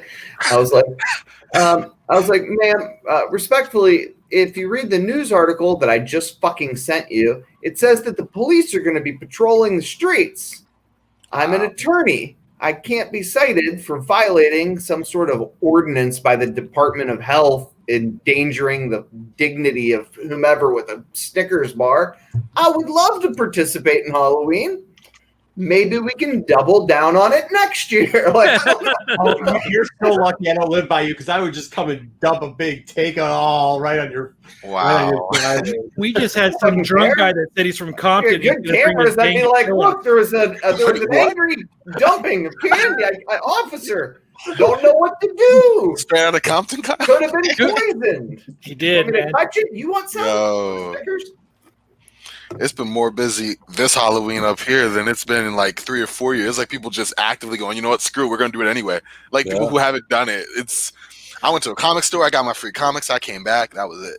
We didn't have any trick-or-treaters. As I said, we just had one dude that said, hey, I'm from Tortilla Flats, I'm bringing my gang, we're gonna kill you. And I was like, dude, we're just standing in the front yard. What do you mean? Yeah, that's the reason why I can't afford candy. It's because I spend all my money on comic books. Yep. Makes sense. You can hand out, hand out a bunch of the kids come, you guys hand them out Turoks, you know? Yeah, last year Kyle was giving away comic books. I did, man. I did. I had like his house. I had like 8 long boxes out, and I was giving them to all the kids, and then I got egged. I knew I should have done something with all those Mosaic promos. No, dude, I give away comic you books. Get a Turok number one. I couldn't be here because it was like an office party, and for like my office manager or whatever. And apparently the kids just like they just ganked the boxes and were like running down the street with the boxes, which I support. Yeah, 100%. I was about to say, I had growing up when I was trick or treating, I had a neighbor. They would buy cases of full size candy bars and just set a case out and say, "Take one." That's fine. And we would we would be waiting outside that house for them to put that case out, man. Beautiful. And every year, like 4 years in a row. My parents would be like, where did you get all these king-size candy bars? And me and my friends would split them up. We'd have like 50 king-size candy bars each. We're back to the Madonna soundtrack. That's the way that love goes. No, that's Janet Jackson. Janet Jackson. Who said, yeah. Somebody else felt that out. That was Janet. Yeah, I had way more fantasies about Janet Jackson growing up than I did Madonna. I don't know how I screwed that up. Well, her albums were better. What about this one? There's a Mando variant on White Widow number 4. Ooh. Hold on, let me look this one up. This is interesting. That is Go get him, Box Book Comics, John, my man. All right, so here we go. What is it? White Widow. Jamie Tyndall's bootleg Spider Girl or whatever. Widow 4? Like Mando variant, yeah. And you know what? Actually, one of my local shops gets really deep in these White Widow books, and they actually yeah, they have an exclusive at the one too. Check that out. Huh? Would you look at that? Love it. Oh yeah, Buying it. Yeah, yeah. it's got, I support that as long as it's got Yoda on it. It's got metal version. $105. I don't like the color of the metal version. He's more naked on the. Yeah, on the I don't know. version, so. I like that one pop better. Yeah, they kind of fucking ruined that one for me with $100 fucking money grab. Sorry. Yeah, I'm with you. Or whoever I just offended with my statement. Sorry. But hey, these White Widow, these things sell, especially like the Hood one. There's another one called something Hood, Robin Hood or something. I love those. I've got a few of them. I've been buying. I buy those up. Those Yeah, you've Robin always bought Tyndall stuff. I remember that. But And then I he was bought pissed because he was a dick when I met him. I He bought a was? collection in there. Remember There's that? three You or were four with me. White Widows in there. What do you mean he was a dick? Like, Remember that? You were with me when we were asking questions. He was like a dick. I don't remember that. No, I talked to him for a good 20 minutes at MegaCon a couple years back. He seemed pretty cool to me. He's probably I just have that- on one. I have that effect on people. If you're talking to him when he's setting up show, probably not. You know, probably not a good idea. Well, he's got the Baby Yoda on it, so that's cool. Very cool. I'm gonna have to buy one, man. I'm gonna have to buy one. Probably the first appearance of Baby Yoda in comic book, right? No. No? No. Just add one for me, Brian. Tell me, All right. where is it? Or, Titan Books. Lucas talked about this on Drunken Chat last night. Hold on, let's get it first. Oh boy, yeah, I forgot. What? You got a 2-minute delay before the drunken sharks who are watching this one catch on and go clear out eBay. Wonder World says those White Widow #1s are solid gold and going for 50. Yeah. Plus. Wow. Jesus. There's a following of that one, and there's also some the one store by me, Acme Superstore, actually has an exclusive half issue or something like that. It's like White Widow's origin, and it's only through Acme. So if you're a White Widow fan, hit me up and I'll see what I can do to try to link you up with that. yeah, I think he treats brick and mortars well. He does. From what I understand. He does he enjoys doing store variants for some of these brick and mortars, which is really, really cool. I think he just did one for Jesse James. Yes, he did. He did. Shout out to Jesse James. And how do you guys feel about those Pharaoh lounge variant covers?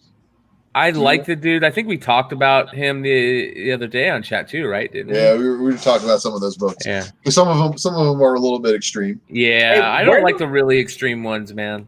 Hey, where the fuck is Lucas? Why wasn't he on? What the fuck? Oh, he's probably busy doing 14-hour Crusader live stuff? feeds. Yeah, live Sure. feeds. Rats. That dude's crazy. Shout out to Lucas for doing like a 15-hour live stream. That's over wild. there with Comic Crusaders. Yeah. After Crusader staying up all night on Drunken Chat, then he went on Crusader Con. Wow. I was sitting there sipping my coffee at 8:30 in the morning. Like, I got 3 hours of sleep. I'm good. Let's go. Wow. Yeah, it was nuts. But what were we just talking about? We were talking about That Titan book. There's a Titan book that's got the little. Okay. baby- Yes. So Titan Books has a Mandalorian like set photos and all. It's kind of like basically like a photo book. and the child's on one of the covers. Yeah, Mhm. there's an A and a B cover or something like that. So Titan Books, who prints comics, made this magazine with those photos on it, and that would actually be the first imprint. Yeah. Okay, and then the Star Wars Insider's got a Peach Momoko variant cover that's got a final order cutoff. What, Monday or something? Yeah, final order cutoff is. Yeah. Yep. There is another variant that I hate doing this, but look at how sweet this variant is. Oh wow. Yeah. And the reason I bring this up is because I want to get into X-Men talk. We didn't get to do it last night on Drunken Chat. Oh, look, this is appropriate. I'm wearing my X-Men shirt. And X-Men is just fucking amazing right now. The whole storyline is great. It's starting to get really hot and heavy in the spec talk too, right? Because now here we're specking on X-Men like again, which is kind of like usually X-Men's dead spec. But those days are over. Yeah, not anymore. And I was reading Stasis. Is that the one that just came out, right? Mhm. I was reading that. There's only one set of books that I'm reading from the regular now, and that's the X-Men series. Because it's so fucking good, man. It is so good. And JJ Maxwell, if that's true, we need to find that out. JJ Maxwell says the child. That's true. That's Okay. true. Yeah. Yeah, I remember that. Yeah. It just wasn't Peach Momoko. Yeah, I got you. Okay, so anyways, X-Men, the Ten of Swords, I don't know, whatever you call it.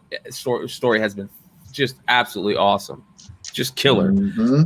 And I loved the the original Horsemen in Stasis. Those characters are so badass, and it made me think again back to their appearance, their quote unquote first appearance that we talked about on chat. What was that first appearance for the original Marvel Comics 1000? There we go. And there's a fucking variant on that is super tough to get, that Disney variant, right? You know, the black and white Disney. There's the black and white Disney, and then there's the color Disney. Yeah. The badass. Those are going to be those. And then there's the 1 in 200 Jeff Scott Campbell. Yeah. There's the 1 in 100 Bartel Storm version. And then there's a bunch of other incentives, and then there's millions of fucking covers. All right. And then there's also a second print. Yes. Literally. Have any of you guys been reading the storyline? Have any of you guys been following it? There we go. Yeah, wow. Yeah. And that's a sweet cover. Wow. That's nice. That's a badass cover, dude. That's a Linnell Francis Yu cover in all its glory right there. Second print. That is the second print. Yep. Yeah, it's an apocalypse story more than an X-Men story. Yeah. Yeah, at this point. And I think a lot of us are fans of the original age too, right? Like the whole X-Men. I think that's kind of like, so it gives us back, because the third age wasn't such a good one, but the first one was definitely one of the best. Well, here's the thing, and this is what Hickman is doing. Like, I know everybody talks about Cates, but Hickman is like genius on another level. Like, he is probably the best writer in comics, right? Is there a better writer in comics? I don't think there is. It doesn't even get close. And he is trying to do something, in my opinion, that I don't think anybody has done well. All right, later, Carter. Thank you, brother. Hey, you guys, if you guys aren't subbed to Mercenaut's channel, none of you are. You're not missing subbed. the sickest pickups on the planet. Yeah, none of you are already not subbed to that channel, so I don't even need to say it. So, anyways, Hickman has doing stuff that I don't think has been done in a very long time, since Claremont, since Grant Morrison on his run with Quietly. I don't think there's anybody that's done a good job with X-Men in a long time, and he's doing something that is very hard, and he's fixing the continuity, right? He's trying to fix X-Men continuity at the same time of telling a really, really good story that harkens back to continuity. Yeah, but he fixed continuity with one fucking issue. Yeah. Like, it was the most That's masterful goddamn move I've ever seen. I'm just like, oh, this guy, he's everybody else is out here fucking around playing checkers, and Homeboy just won a 3D chess game with like one move. Checkmate. Boom. It was a But wrap. at first, everybody was like, I don't know about Hickman. And I was like, you guys are fucking crazy if that's what you're thinking about Hickman, because he's a badass writer, and he's gonna do it, and he's gonna do it right, and you're gonna love it when as it plays out. And I knew a lot of people that were like, no, and I was like, you know what, you're gonna eat fucking crow. Yep. Did anybody catch this? Yep. First Captain Avalon. Wow. There's two great things about Hickman, if you didn't know it was going to be good. And Kyle's probably referencing these two.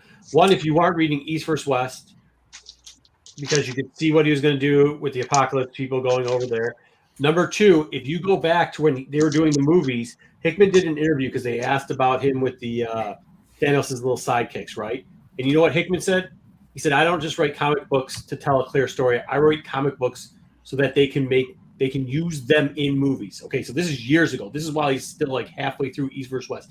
If you didn't hear that and then go Black Order. Yeah, Black Order, because that's what he's talking about. He did the Black Order, so they use referencing that. They put the Black quick, Order fast, and in a hurry. I mean, and then right after that, he's like, I'm going to pick up X-Men. If you aren't like all in, then I don't know what to tell you. I mean, but that's like, is that what you're talking about, Kyle, when he was doing the Black Order thing and then came What's over? up, Matt? What's up, buddy? All right. Yeah, this is Matt, everybody. Another crew from the Absolute Geek crew. Yeah, you're right. You're right, Marco. I agree with you. Like that interview says it all. And not only that, Hickman didn't he do God of Thunder? No, that's Aaron. Okay, that was Jason Aaron. Yeah, you're right. You're right. Anyways, but Hickman's whole realignment of Fantastic Four and then Avengers and New Avengers into Secret Wars is definitely going to be the biggest mark that he's going to leave. And that Secret Wars movie can be adapted from that series relatively well. Once they have the chess pieces in place, they need Molecule Man, they need Doctor Doom, they've got Doctor Strange, they've got everybody else. Iron Man doesn't play a big part in that, so they can do without him in there. But the Fantastic Four has to come into play, and Doctor Doom needs to be introduced before they can get into that, because Galactus and Silver Surfer and the Fantastic Four's portions of the Secret Wars are pretty hefty. who wrote that Ultimates run with Blue Marvel and America? Who wrote that run? Was that Al Ewing? Yeah, I think it was. Yeah, it was. It was. Yeah. That's the one thing. Like Kate's, and I like the arcs that he like. I like him in arcs, right? Like I like arcs that he does. But when you see Hickman's plan through stuff, it's like you just like East. If you're reading East and West, like it's the most frustrating book because it took forever, but like you just couldn't stop reading it, right? Like it was like that. Like he had the whole thing was like cool, and it was like watching a movie while you were reading it and stuff like that. And same with some of the stuff that he fixed up already. So then. Like, I'm glad he took over the X titles because that's out of all comics, the X titles, comics, I said, the X titles is what I love the best. Like, I think he's made Magic in X books a lot more tolerable. Yeah. He's done a really good job. And he revitalized the Children of the Atom, which is, I mean, like, that part of the X-Men books has always just been a effing mess anyways, right? Like, that's what the original Age of Apocalypse was supposed to do, was kind of fix that shit too, and then they screwed it up again. Well, his New Avengers run was epic, right? We already talked about that. That shit was epic. All Fantastic Four stuff. I loved Manhattan Project. I was a little bummed about Secret Wars. Was so great halfway through. It was so great. The ending just was so lackluster for me. Yeah, I like Secret just took too long. Yeah. His independent stuff is fucking exceptional. Yeah, East and West is like that's like one of the greats, right? This can't wait till it Infinity. gets picked Oh up my again. god! Yeah. So, do you guys ever read Hickman's Fantastic Four stuff? Yeah, I haven't. I don't a like Fantastic. long time ago back. So, I mean, that's the stuff where Franklin Richards. Galactus is Franklin Richards' herald. To me, my herald. That was like some of the most insane stuff I've seen from Hickman's writing. Yeah, he did some really cool stuff with Franklin Richards. And there's some of his Ultimate stuff. Did he responsible for killing Peter Parker in Ultimate Universe? No. No. Spawn issue. Yeah, that was still Bendis. Yeah. He did a Spawn issue, huh? Wow. Anyways, yeah. Anyway, long story short, what I love about Hickman's move in Powers of 10 #2 is legitimately in 36 pages. He was able to create a space where it does not matter what stories they tell on film. It does not matter what stories they tell in print. Continuity does not matter at all, because he fucking gave them a plot device so that time doesn't really matter. And took a character who was, basically sort of the girlfriend occasionally of Charles Xavier and made them the most important mutant, period. And I was just like, well, fuck. And then I can't wait to see where that story goes. And then, of course, the Phalanx shit is fucking phenomenal. I love the what's his face? Who's the other villain that pops out of that? Nimrod stuff was fucking strong as it gets. I'm not necessarily so hyped about like the Matrix reincarnate the fucking X-Men stuff, but he's paid that off with some real cool stories. I think later in the run, like later in the X-Men ongoing series. So it's whatever. But these are adaptable towards movies a lot better than previous X incarnations. No fucking question about it. And the whole thing, Professor X is powerful enough to be like, hey, we've always been here. I just keep wiping your mind, and you guys never remember me because I don't let you. So good. I love shit like that. Yeah. Well, and it is the No More Mutants, right? Yeah, like, you're like they can do it whichever fucking way they want, however they want to do it. Yeah, it's good stuff. We'll see. We'll see. He fixed a lot too. He makes the continuity work. I mean, that would work. I'm excited about X books again. Yes. There's a lot of other people that are with me on that too. Yeah. Once most people got reading the Hickman run, that ended up being the consensus. Yeah. Finally. What characters do you guys like going forward? I mean, like, who are the big boys for you? I love them. Or girls, for that matter. Like, there's a couple of players that have really come out in some of these series. Scalp Hunter and Marauders is probably one of the best fleshed out, written characters that they've written lately. I'm digging that. I'm not digging what they did with Madeline Pryor, obviously, because that was some wild stuff. But it's like now they can revive every mutant, but there's one mutant they haven't revived, and that's John Proudstar. Why won't Thunderbird come back? Why can't they bring him back? Listen, I mean, he came back, but he was a Blue Angel instead of a Thunderbird.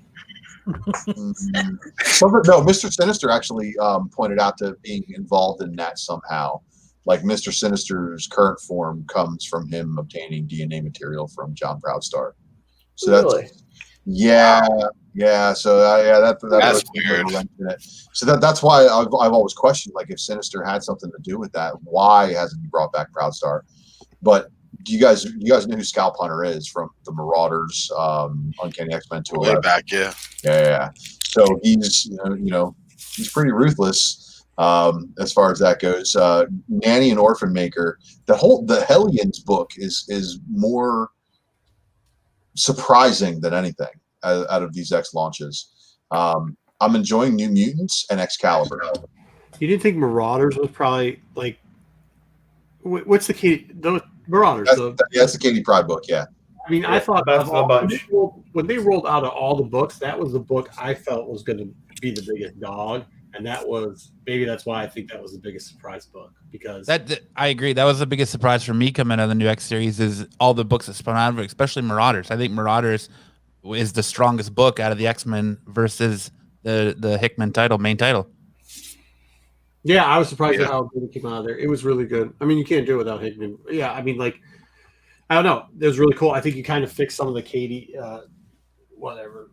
They gave Kitty Pryde more of an edge too. Yeah. Plus, they brought back what's his name, Deadlock or whatever. Big Dragon's cool. Made Boat's cool. Made a lot of stuff cool. It was cool. Like you said, Maximus, like they did a really good job on that type of stuff. Are they finally gonna do something with Sinister though? Like, yeah. I mean, I was like, kind of thinking the same. If you're reading Hellions, you will like what they're doing with Sinister. I am not. Oh, okay. You got to read Hellions because Sinister's definitely up to his own plot devices that he's always, I mean, they always do that, but then they kind of leave him out in the hang. Like, kind of just want it finally. He hasn't been written this well in so long. So, and I'll give you a little bit of a tidbit. So Sinister comes up with this plan during X of Swords to march into Otherworld and steal the swords, thus resulting in a forfeit. And then he actually has to do rock, paper, scissors with one of his clones to decide which one of them is going to go into Otherworld. And one of the things is winner gets the cape. The cape, Minister Sinister's cape, then gets traded to Jamie Braddock King of Avalon. You see Jamie Braddock wearing the cape later on in Excalibur number 13. So Sinister's been written very well in the Hellions book, along with Grey Crow. And again, Scalp Hunter, let's just say he had to execute some of his team members because because that's what he got. Yeah. Some of the things that that went down in Hellions book. But Sinister's up to some very unauthorized genetic experiments still, and Nanny gets wind of it and she calls him out on it. So there's blackmail and all that kind of stuff. But Hellions is definitely that book that people probably didn't pay attention to, but it's got really good writing and character development in it. And if I'm telling you this, if you go and read the first 5 issues of Hellions, you will then be a Scalp Hunter fan. I promise you. Yeah, no, it's cool. Yeah. Yeah. What is Angel saying here? Yeah, cause I'm still thinking Mutant Massacre when I think Scalp Hunters. So you mentioned 211, like that's kind of where I'm at with that. So that'd be cool to catch back up for sure. So, I mean, he's obviously all the mutant villains, the good mutant villains have now been welcomed to Krakoa, just like with everybody else. Wow. Amnesty is one of those things. So you have some of these, anti-heroes making their way on the teams. And Hellions is basically kind of like, you think X-Force is Black Ops? No. Hellions is basically like the black budget. They don't have a name type of X-Force going and doing some things. Obviously, they're trying to cheat in the X of Swords tournament, and that's kind of like a big thing. So there's only one thing that I don't really like at all about the Hickman's X-Men run. And I don't know if this is much Hickman as maybe somebody else, but I guess the whole story is the weird Jean Grey, Cyclops, Cable family dynamic. Like, it's so weird how Scott talks to Jean now. Like I'm sorry, I'm an Emma Frost. Like, I like Scott when he's with Emma because Emma gives him kind of like that like quit being a pussy. Quit being a pussy. You're a badass. Da, da, da. But when he's like all super clean cut and the way he talks, him and Jean Grey talk in the comic, and it's not fucking good, man. Well, it's cheesy. Well, he is a pussy. Did you ever read? He is a pussy, but when he's with Emma, he's not. He's like, fuck it, we're gonna fucking do this shit. She tells him, she's like, Marco don't hold back. He'll tell you he's a pussy. Yeah, you're right. It could be written better though. Like Havoc is tougher than Scott. And that's why Havoc. Yeah, so you got to know that's why Havoc was with Scott's ex, Madeline Pryor. Mm-hmm. Yeah. So there's that weird dynamic going on there. Like, hey, you got my wife's clone. And Havoc's badass in this. Like, Havoc's badass in X of Swords. But there's also a couple other new characters that I want to talk about, and did you get into High Sumner yet? No. High Sumner is a fucking great character, like, so far. He's like, you can't tell if he's fucking diabolical evil. You can't tell, like, you know what I mean? Like, what's going on. He's a great looking character. His design's cool. I thought that was cool. That big fucking alligator that we see in Stasis. Prague. That character looks cool as shit. I didn't like 4 rock arms on an alligator head. Yeah, it's massive. The white sword. The hot mother or whatever her name is, the chick with the tentacle mask, like the.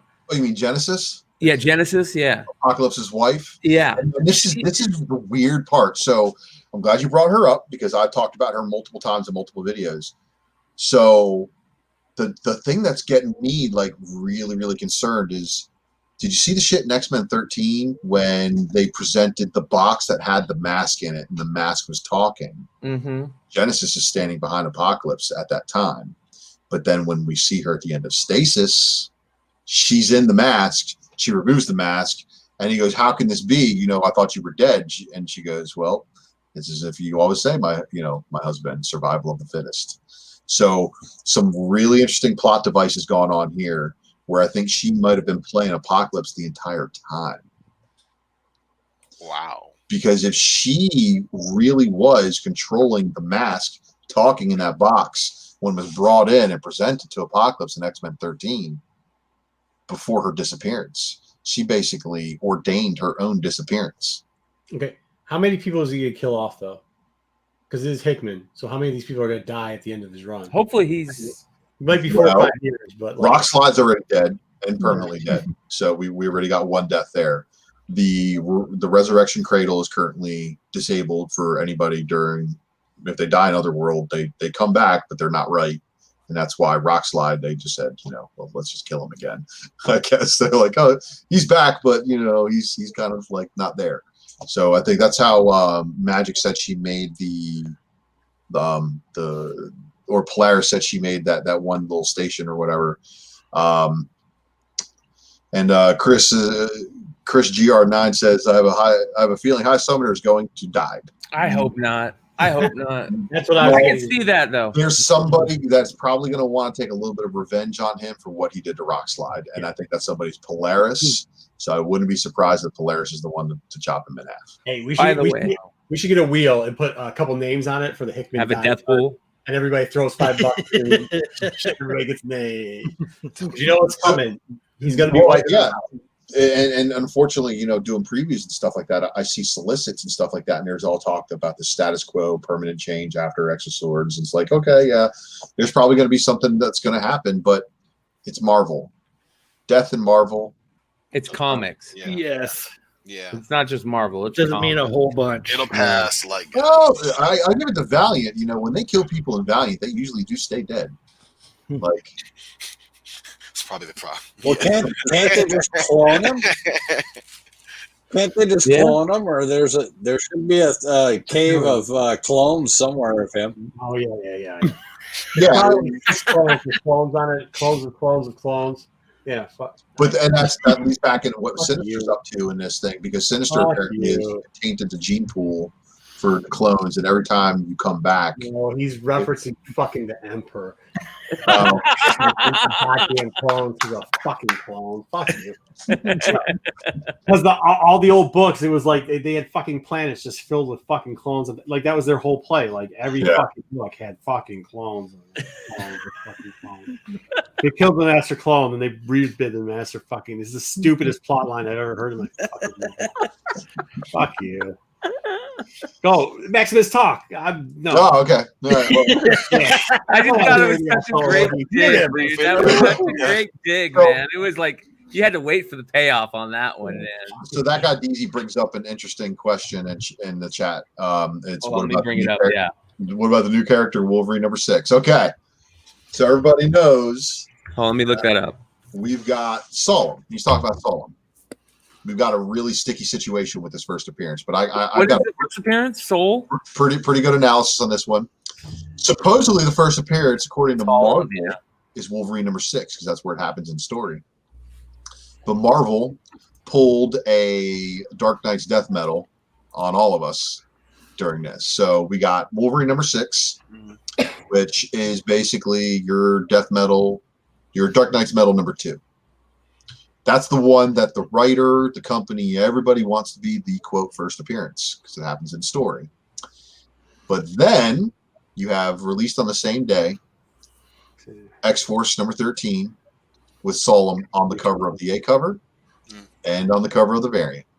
He appears on neither A cover nor any of the variants because that's that Dave Johnson variant for Wolverine #6.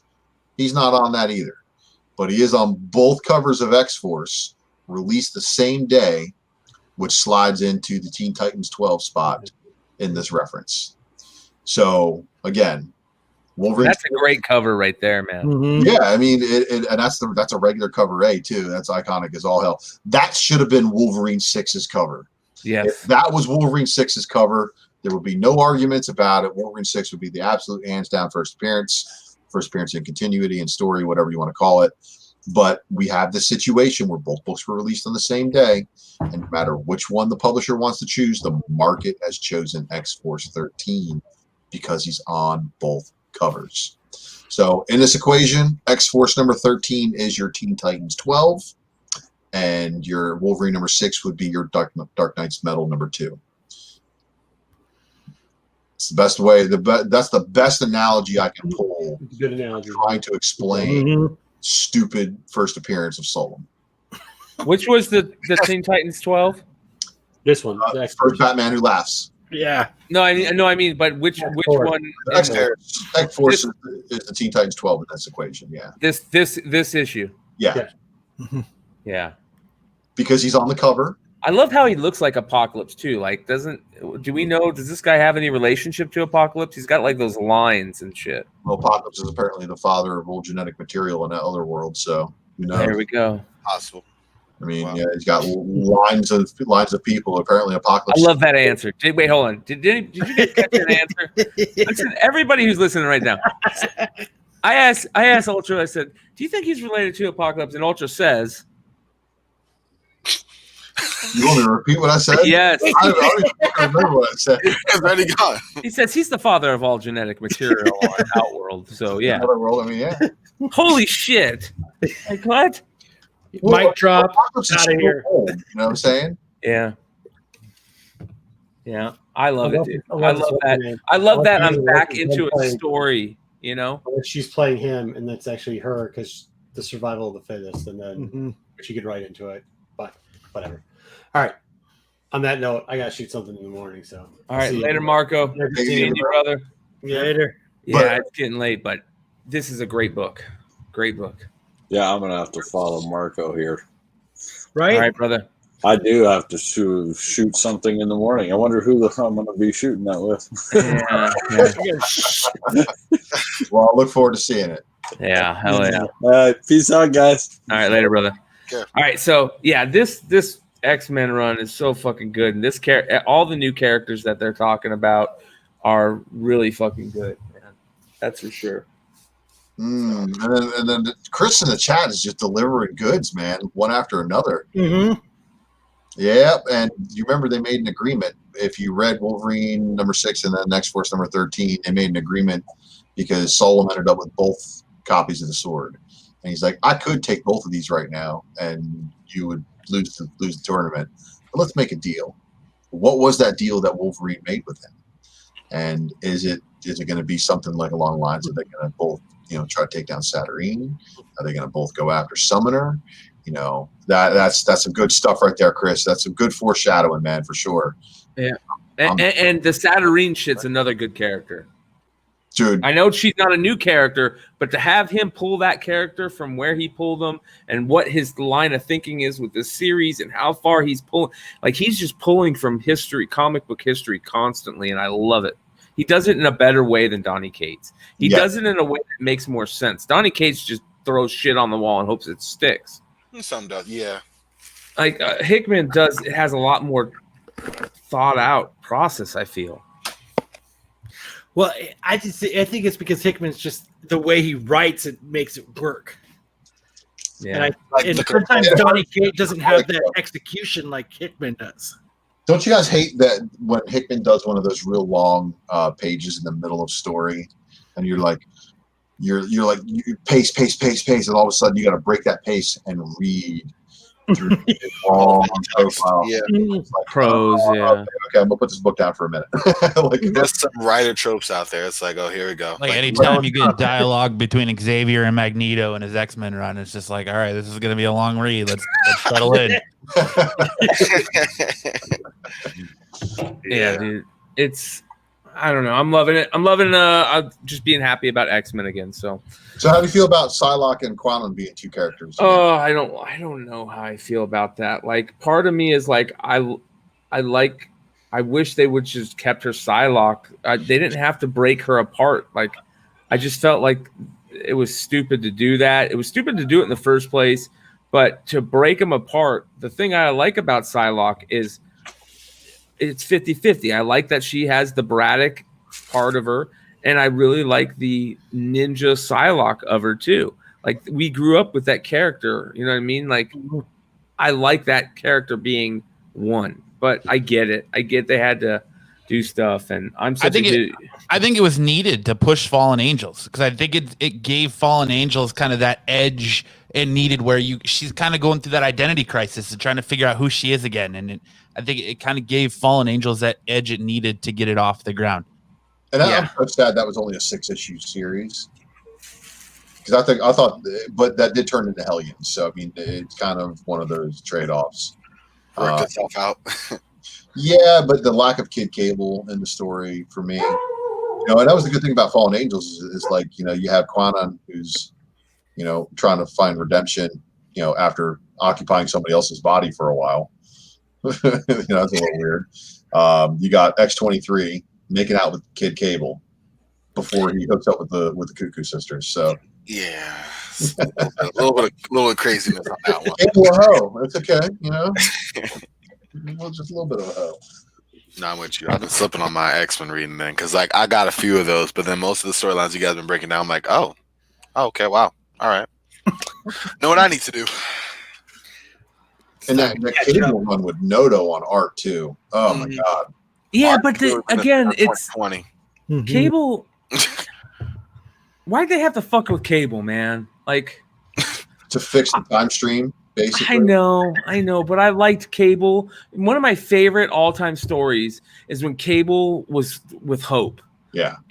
That is one of the and that really endeared me to that Cable character like no other. I was always a fan of Cable because I'm one of those guys who was a Liefeld guy too growing up. Like when he hit New Mutants, like I was so heavy into comics. That was when I first really got heavy into comics, and like you had him on New Mutants, it was badass, and Cable was badass in New Mutants, man.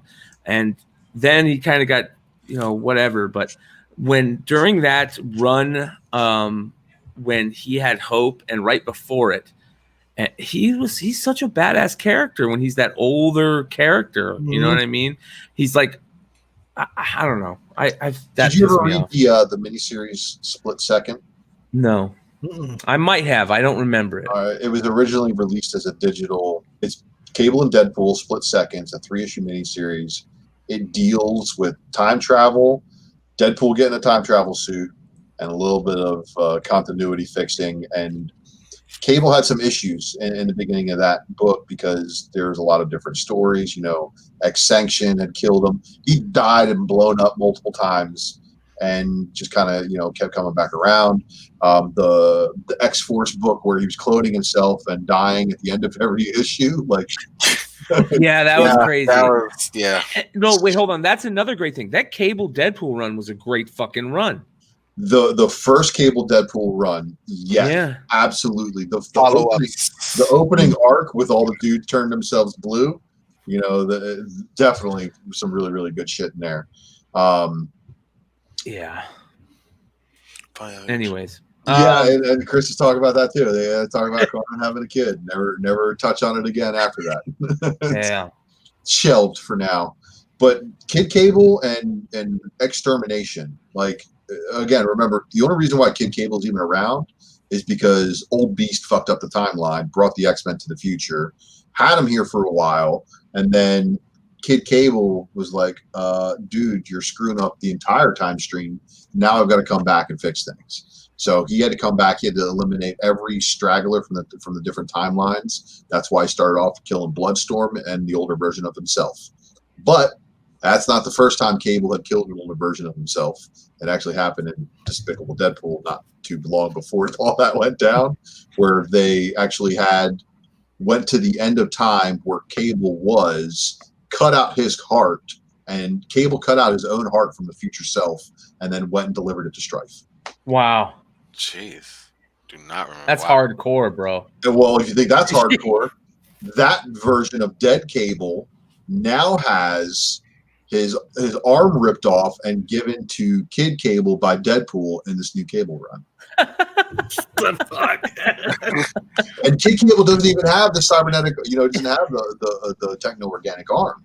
So I mean, you may think the continuity is not really counted, but they are really trying to do their part to clean up Cable. Yeah, because they know X-Men fans are huge in continuity. They're like, if it's not in continuity, that's X-Men fans are like fucking just so about their history. But do you know how many people do you know who were reading that Wolves Portasio run of X-Force, or I'm sorry, X-Factor, when he was doing the Shinobi Shaw run, and then had that the virus and the apocalypse and all that stuff go down, and then you see Cyclops giving kid baby Nathan to the future. Uh-huh. So that was all like right around Muir Island Saga. That was right. Right when I was really getting into it. And man, just to see that whole arc then come back around and be like, okay, well, guess what? No techno-organic virus. Doesn't need to go to the future. Cyclops and Jean technically did raise him, and he already has those memories. So remember how you were asking why the weird dynamic is there? Is because this Cable has come back from a future after Cyclops and Jean raised him in that future, and he's come back from that point. So he's fresh. I don't understand a single fucking part of that. And I saw Corbin's head just explode. I know, man. I'm too stoned to even say future. Yeah, I gotta get back. No, it's what? so not only that, so you have Cyclops and remember the Adventures of Cyclops and Phoenix? Yes, great run. Yeah, so that is Slim and Red. Was actually Cyclops and Jean Grey transformed into the future bodies or whatever. But that's important to read now because of who the Cable that we have is. But then remember that 10 or 11 issue run of X-Force post death. Yeah, it was weird. Yeah. Fighting a young Strife. Yeah. So it's tying into both of those back ones, potentially. Tying into a lot of shit. It's keeping everything that we have with the Strife and Cable battle still able to be picked from. Wow. So I'm all about that because the Liberation Front still happens. And then do you guys remember the X-Force miniseries by Liefeld when he returned and everybody was like, oh my god. Yeah. Where Domino's wearing the Strife suit at the end. So I think all of that still is in play. Which again, I'm a Cable fan. That's the reason why I know about all this shit. Yeah, I like this. Messiah Complex was a wonderful storyline, awesome storyline. It was under-spec'd, but there are some really great variants in that whole run. There's some great connecting variants. Remember when Marvel was doing that thing where they would say a word, and all the issues would connect, and they have one really good for that one. Of course, the first appearance of Hope. But I want to harken back to Sinister because we talked a little bit about great characters in this X of Swords run. And the Sinister character in this X of Swords run, man, I like it. I like it. I mean, we all know what Sinister is about and everything, but I love how all the mutants around him, this is Sinister we're dealing with. This guy's such a douchebag. He's such a douchebag. And that scene when they're all deciding, who has to go and take care of business. And I think it was you, Ultra, that showed this. Yeah. And there's, they're voting and he makes some comment about Polaris and Magneto's like, I'm going to change my vote because you're a fucking dick. Yeah. And you're going. Yeah. He can't do that, can he? He can. And then he goes and he thaws out one of his own clones and is like, I'm thawing you out because you're going. He's like, nah, we're going to rock, scissors, paper for the shit. The winner gets the cape. And then he loses the cape to Jamie Braddock in Otherworld. So yeah. And I think that Sinister is a great, great fucking character. He's one of my all-time favorite X-Men characters, man. All time. And aren't you glad that the X-Men movies never actually got around to using him and messing him up the way they did Apocalypse? Yes, these guys right here, the Absolute Geek Crew, know how I feel about that. I love that X-Men run, man. I love Days of Future whatever. The second movie was fucking awesome. And I wanted that Apocalypse one to be so fucking good. Right? Horseman. You wanted the horse. Fucked up. Psylocke was terrible. Psylocke was terrible. I mean, Olivia Munn was garbage. Oh my gosh. She just wasn't written very well for the role. Yeah, I feel like it could have worked. Perfectly fit the role, but there was no writing for her whatsoever. I think Matt had always put those in the best way.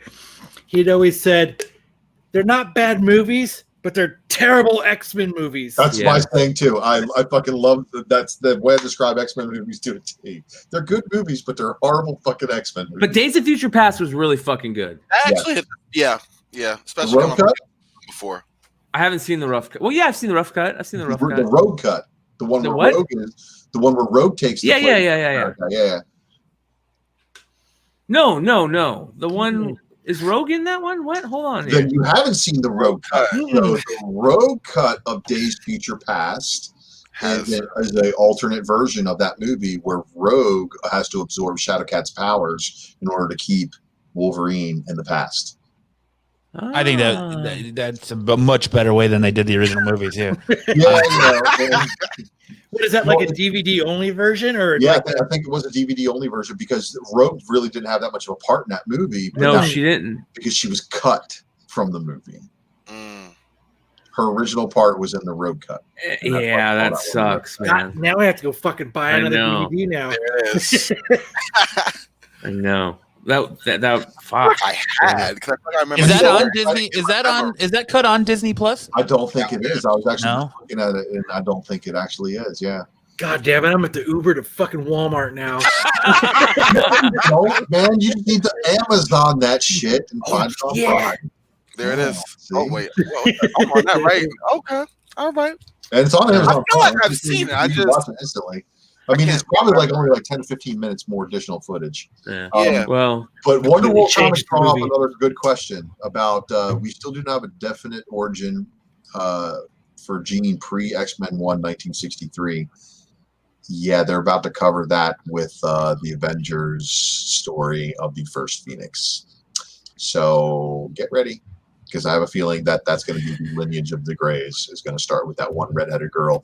And as somebody who's into anthropology, ancient history, and older cultures, I can tell you that red hair genetics are actually some of the oldest genetics on the planet. Yeah. Yeah, and they're dying off. And I agree with JJ Maxwell. It's a garbage movie either way. I didn't think it was bad. My problem was I reread Days of Future Past like a half hour before I went to the movies because I was I don't know what I was expecting, and I went in and I was like, I pulled the Ultimate Comic Book thing. What the fuck? That's not like the comics, you know. But I understood it, and I've argued with Matt before on this, and you got to use the characters everybody is used to seeing. Yeah, the importance of keeping that. I mean, shoehorning Wolverine in was just. I mean, that was going to be obvious in general, but like in terms of the movie having those same characters, you're not going to reach deep into comic archives, or not even deep, but just from the story for a general audience that's just like, what? So of course Wolverine is the guy, and then Storm and everything else. But I love the Sentinels. I was on top of that movie. I agree. The Sentinels were bad as fuck in that movie, man. I was like, like every time they came, it just the classic Sentinel in the past, yes. The future Sentinel, not so much. No, the future Sentinel was bad as fuck. Like, yeah, I liked not a fan. Classic Sentinels, but when I saw them, I was like, yawn. I knew that what they were going to do, but you had no idea what the future ones were going to do. And they, like, in their shapelessness, it was like, oh shoot, like that first part where they took all of them out, even I knew that wasn't like going to be the movie, but I still was like, oh damn, okay, how are they going to turn the table? It's like, I like that, man. And I love how where they were dying and then they altered the timeline. Yes, that was fine. That opening we were never here. Fire, exactly. I wish they had taken that into the comics a little bit more, honestly, or a little at all. I mean, that sort of sense. The music in that movie was badass too. The music was, the score was really fucking. Which brings me to another quick point. Have you guys all seen Tenet yet? No, it's on the list. It's end of the month, end of the next month. I'll have watched it. I don't watch movies until they're on HBO. Tenet was a good movie, and it's a little bit of a mind fuck. Oh, well, but that's why. It wasn't as good as I expected, but it's really fucking good. But here's the thing about Tenet. The fucking soundtrack to Tenet is mind-blowing. If you guys ever get a chance and you guys have Spotify, go find the original soundtrack to the Tenet and just put that shit on, just blast it and just chill and do whatever you guys do when you listen to music. If it's working out, whatever, just let that shit roll. It is crazy, man. It's some like 23-year-old kid from Sweden that did the music for Mandalorian too. He does the music. Really? He does all the shit for Mando too. He came up with the Mando intro and everything. His kid's a genius, and he's so good. It's not Zimmer. No, wow. Zimmer. This is the first time he didn't do a Nolan movie because he went and did. He had to go do something else. But yeah, that was a big deal, man. But yeah, if you get a chance, check out the soundtrack for Tenet. Absolutely unreal. All right. That being said, we are 4.5 hours in tonight, guys. I think it's pretty close to calling it a night, so we're going to do that. Thank you to everybody. Yeah, thank you to everybody who has joined us tonight. It's been a long night. Thank you to all the combatants. It's crazy, you know. It's nice to do this 2 nights in a row, but I don't know if it's good for the good old sleep system. No, it's definitely not. Hey, I had a blast. It takes me a week to recover, and then I'm right back to square one on Friday. It's like football, man. You only play on Sundays. You got a whole week to recover. Well, apparently, I guess they do doubles once in a while. All right, guys. So thank you, everybody. Hey, we got Mighty Mel V channel, 1,000 subscribers tonight. That's the biggest news of the night. So shout out to Drunken Chat Son, Mighty Mel V. Much love to them. And make sure you guys tune in for the next show coming up, whenever that is, on the Tales from the Flipside channel. We'll see you next time. Peace. Thank you, guys.